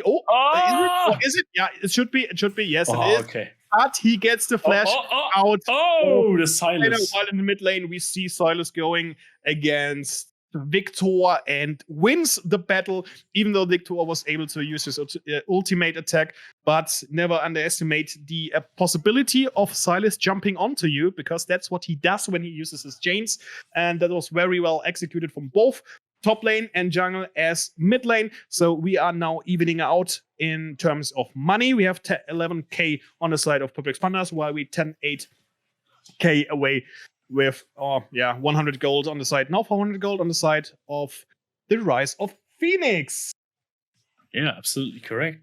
And we see both teams are trying hard. We see both are trying to do some plays.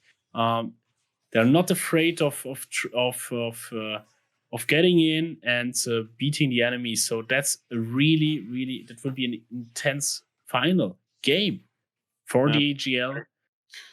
Absolutely, as we see, even though that Ornn got a kill, or even though that Sejuani got a kill on Ornn, he's still a little bit stronger, in my opinion, than Trundle, because he has more CS. 10 CS is around 200 gold, and with that you can buy a lot of stuff if you make it. If you care, for this kind of stuff, for the statistics. Now Sejuani, we just saw taking her red buff. Shelly is now up. Javan just after taking the wolves, going back into base. And we see Victor, just hanging around his turret, minding his own business, not trying to engage into Silas, because as we've seen, Silas is a strong force to reckon with. He is solo kill Victor, which is a strong, very strong mage character, control mage. I repeat myself. So, So and as a now- little side note, we have now the Menti straw poll in which you can choose your favorite team name up in the chat. So feel free to give your vote, and the winner gets the golden pineapple from Florian. Yeah, maybe. You know, we see Jarvan lurking in the bush. Maybe he's trying to get their opponents on the bot lane to come a little bit closer so he can use his abilities. Maybe Seraphine is doing this favor. And yes, he does. He gets in and he does so much damage. Nice stun there from Soraka. And yeah, that was too little too late from the point of view of Sejuani. Silas still is there trying to do something, but no, not enough. And so, yeah, we have a nice kill there on the side on Jarvan, who is now standing 2-0, which is, from the point of Publix Pandas, very nice. And on the other side, Sejuani, not too far away when it comes to CS, but she has to gain more money. And now she's trying to get her blue stuff. Now here getting E from Soraka getting, trying to get some damage. And nicely done. Yeah. With a very good engage there, a nice dive into the turret with the help of the jungler. Perfectly timed, perfectly executed. A kill on Xayah. She's now 2 kills in, have advantage over Misfortune, who died here the first time. And not only has she no kill, she also has a little disadvantage when it comes to the CS. Now, this could be a kill for the point of view of Rise of Phoenix, because Xayah is alone there. She managed to get away from the ultimate attack from Sejuani, but now she's got hit by the attack from Seraphine. But Jarvan comes in just a little bit too late, but he is able to kill Silas. Now gets the Soraka ultimate to stay alive. He uses some shield to not die, but this should be it for... Oh no! Sejuani misses the last attack. She didn't. Oh, damn. This was so close. He must be in the single-digit numbers. Sejuani now obviously has to retreat, going back. Seraphine has to retreat. Sejuani is going through her own jungle, and this was super close and very well executed for Jarvan, who's now standing 3-0 and 2 assists, which makes him so much more versatile in combats with the opponents in regards of... Yeah, Sejuani, she missed again her ultimate attack, and now we see another battle here on the top lane. On has to get a hit from the turret. Now knock up, nicely done. Ulti should come out. He doesn't need the ultimate. He just uses what he has. He took the ultimate to get a little bit of damage into the next upcoming wave. And yeah, that was very well executed for On. Nothing Trundle could have done there. And yeah, as you can see, the advantage in regards of CS is so strong, 30 CS up. And this is a couple of items there on the side of Publix Pandas in case of On. Absolutely correct. Publix Pandas is making a good use of the early pressure of Jarvan. He's doing a very, very good job for them. And now Silas heading over to the bot lane, trying something. But Jarvan is also around, and Ornn is also hovering for bot lane. Are they fighting for the Drake right now?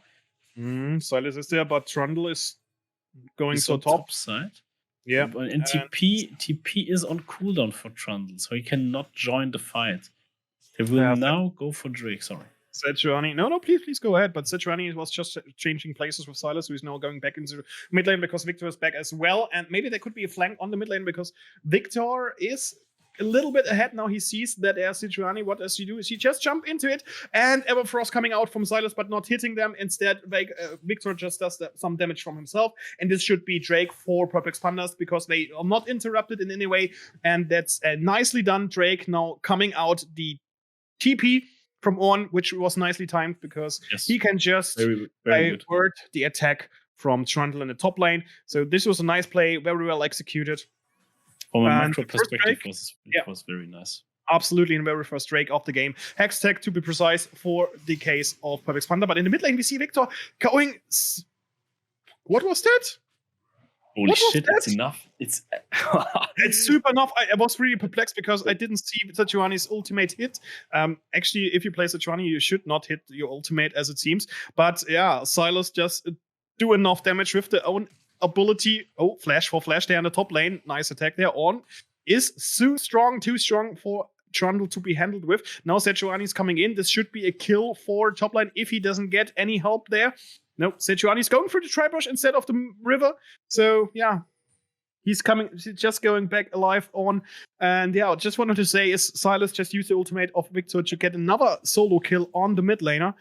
And as it seems, they have to take care of Sylas because if he gets too much kills, he gets too strong now. Another ult from On gets a knock up on Trundle, but Trundle can get enough damage out, and this is enough because there was too much greed from the side of On, who just underestimated range of the turret, gets a shot in, and the damage of Trundle is more than enough to get his first solo kill on, who was just too careless, just too greedy.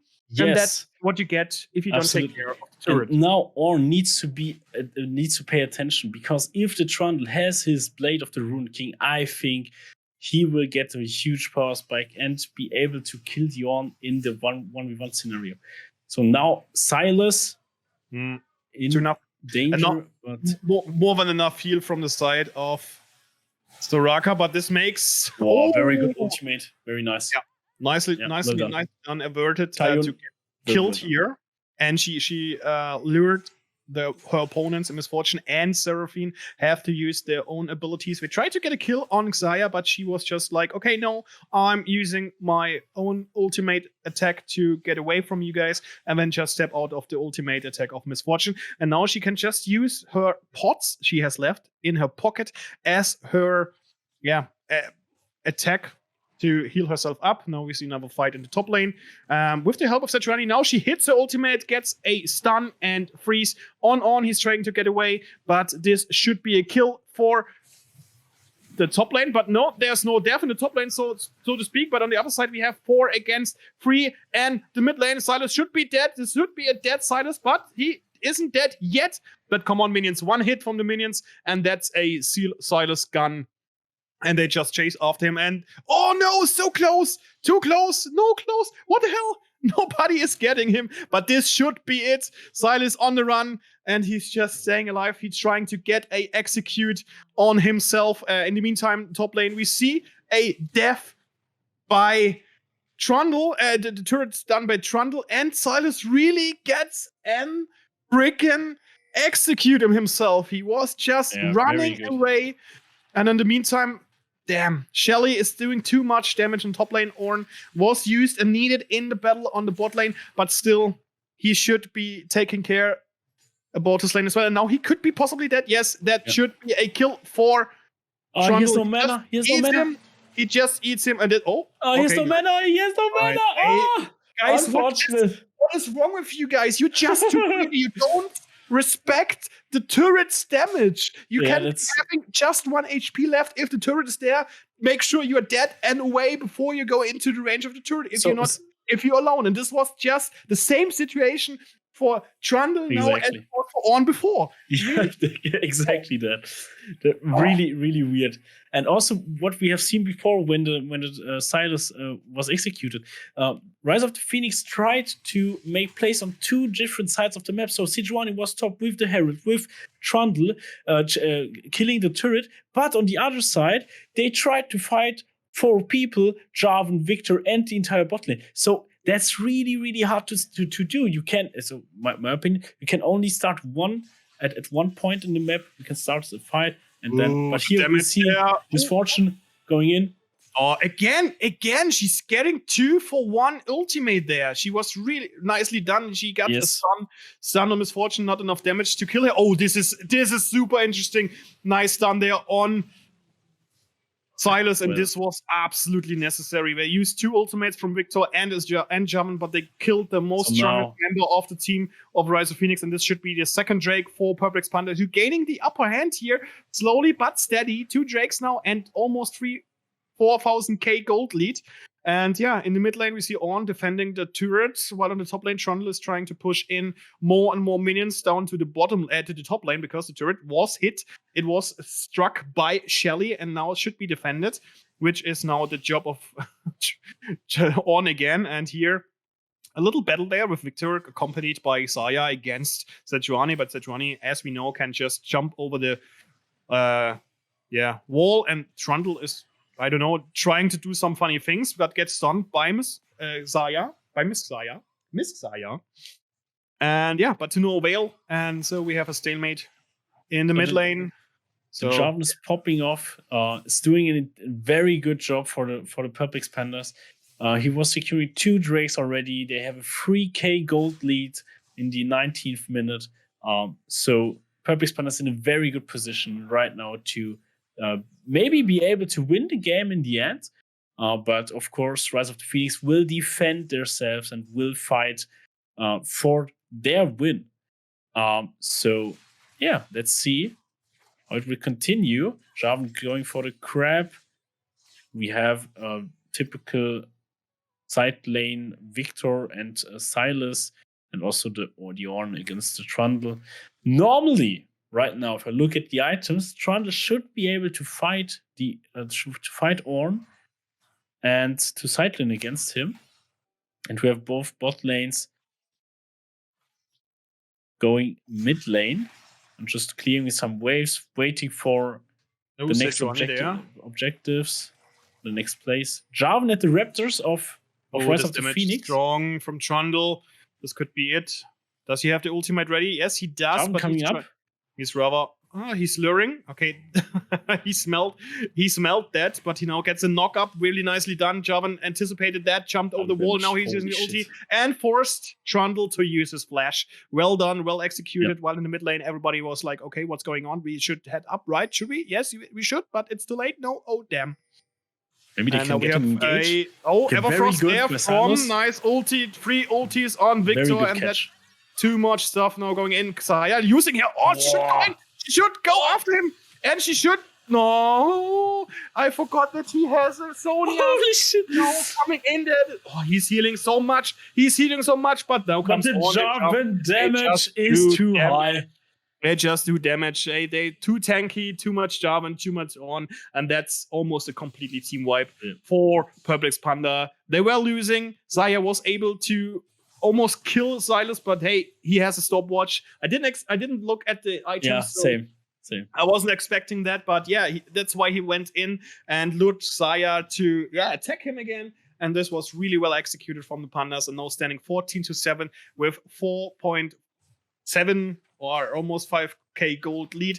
And yeah, what is Trundle trying to do here? He's trying to get some damage, but this could be his demise if he stick with attacking. But now he managed to get out at the same time. Now he's trying to get after Orn, who's accompanied by Misfortune, who's trying to get some damage onto the minions, but nope, there's nothing happening. And even the blue ward is just being handled quickly by Soraka, who's now heading back to base, just using her money she just gained by being Soraka, while Xayah is cleaning up their own jungle. And Victor is now getting his blue buff, which is absolutely necessary for him to use his abilities throughout the entire time without regaining too much money. Makes me funny in the rich man's world. So now we have Victor coming back from a 0-3-8 break in 1 minute. A break in a minute? Okay. Break in a minute. Which is Drake. No. We don't want to break. We want the game to continue. Obviously. Oh, nice damage there from Victor on Seraphine. She didn't respect the possibility that there was a ward within the brush. And now we will have a fight for the third Drake. But it seems like that it will go into the hands of Rise of Phoenix because there's nobody really contesting that. Okay, the Drake is not up yet. I misinterpreted the situation right now. I'm sorry for my very bad English. What we have here is now they engage. Oh, nice engage there on. Oh, very good engage. Oh, but we have a very good Seraphine. Soraka keeps his jungler alive to get some damage in. Now Silas comes from the left, but the ultimate is coming out from on. He push up everybody, but Silas damage is too strong. Xayah nicely done there with a QE and stuns everybody. And a kill for Victor now 2 kills in. It was really nicely done, executed from Purple Expander, even though they get 3 kills in the rod 8, 2 kills on the side for Rise of Phoenix in form of Misfortune. But this is the third Drake for the Purple Expanders, and so to speak, soul point for the current leader in gold, kills, and Drakes. Tough game for the Rise of the Phoenix right here. 6k gold behind. Soul point for Purple Expanders. and almost on every lane they have an item advantage. Beside bot lane, actually. That's interesting. So yes, 10 kills behind, but still they can still win the game. They can still come back like the last game.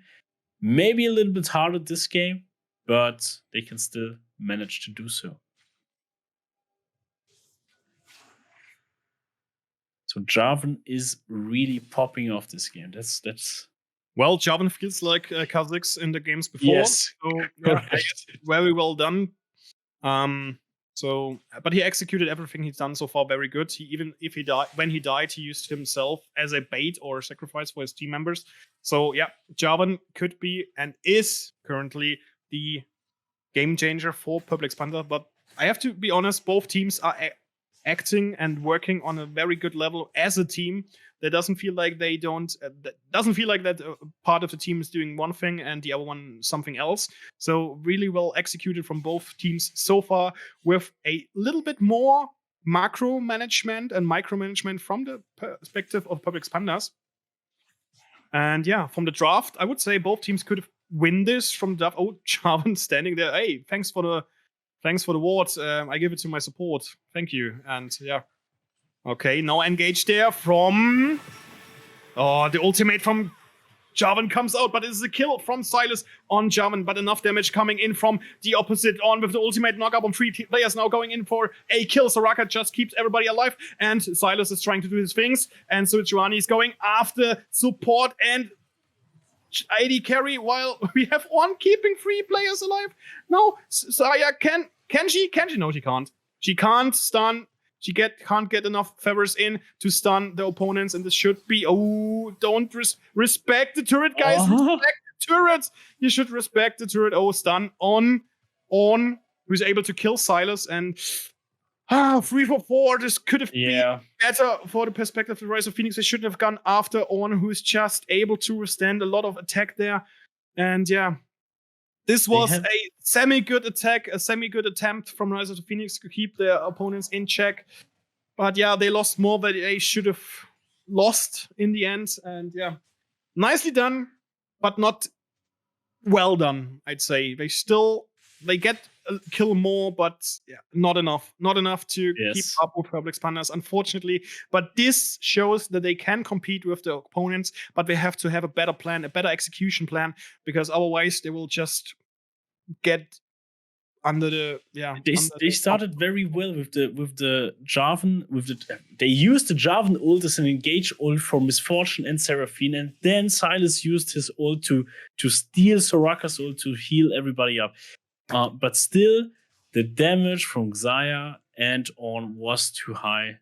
And actually, they don't deal enough damage to kill On fast enough. So Trundle is the only person who, in my opinion, they're trying to bait. Oh, okay, Blue's coming up. Sejuani is coming down. They try to get engaged in here. Okay, blue buff now for Victor, I guess. Yes, Victor gets a blue buff, which makes sense because he needs that.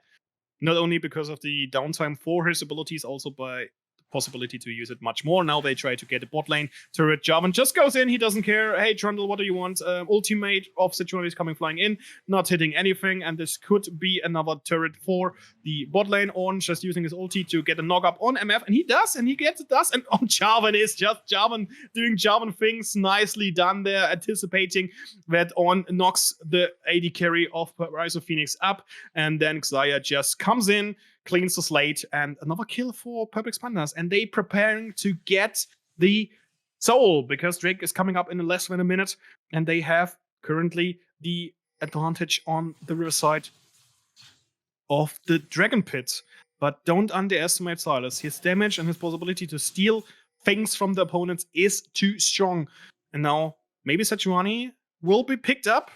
Yes, Jarvan goes in. He doesn't have an ulti yet ready, but it doesn't matter. There's so much damage from Xayah coming in. Sylas can do so much damage using his Zonias now to get golden, and flashes out, uses the flash, but not enough to stay alive. And Seraphine will be finished up by Victor, who gets a double kill. And this is the soul for Public Expanders. And yeah, only Misfortune and Trundle stay alive. As you can see, Trundle was almost dead.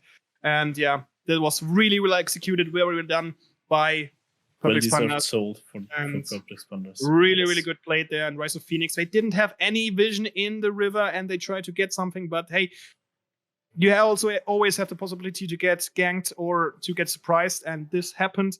And yeah, the damage was just too high from the side of Public Spanners. And yeah, now it looks very, very dire for the team in red to make it here in the big final of the Accenture Game League of Legends.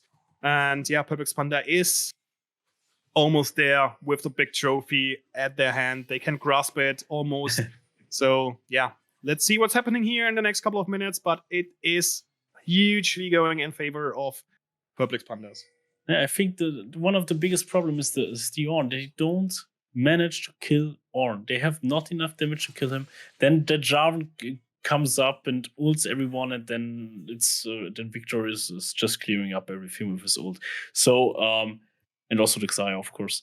So very tough game for the Rise of the Phoenix, unfortunately, but well deserved for Public Spanners right here.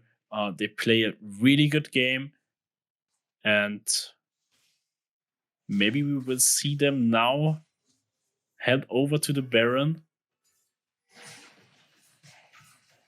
Rise of the Phoenix is clearing the last mid lane wave. Try to go into the jungle, but Public Spanners is already waiting for them. So they have a huge wave on bot side. Needs to clear the bot wave, but need also to go to the Baron since they are starting it. Yeah, the damage is huge. They can just go for it. But we see this will be a clash. Oh, they come from the pit. There's a ward now inside. Silas is trying to do something, but the ultimate. Seraphine doesn't hit too much, but the damage from Misfortune is there. It's really strong, but Jarvan tries to do anything, but he gets knocked down now. Triple kill for Misfortune. And this is the play Rise of Phoenix was looking for, 4-for-1. And this Look how tanky he is. This should be it. This should be the fight Rise of Phoenix were looking for. Flash And out there, Baron. but it is not enough. The Ornn pillar comes out, but they don't care. They take Baron, and this was a huge play. This was a play Rise of Phoenix were looking for, and they want to get it done. They want to have the Baron from their side. Ornn is just unkillable for them. They cannot kill the Ornn, but it doesn't matter. They have the opportunity to get the Baron. They get the bounty gold from Baron. They get the bounty gold from Baron. This is Baron for Rise of Phoenix. This was a play they wanted to have. And wow. Very well executed. And now we have a more even game, even though that's just still 2.3k down. But Rise of Phoenix is coming back. This is coming back for them. And really very well executed, especially from Misfortune, who gets you 3 kills or 2 kills. I'm not sure yet. I'm not really sure. But yeah, that was a game they were looking for. Such plays can be a game changer. And this is what they have to. Seraphine ult was insane in this fight. That was insane. I think it hit 4 people from Public Spanners. Really good ult. Very well executed.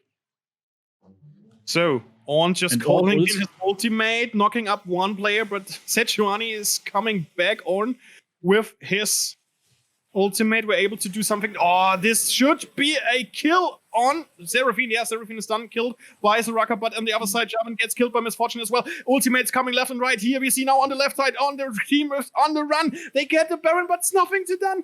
A Misfortune ultimate comes too little, too late, and this is almost a wasted ultimate on the side of Rise of Phoenix. We were doing so well, and then just one fight for Public Spanners, and this could be it. They could just finish this if they keep pushing, because it's up to 20 seconds until Seraphine is coming back, and this can be the end. Do they finish, or do they go for something else? No, they try to finish it.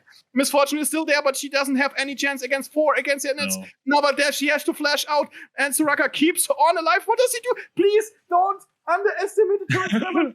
But that's it. That's it. We have it. GG. After 2 amazing team fights, and we will have a winner of today's League of Legends. That was amazing. Tournament. Public Spanners, GG, well played. I'm out. So we had so many fights. So the first fight, Perplex Panda win. Then the next fight, Rise of the Phoenix win. Then the next fight, Perplex Pandas won again. It was amazing to see how the teams came back and won the fight. So yeah, I cannot speak anymore. Actually, if you saw my heart rate when we just switched over to the 4cam, actually it was somewhere 102, 103. It was very like.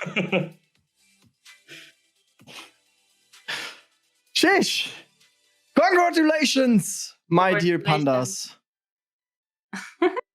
He's trying to do a panda face. No, but such an exciting match, especially towards the end. It was amazing to see. Sheesh.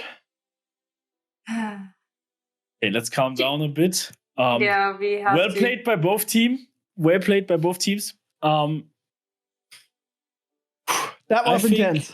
The Javan and the Orn, and of course the rest of the team. But I think both of them were the main part for Purpose Plan of why they won the game. So Orn was just unkillable for anyone of Rise of the Phoenix, and Javan just did the entire early game for them, and also the engages later on. So very well played by both teams, especially two Purple Spanners, and congratulations to you winning the AJL. And I think we have also a total winner, don't we, right now? Yeah, I think so. The leaderboard is currently being updated. Yes, but I'm so curious. But it's clear. But it's clear to I tend to say who it is. It is clear. Yes. So. And the captain is again with his team. It's not possible. He's not possible. Now we need another APL, and then we need to see. Whew. By the way, quick one before we go into the interview. The chat may have seen there is a link which I just tried to bring up. So there's a menti.com link. You can just click on it and vote for your favorite team. Of course, you folks in here can do that as well. I voted for my team already, so you can do it as well. I also just did. I'm just saying, right now we have 3 teams which are pretty close to each other. So I'm not going to reveal who it is. Oh, but guys, why not? keep voting. Keep voting. We will do that at the very end. So the Golden Pineapple is the underdog, the hidden one, which we're doing at the very last. And I think we're having a leaderboard, folks. Wow.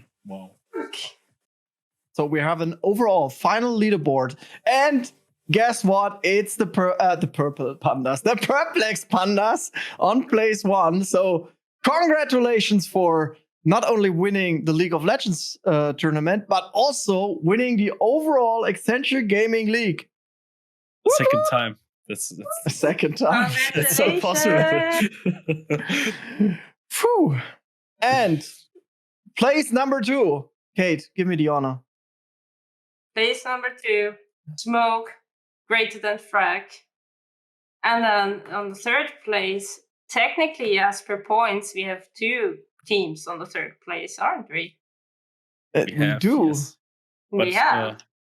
Looking at the rules, Where's My Team Gaming won the tiebreak since they were the first place for one game. I think it was CS:GO. Please correct me if I'm wrong. But they were the first place for one game, and Team didn't manage to win one game. So that's the reason why Where's My Team Gaming is the 3rd place right now. Then I would say congratulations. The 3rd place. Where's My Team Gaming? Wow. And then on the 4th, we have Team. And then on the 5th one, Barely Managing. Well, what exciting 5 weeks. It was so tight. As you can see, this is what I love about AGL. You know, Perplex Pandas were somewhere at the bottom, and they managed over those 5 weeks to come back. I just love to see how the dynamic changes. And it's just amazing. It's thrilling. It never gets boring here. Awesome. I love it. Whew. 670 points. Mamma mia. And Yes. guys, now wait. We Second missed something. So now we just announced who is going to win, or who has won, not going to win, who has won actually. So our first 3 places are set. So what are those folks are winning? Kate, So, enlighten us. So, Team 1, or not Team 1, it's getting late, I'm sorry. But Perplex Pandas, the entire team, wins a full package of the high-end gaming keyboard from Rocket, the mouse, and the headset. So each of the teams. And then Smoke, Rated, and Frack, same, but the second tier, and Where Is My Team Gaming will win also a gaming mouse, keyboard, and headset. The third top tier from Rocket. Of course, everyone else who participated at HEO will also win something. What it exactly is going to be a surprise. But I think there is a lot what you will get, and a lot of good stuff you will get, and I think definitely something to wait for. Awesome. And of course, Perplex Team is Pandas. winning. Perplex Pandas is winning the HL trophy. Hello, the trophy. Absolutely. By the way, I don't know what's going on. Right now, there is a huge something going on in the Mentimeter. I don't know if someone has found a workaround and can just vote multiple times. But holy crap, we're getting a lot of votes in here, and we got a clear favorite right now. I'm still not gonna reveal it. Because we just get them some more time. Guys, you still can vote for your favorite team. By the way, who of us wants to do the interview? Because I just see from a technical point of view, we get 3 people in here from the Pandas. So who of us might be the nice looking guys in front, and who wants to be the voice from the back? I'm volunteer for be the voice in the back because I'm just not that pretty looking. Yes, René, you are that pretty looking. I think you have the honor, since you weren't there in the CSGO week, you have the honor to do the last interview. Me? Yes. Actually, I can't question any qualified questions. I mean, definitely Nico has to do the interview. Okay, Nico can do it. Yes, Nico can do it, please. Yes. No!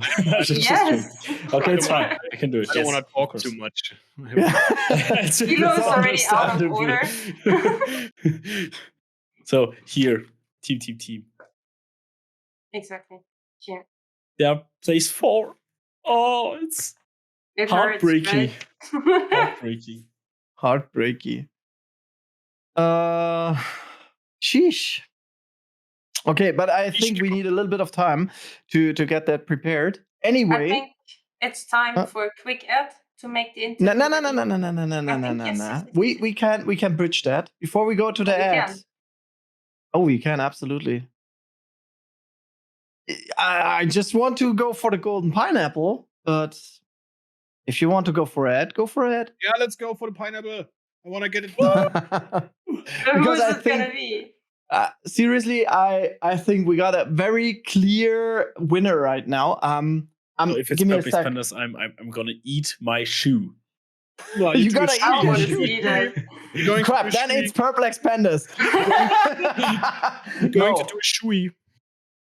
Give me a sec. I'm gonna post that into at least in our Discord chat. Hopefully our technical guys somehow can implement that. I hope so, at least. Let's see. It's not that nice. It's not that cool. But the winner, Rise of the Phoenix. Rise of the Phoenix, place 1 with now hold your ass tight on your chair. horses. Hold your horses. Whatever. Just keep sitting.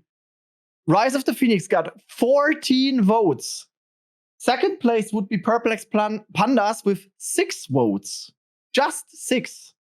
And we got the third place team, which is now, Nico, it's team. Yeah.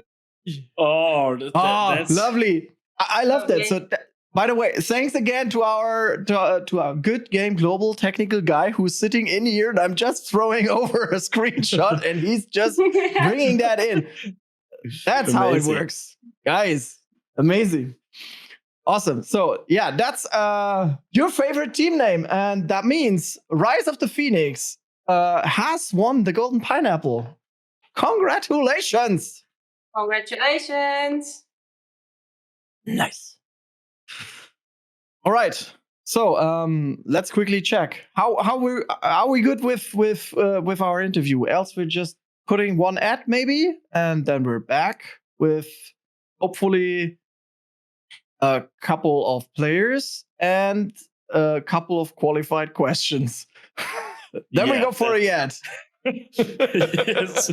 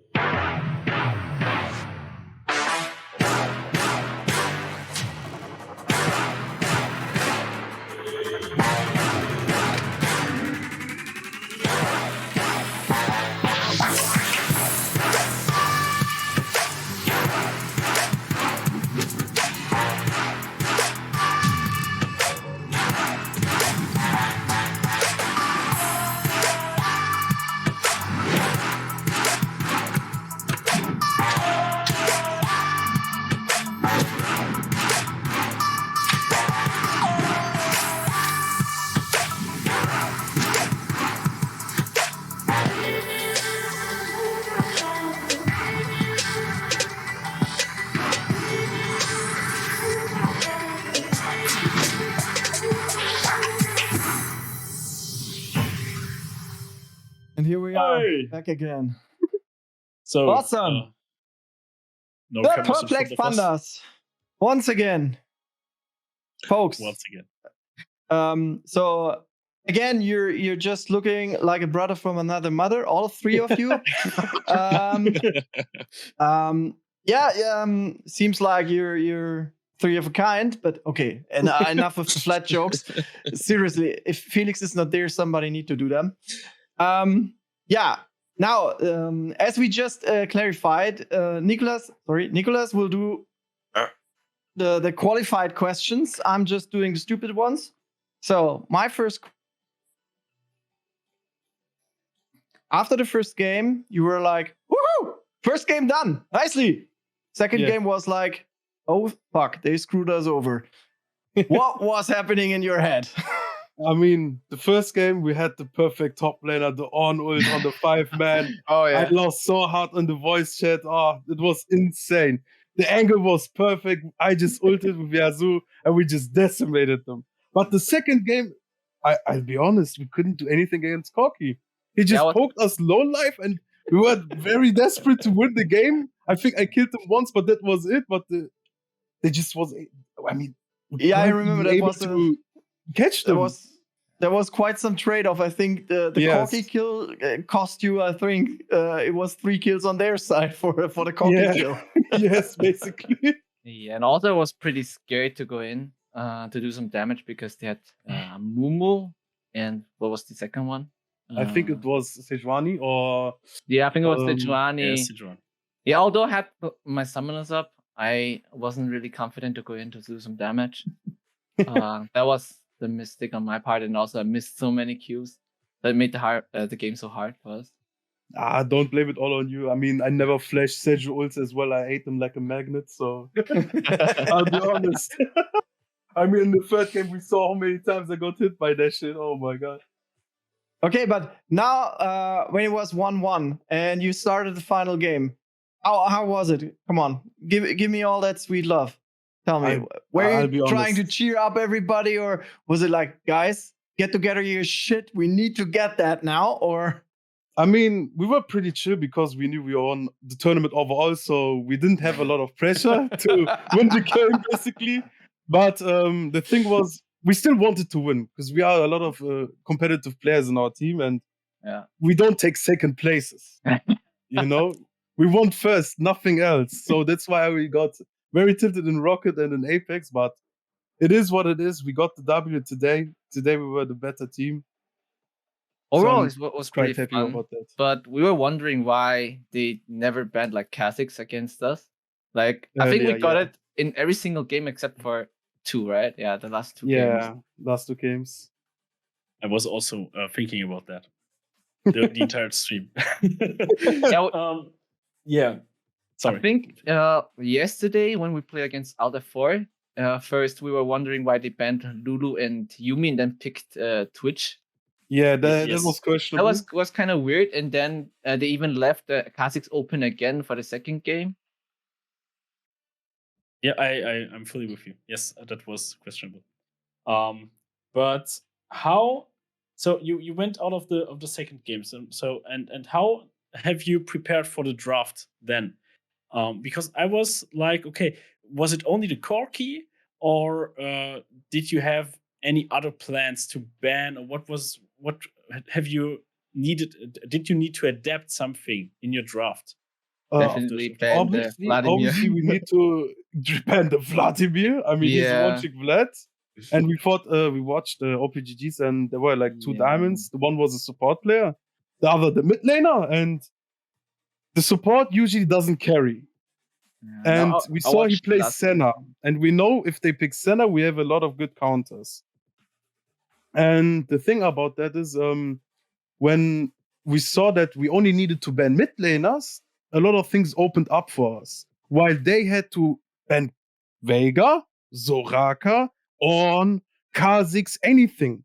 Because we have a lot of champions we can play around with. So our plan was ban the mid laners, watch what they pick. Okay, they always pick Misfortune first. Now we know, okay, we can maybe play around that, and probably they will pick something aggressive on the bot lane.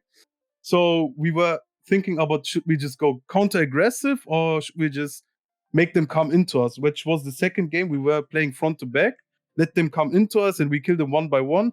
Unfortunately, the Corki was too fat in the late game, and we got decimated by that, but that only happened because we gave him 3 kills in the early game and the roams. But that happens. And also he used sometimes his packages really well. Yes, he used his packages really good. And the Amumu had a lot of good angles when we got catched by him, so as said, they were playing good. In the combination with Amumu and the Corki package, I think that there was some actions where they just run over you after. Actually, so that was quite hard for you. That game was. I mean, it was winnable, but yes, it went quite offhand.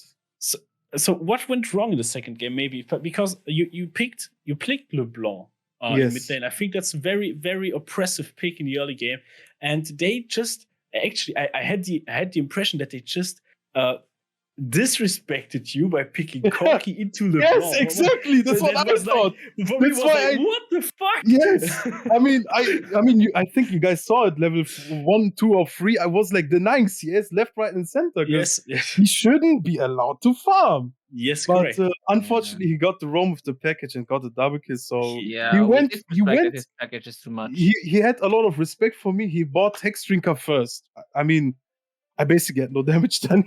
I think on the bot lane play where they dove us, right? I went in and boom, he had Hexdrinker, and I couldn't kill him. And I died, and I was like, wait, so that item literally cost me the game?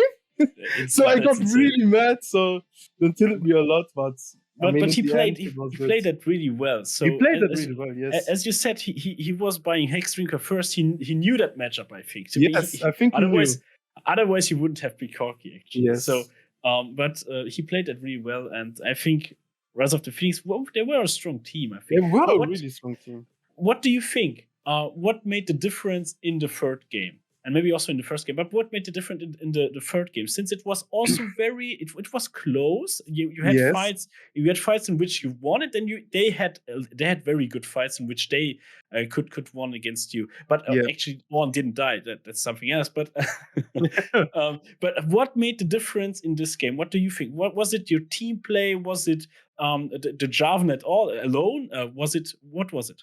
What would you say? Two things. Our insane jungler and Yeah, he the was on good, top lane. I mean, you can't tell me he is undivable, kills everyone, is a menace to society, is a tank, a mage, assassin, a playmaker. I mean, come on. This champion is broken for years. And then he's I'm winning telling against you. Trundle. And he wins against Trundle. I mean, come on. It was one of the hardest matchup, and he dives him. Like, you know, I mean, I was crying because we were like playing the match, and then we heard first blood. We look at top lane, it's on, diving him. I was like, what the fuck, bro? You cracked. Yeah, he won So, so many It dives. was insane. I mean, one time he died though. He overestimated himself, but hey, that happens. Limit testing, ain't it? But also in the second game, I was like, how can a Maokai win against the Trundle? I was really impressed and also Yeah. surprised. So what? Yeah, I maybe. think on the top lane with the Trundle and Maokai pick is Trundle was overestimating on Maokai, and he dove early game, right? Yes. So correct. he just pressed W, Q, he takes all the tower shots and he dies. I mean, if you're trying to dive a Maokai, you should always do it with two person. I think they did with two, right? If I Yes, remember they correctly. did. Yeah, with two. And did. I think they both don't have a lot of experience diving. I think they had miscommunication about taking turret shots or something. But obviously, diving is obviously a thing you should do at high elo, because at low elo it could go easily wrong. Yes, but you said they had diamond players in their Yes, team. two of them. What elo have you played, or are you playing it?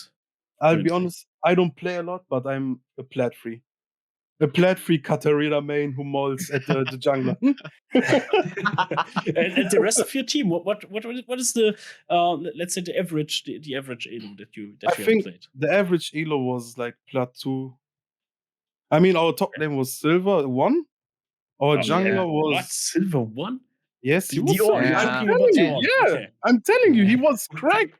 Yeah, I mean, obviously they ran into him and got dived, and I mean he survived. Yeah, They misplayed a still- lot of dives. Yeah, and I mean, I think you guys saw it at the top lane as well. He literally gave up CS a lot Yeah. to be able to don't int, you know. So Yeah. I respect it a lot, because I think it was the Shen game yesterday. Yeah, the first game yesterday Yeah, And, against early managing, I think. yeah, And funny thing is, we didn't have like our team comp until the first game day. Like actually, we were planning, I think, our top laner to go mid, and Yeah. we had to go with AD carry and me top, and we kind of like, I don't know, just said, okay, let's play it like this, and we weren't expecting like too much from let's say, I mean, our top laner didn't like really play top. He tried He's a mid support and player. jungle. yeah. And yeah, he mains support, and we were like, okay, just play anything like tanky, and as long as you don't Just die too don't much, die. and Yeah. we should be able to win. And like we didn't like to expect him like to solo 2 people of them when they dive, and That that's so was often. That insane. was so funny, and yeah, Uh, that's why he actually like played so safe in the first game against barely managing, and gave up so many CS. And I think after that first game, he kind of gained the confidence to really fight. And you And like, he played actually on. see, yeah, you actually see him picking up more CS within the games. Yes. amazing. So I have one last question, René, before you can take over again. So, Mitchell, straight question to you right now. Yes. As a team captain, you have now managed to win the AGL for the second time. So the AGL 1.0, AGL 2.0, you won both. So, are you proud of your team? Please again, sorry. Are you proud of your team? What would you like Hey, to tell them? For sure. I'm really proud of the team, and I would just for League of Legends, I would just say the words of Fiilou here. Here, respect the tower damage. But in regards to the other games like Rocket League and Apex, here Boya, Phil, and Kevin really did the job. So they were actually like in the WhatsApp group we have already like, yeah, we need to work on that and do that and practice that. So they were actually playing like a team and always be preparing. And yeah, I did my job with a little bit of trash talking in the chat and stuff like that, and they did the rest. And they did the rest. So you did the perfect captain. Yeah. In Sounds secret, like it, yeah. he also Learn from promised a Mark. bottle of champagne. If we win. Ah, Oh, nice. That was your motivation. Surely, yeah. nice. Very nice. So then I'm coming up with my last question as well. So it goes more or less into the same direction. Now you've won 2 times. I would say the pressure is on you because AGL 3.0 is coming as well next year. Really? Hey, really? Wow. Of course. I What a was ready question. for that. Had you any doubt? Okay, I mean, guys, we need to no. discuss that on another level. It was not officially announced yet, so now it is. Of course, there's always after AGL, there's before AGL. Guys, no question about that. So, if you've won now 2 times, now pressure is on you. There will be a 3rd time, obviously. And guys, now you need to defend your title because 2 times in a row, 3rd one will come. And you need to come up with another great name because clearly this time you didn't have the greatest name. We already No. I think you guys don't get the naming scheme. Last year, I think Mitch's team's name was what again? I forgot. Reeking Rats. Reeking Rats, right? Reeking Reeking Rats. Rats, which is RR. Which is RR. Now we were Perplex Pandas, which is PP. That is absolutely And awesome. we are thinking about the next year's name, and we have a lot of votes for them, and it's Don't very say it interesting yet. one. I won't say it. No, Yeah, I okay. won't say it. Very I good. won't say You it. guys will find out next year. But so that means Mitch is set already for next year because I know Mark, and if you're not there, I will make you here. And guys, That's true, then yeah. pressure's on you. So I want to see names. I want to see success. I want to see that you defend your title next year. Hopefully. I see in the chat. Maybe let the community vote for your team name next year. That's it.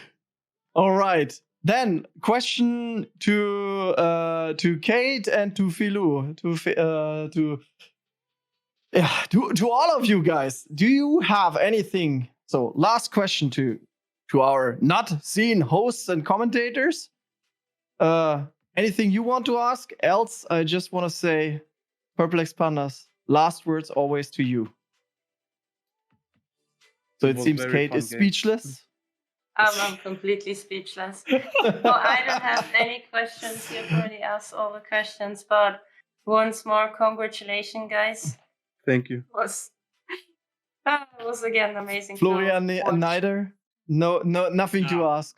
I'm done Then- because Nicolas asked anything I would have asked as well. Then Perplex Pandas, you've got the last word right now. You can greet your mother, your father, your brother from another mother. Nothing to say from them as well. Oh yeah, come on. I mean, I think every team played really good. It was a very fun tournament. Everyone GG's. I hope I guys see you in the next tournament. Maybe I'll be in it as well. Hopefully. I hope to GG's. drag you with Have a me. good I hope so as well. Maybe as a team captain. Maybe that would be fun. That would be fun. I'm dead. You are dead, especially you. Mitch can start as a player. And you will not win the Please next don't. AGL. Please don't do that. I can't play any games. Yeah. All right, but then thank you, folks, and enjoy your evening, enjoy your win, enjoy your success, and hopefully enjoy the bottle of champagne which Mitch is gonna pay for you. And I hope that's the Magnum one, the big one. It's going to come, sure. All right, thank you, folks. Thank you. Thanks, René. Wow. All right, That folks. was it. That was it. That was AGL. That was our winner. 2.0. That was our winner. That was our overall winner. I think the last thing we just need to say is, again, thank you to all our sponsors, partners. Shall I do the closing words for you? Yeah, come on. But one thing we've forgotten all the time, all the weeks, and that's highly important for me. We had so many people in the Twitch chat also who were following us, who are cheering at us. Thank you to those folks as well, because without them, this won't happen. Woo! All right. So, last day. It were incredible 5 weeks, incredible teams, incredible team captains. Big thanks and shout out to you guys for making this happen too, for taking care of the players. We all know sometimes it wasn't that easy. So thank you so much for keeping up and making this happen together with the organizational team. Big shout out to you guys for making this happen, for handling every process in the background, shifting around teams, or basically updating teams when somebody couldn't join last minute. I know it's a super hard job to do. And thank you so much, especially Timo, especially also to the whole Orga team. You guys are amazing, and thank you so much. I appreciate that you joined the journey for making this all happen. Just remember, guys, 2 years ago, there was basically nothing. Then also, great shout out to the casters. Felix, you are doing such a great job. Unbelievable. Marina as well. I'm so happy that she was there too. And then especially also Nico. No, it was your first time, but you're doing good. And then, of course, Fiilou or Florian, thank you so much for being here with us. And also big thanks to Sport1 for supporting us here. I hope we can do more of this in the future. And then, of course, big thanks to Rocket supporting us this year again with amazing gaming gear. Big shout out again to Good Game Global for supporting us during every competition or tournament that we have. Good Game Global. Good Game Global. And then, of course, Hybrid. Thanks you did it on the first time this time. Yeah. Hybrid, thank you so much that we can see that René is actually alive, not exploding. Still not drop that on the ground. He's a robot. Thanks to all the partners that supported us during the tournament, EA for the Apex service, and then also Master Blaster for setting up the platforms for CSGO. Yeah, I guess we got them all covered now. René? No. You? We What? missed something. Oh my god, what did we miss? Thank you, Kate, for fooling around all the time with me here. Aww. Thank you for being so lovely. Aww. Well, all right. Thanks back to you, René, for keeping up with me. Okay, guys, but I think we're done. Before it gets emotional and Kate starts to cry here, we just cut it off. Thanks, folks. Oh, the kitty is back. No, chat is going crazy if they see it again. Okay, Kitty wants to say goodbye as well. Nice. And I think that's it. Thank you for being with us. Thank you for fooling around with us. And good night. Thank you. Good fight. Good night, guys. Thanks a lot. Yes, soon. From underneath tree. I will see you where the ocean.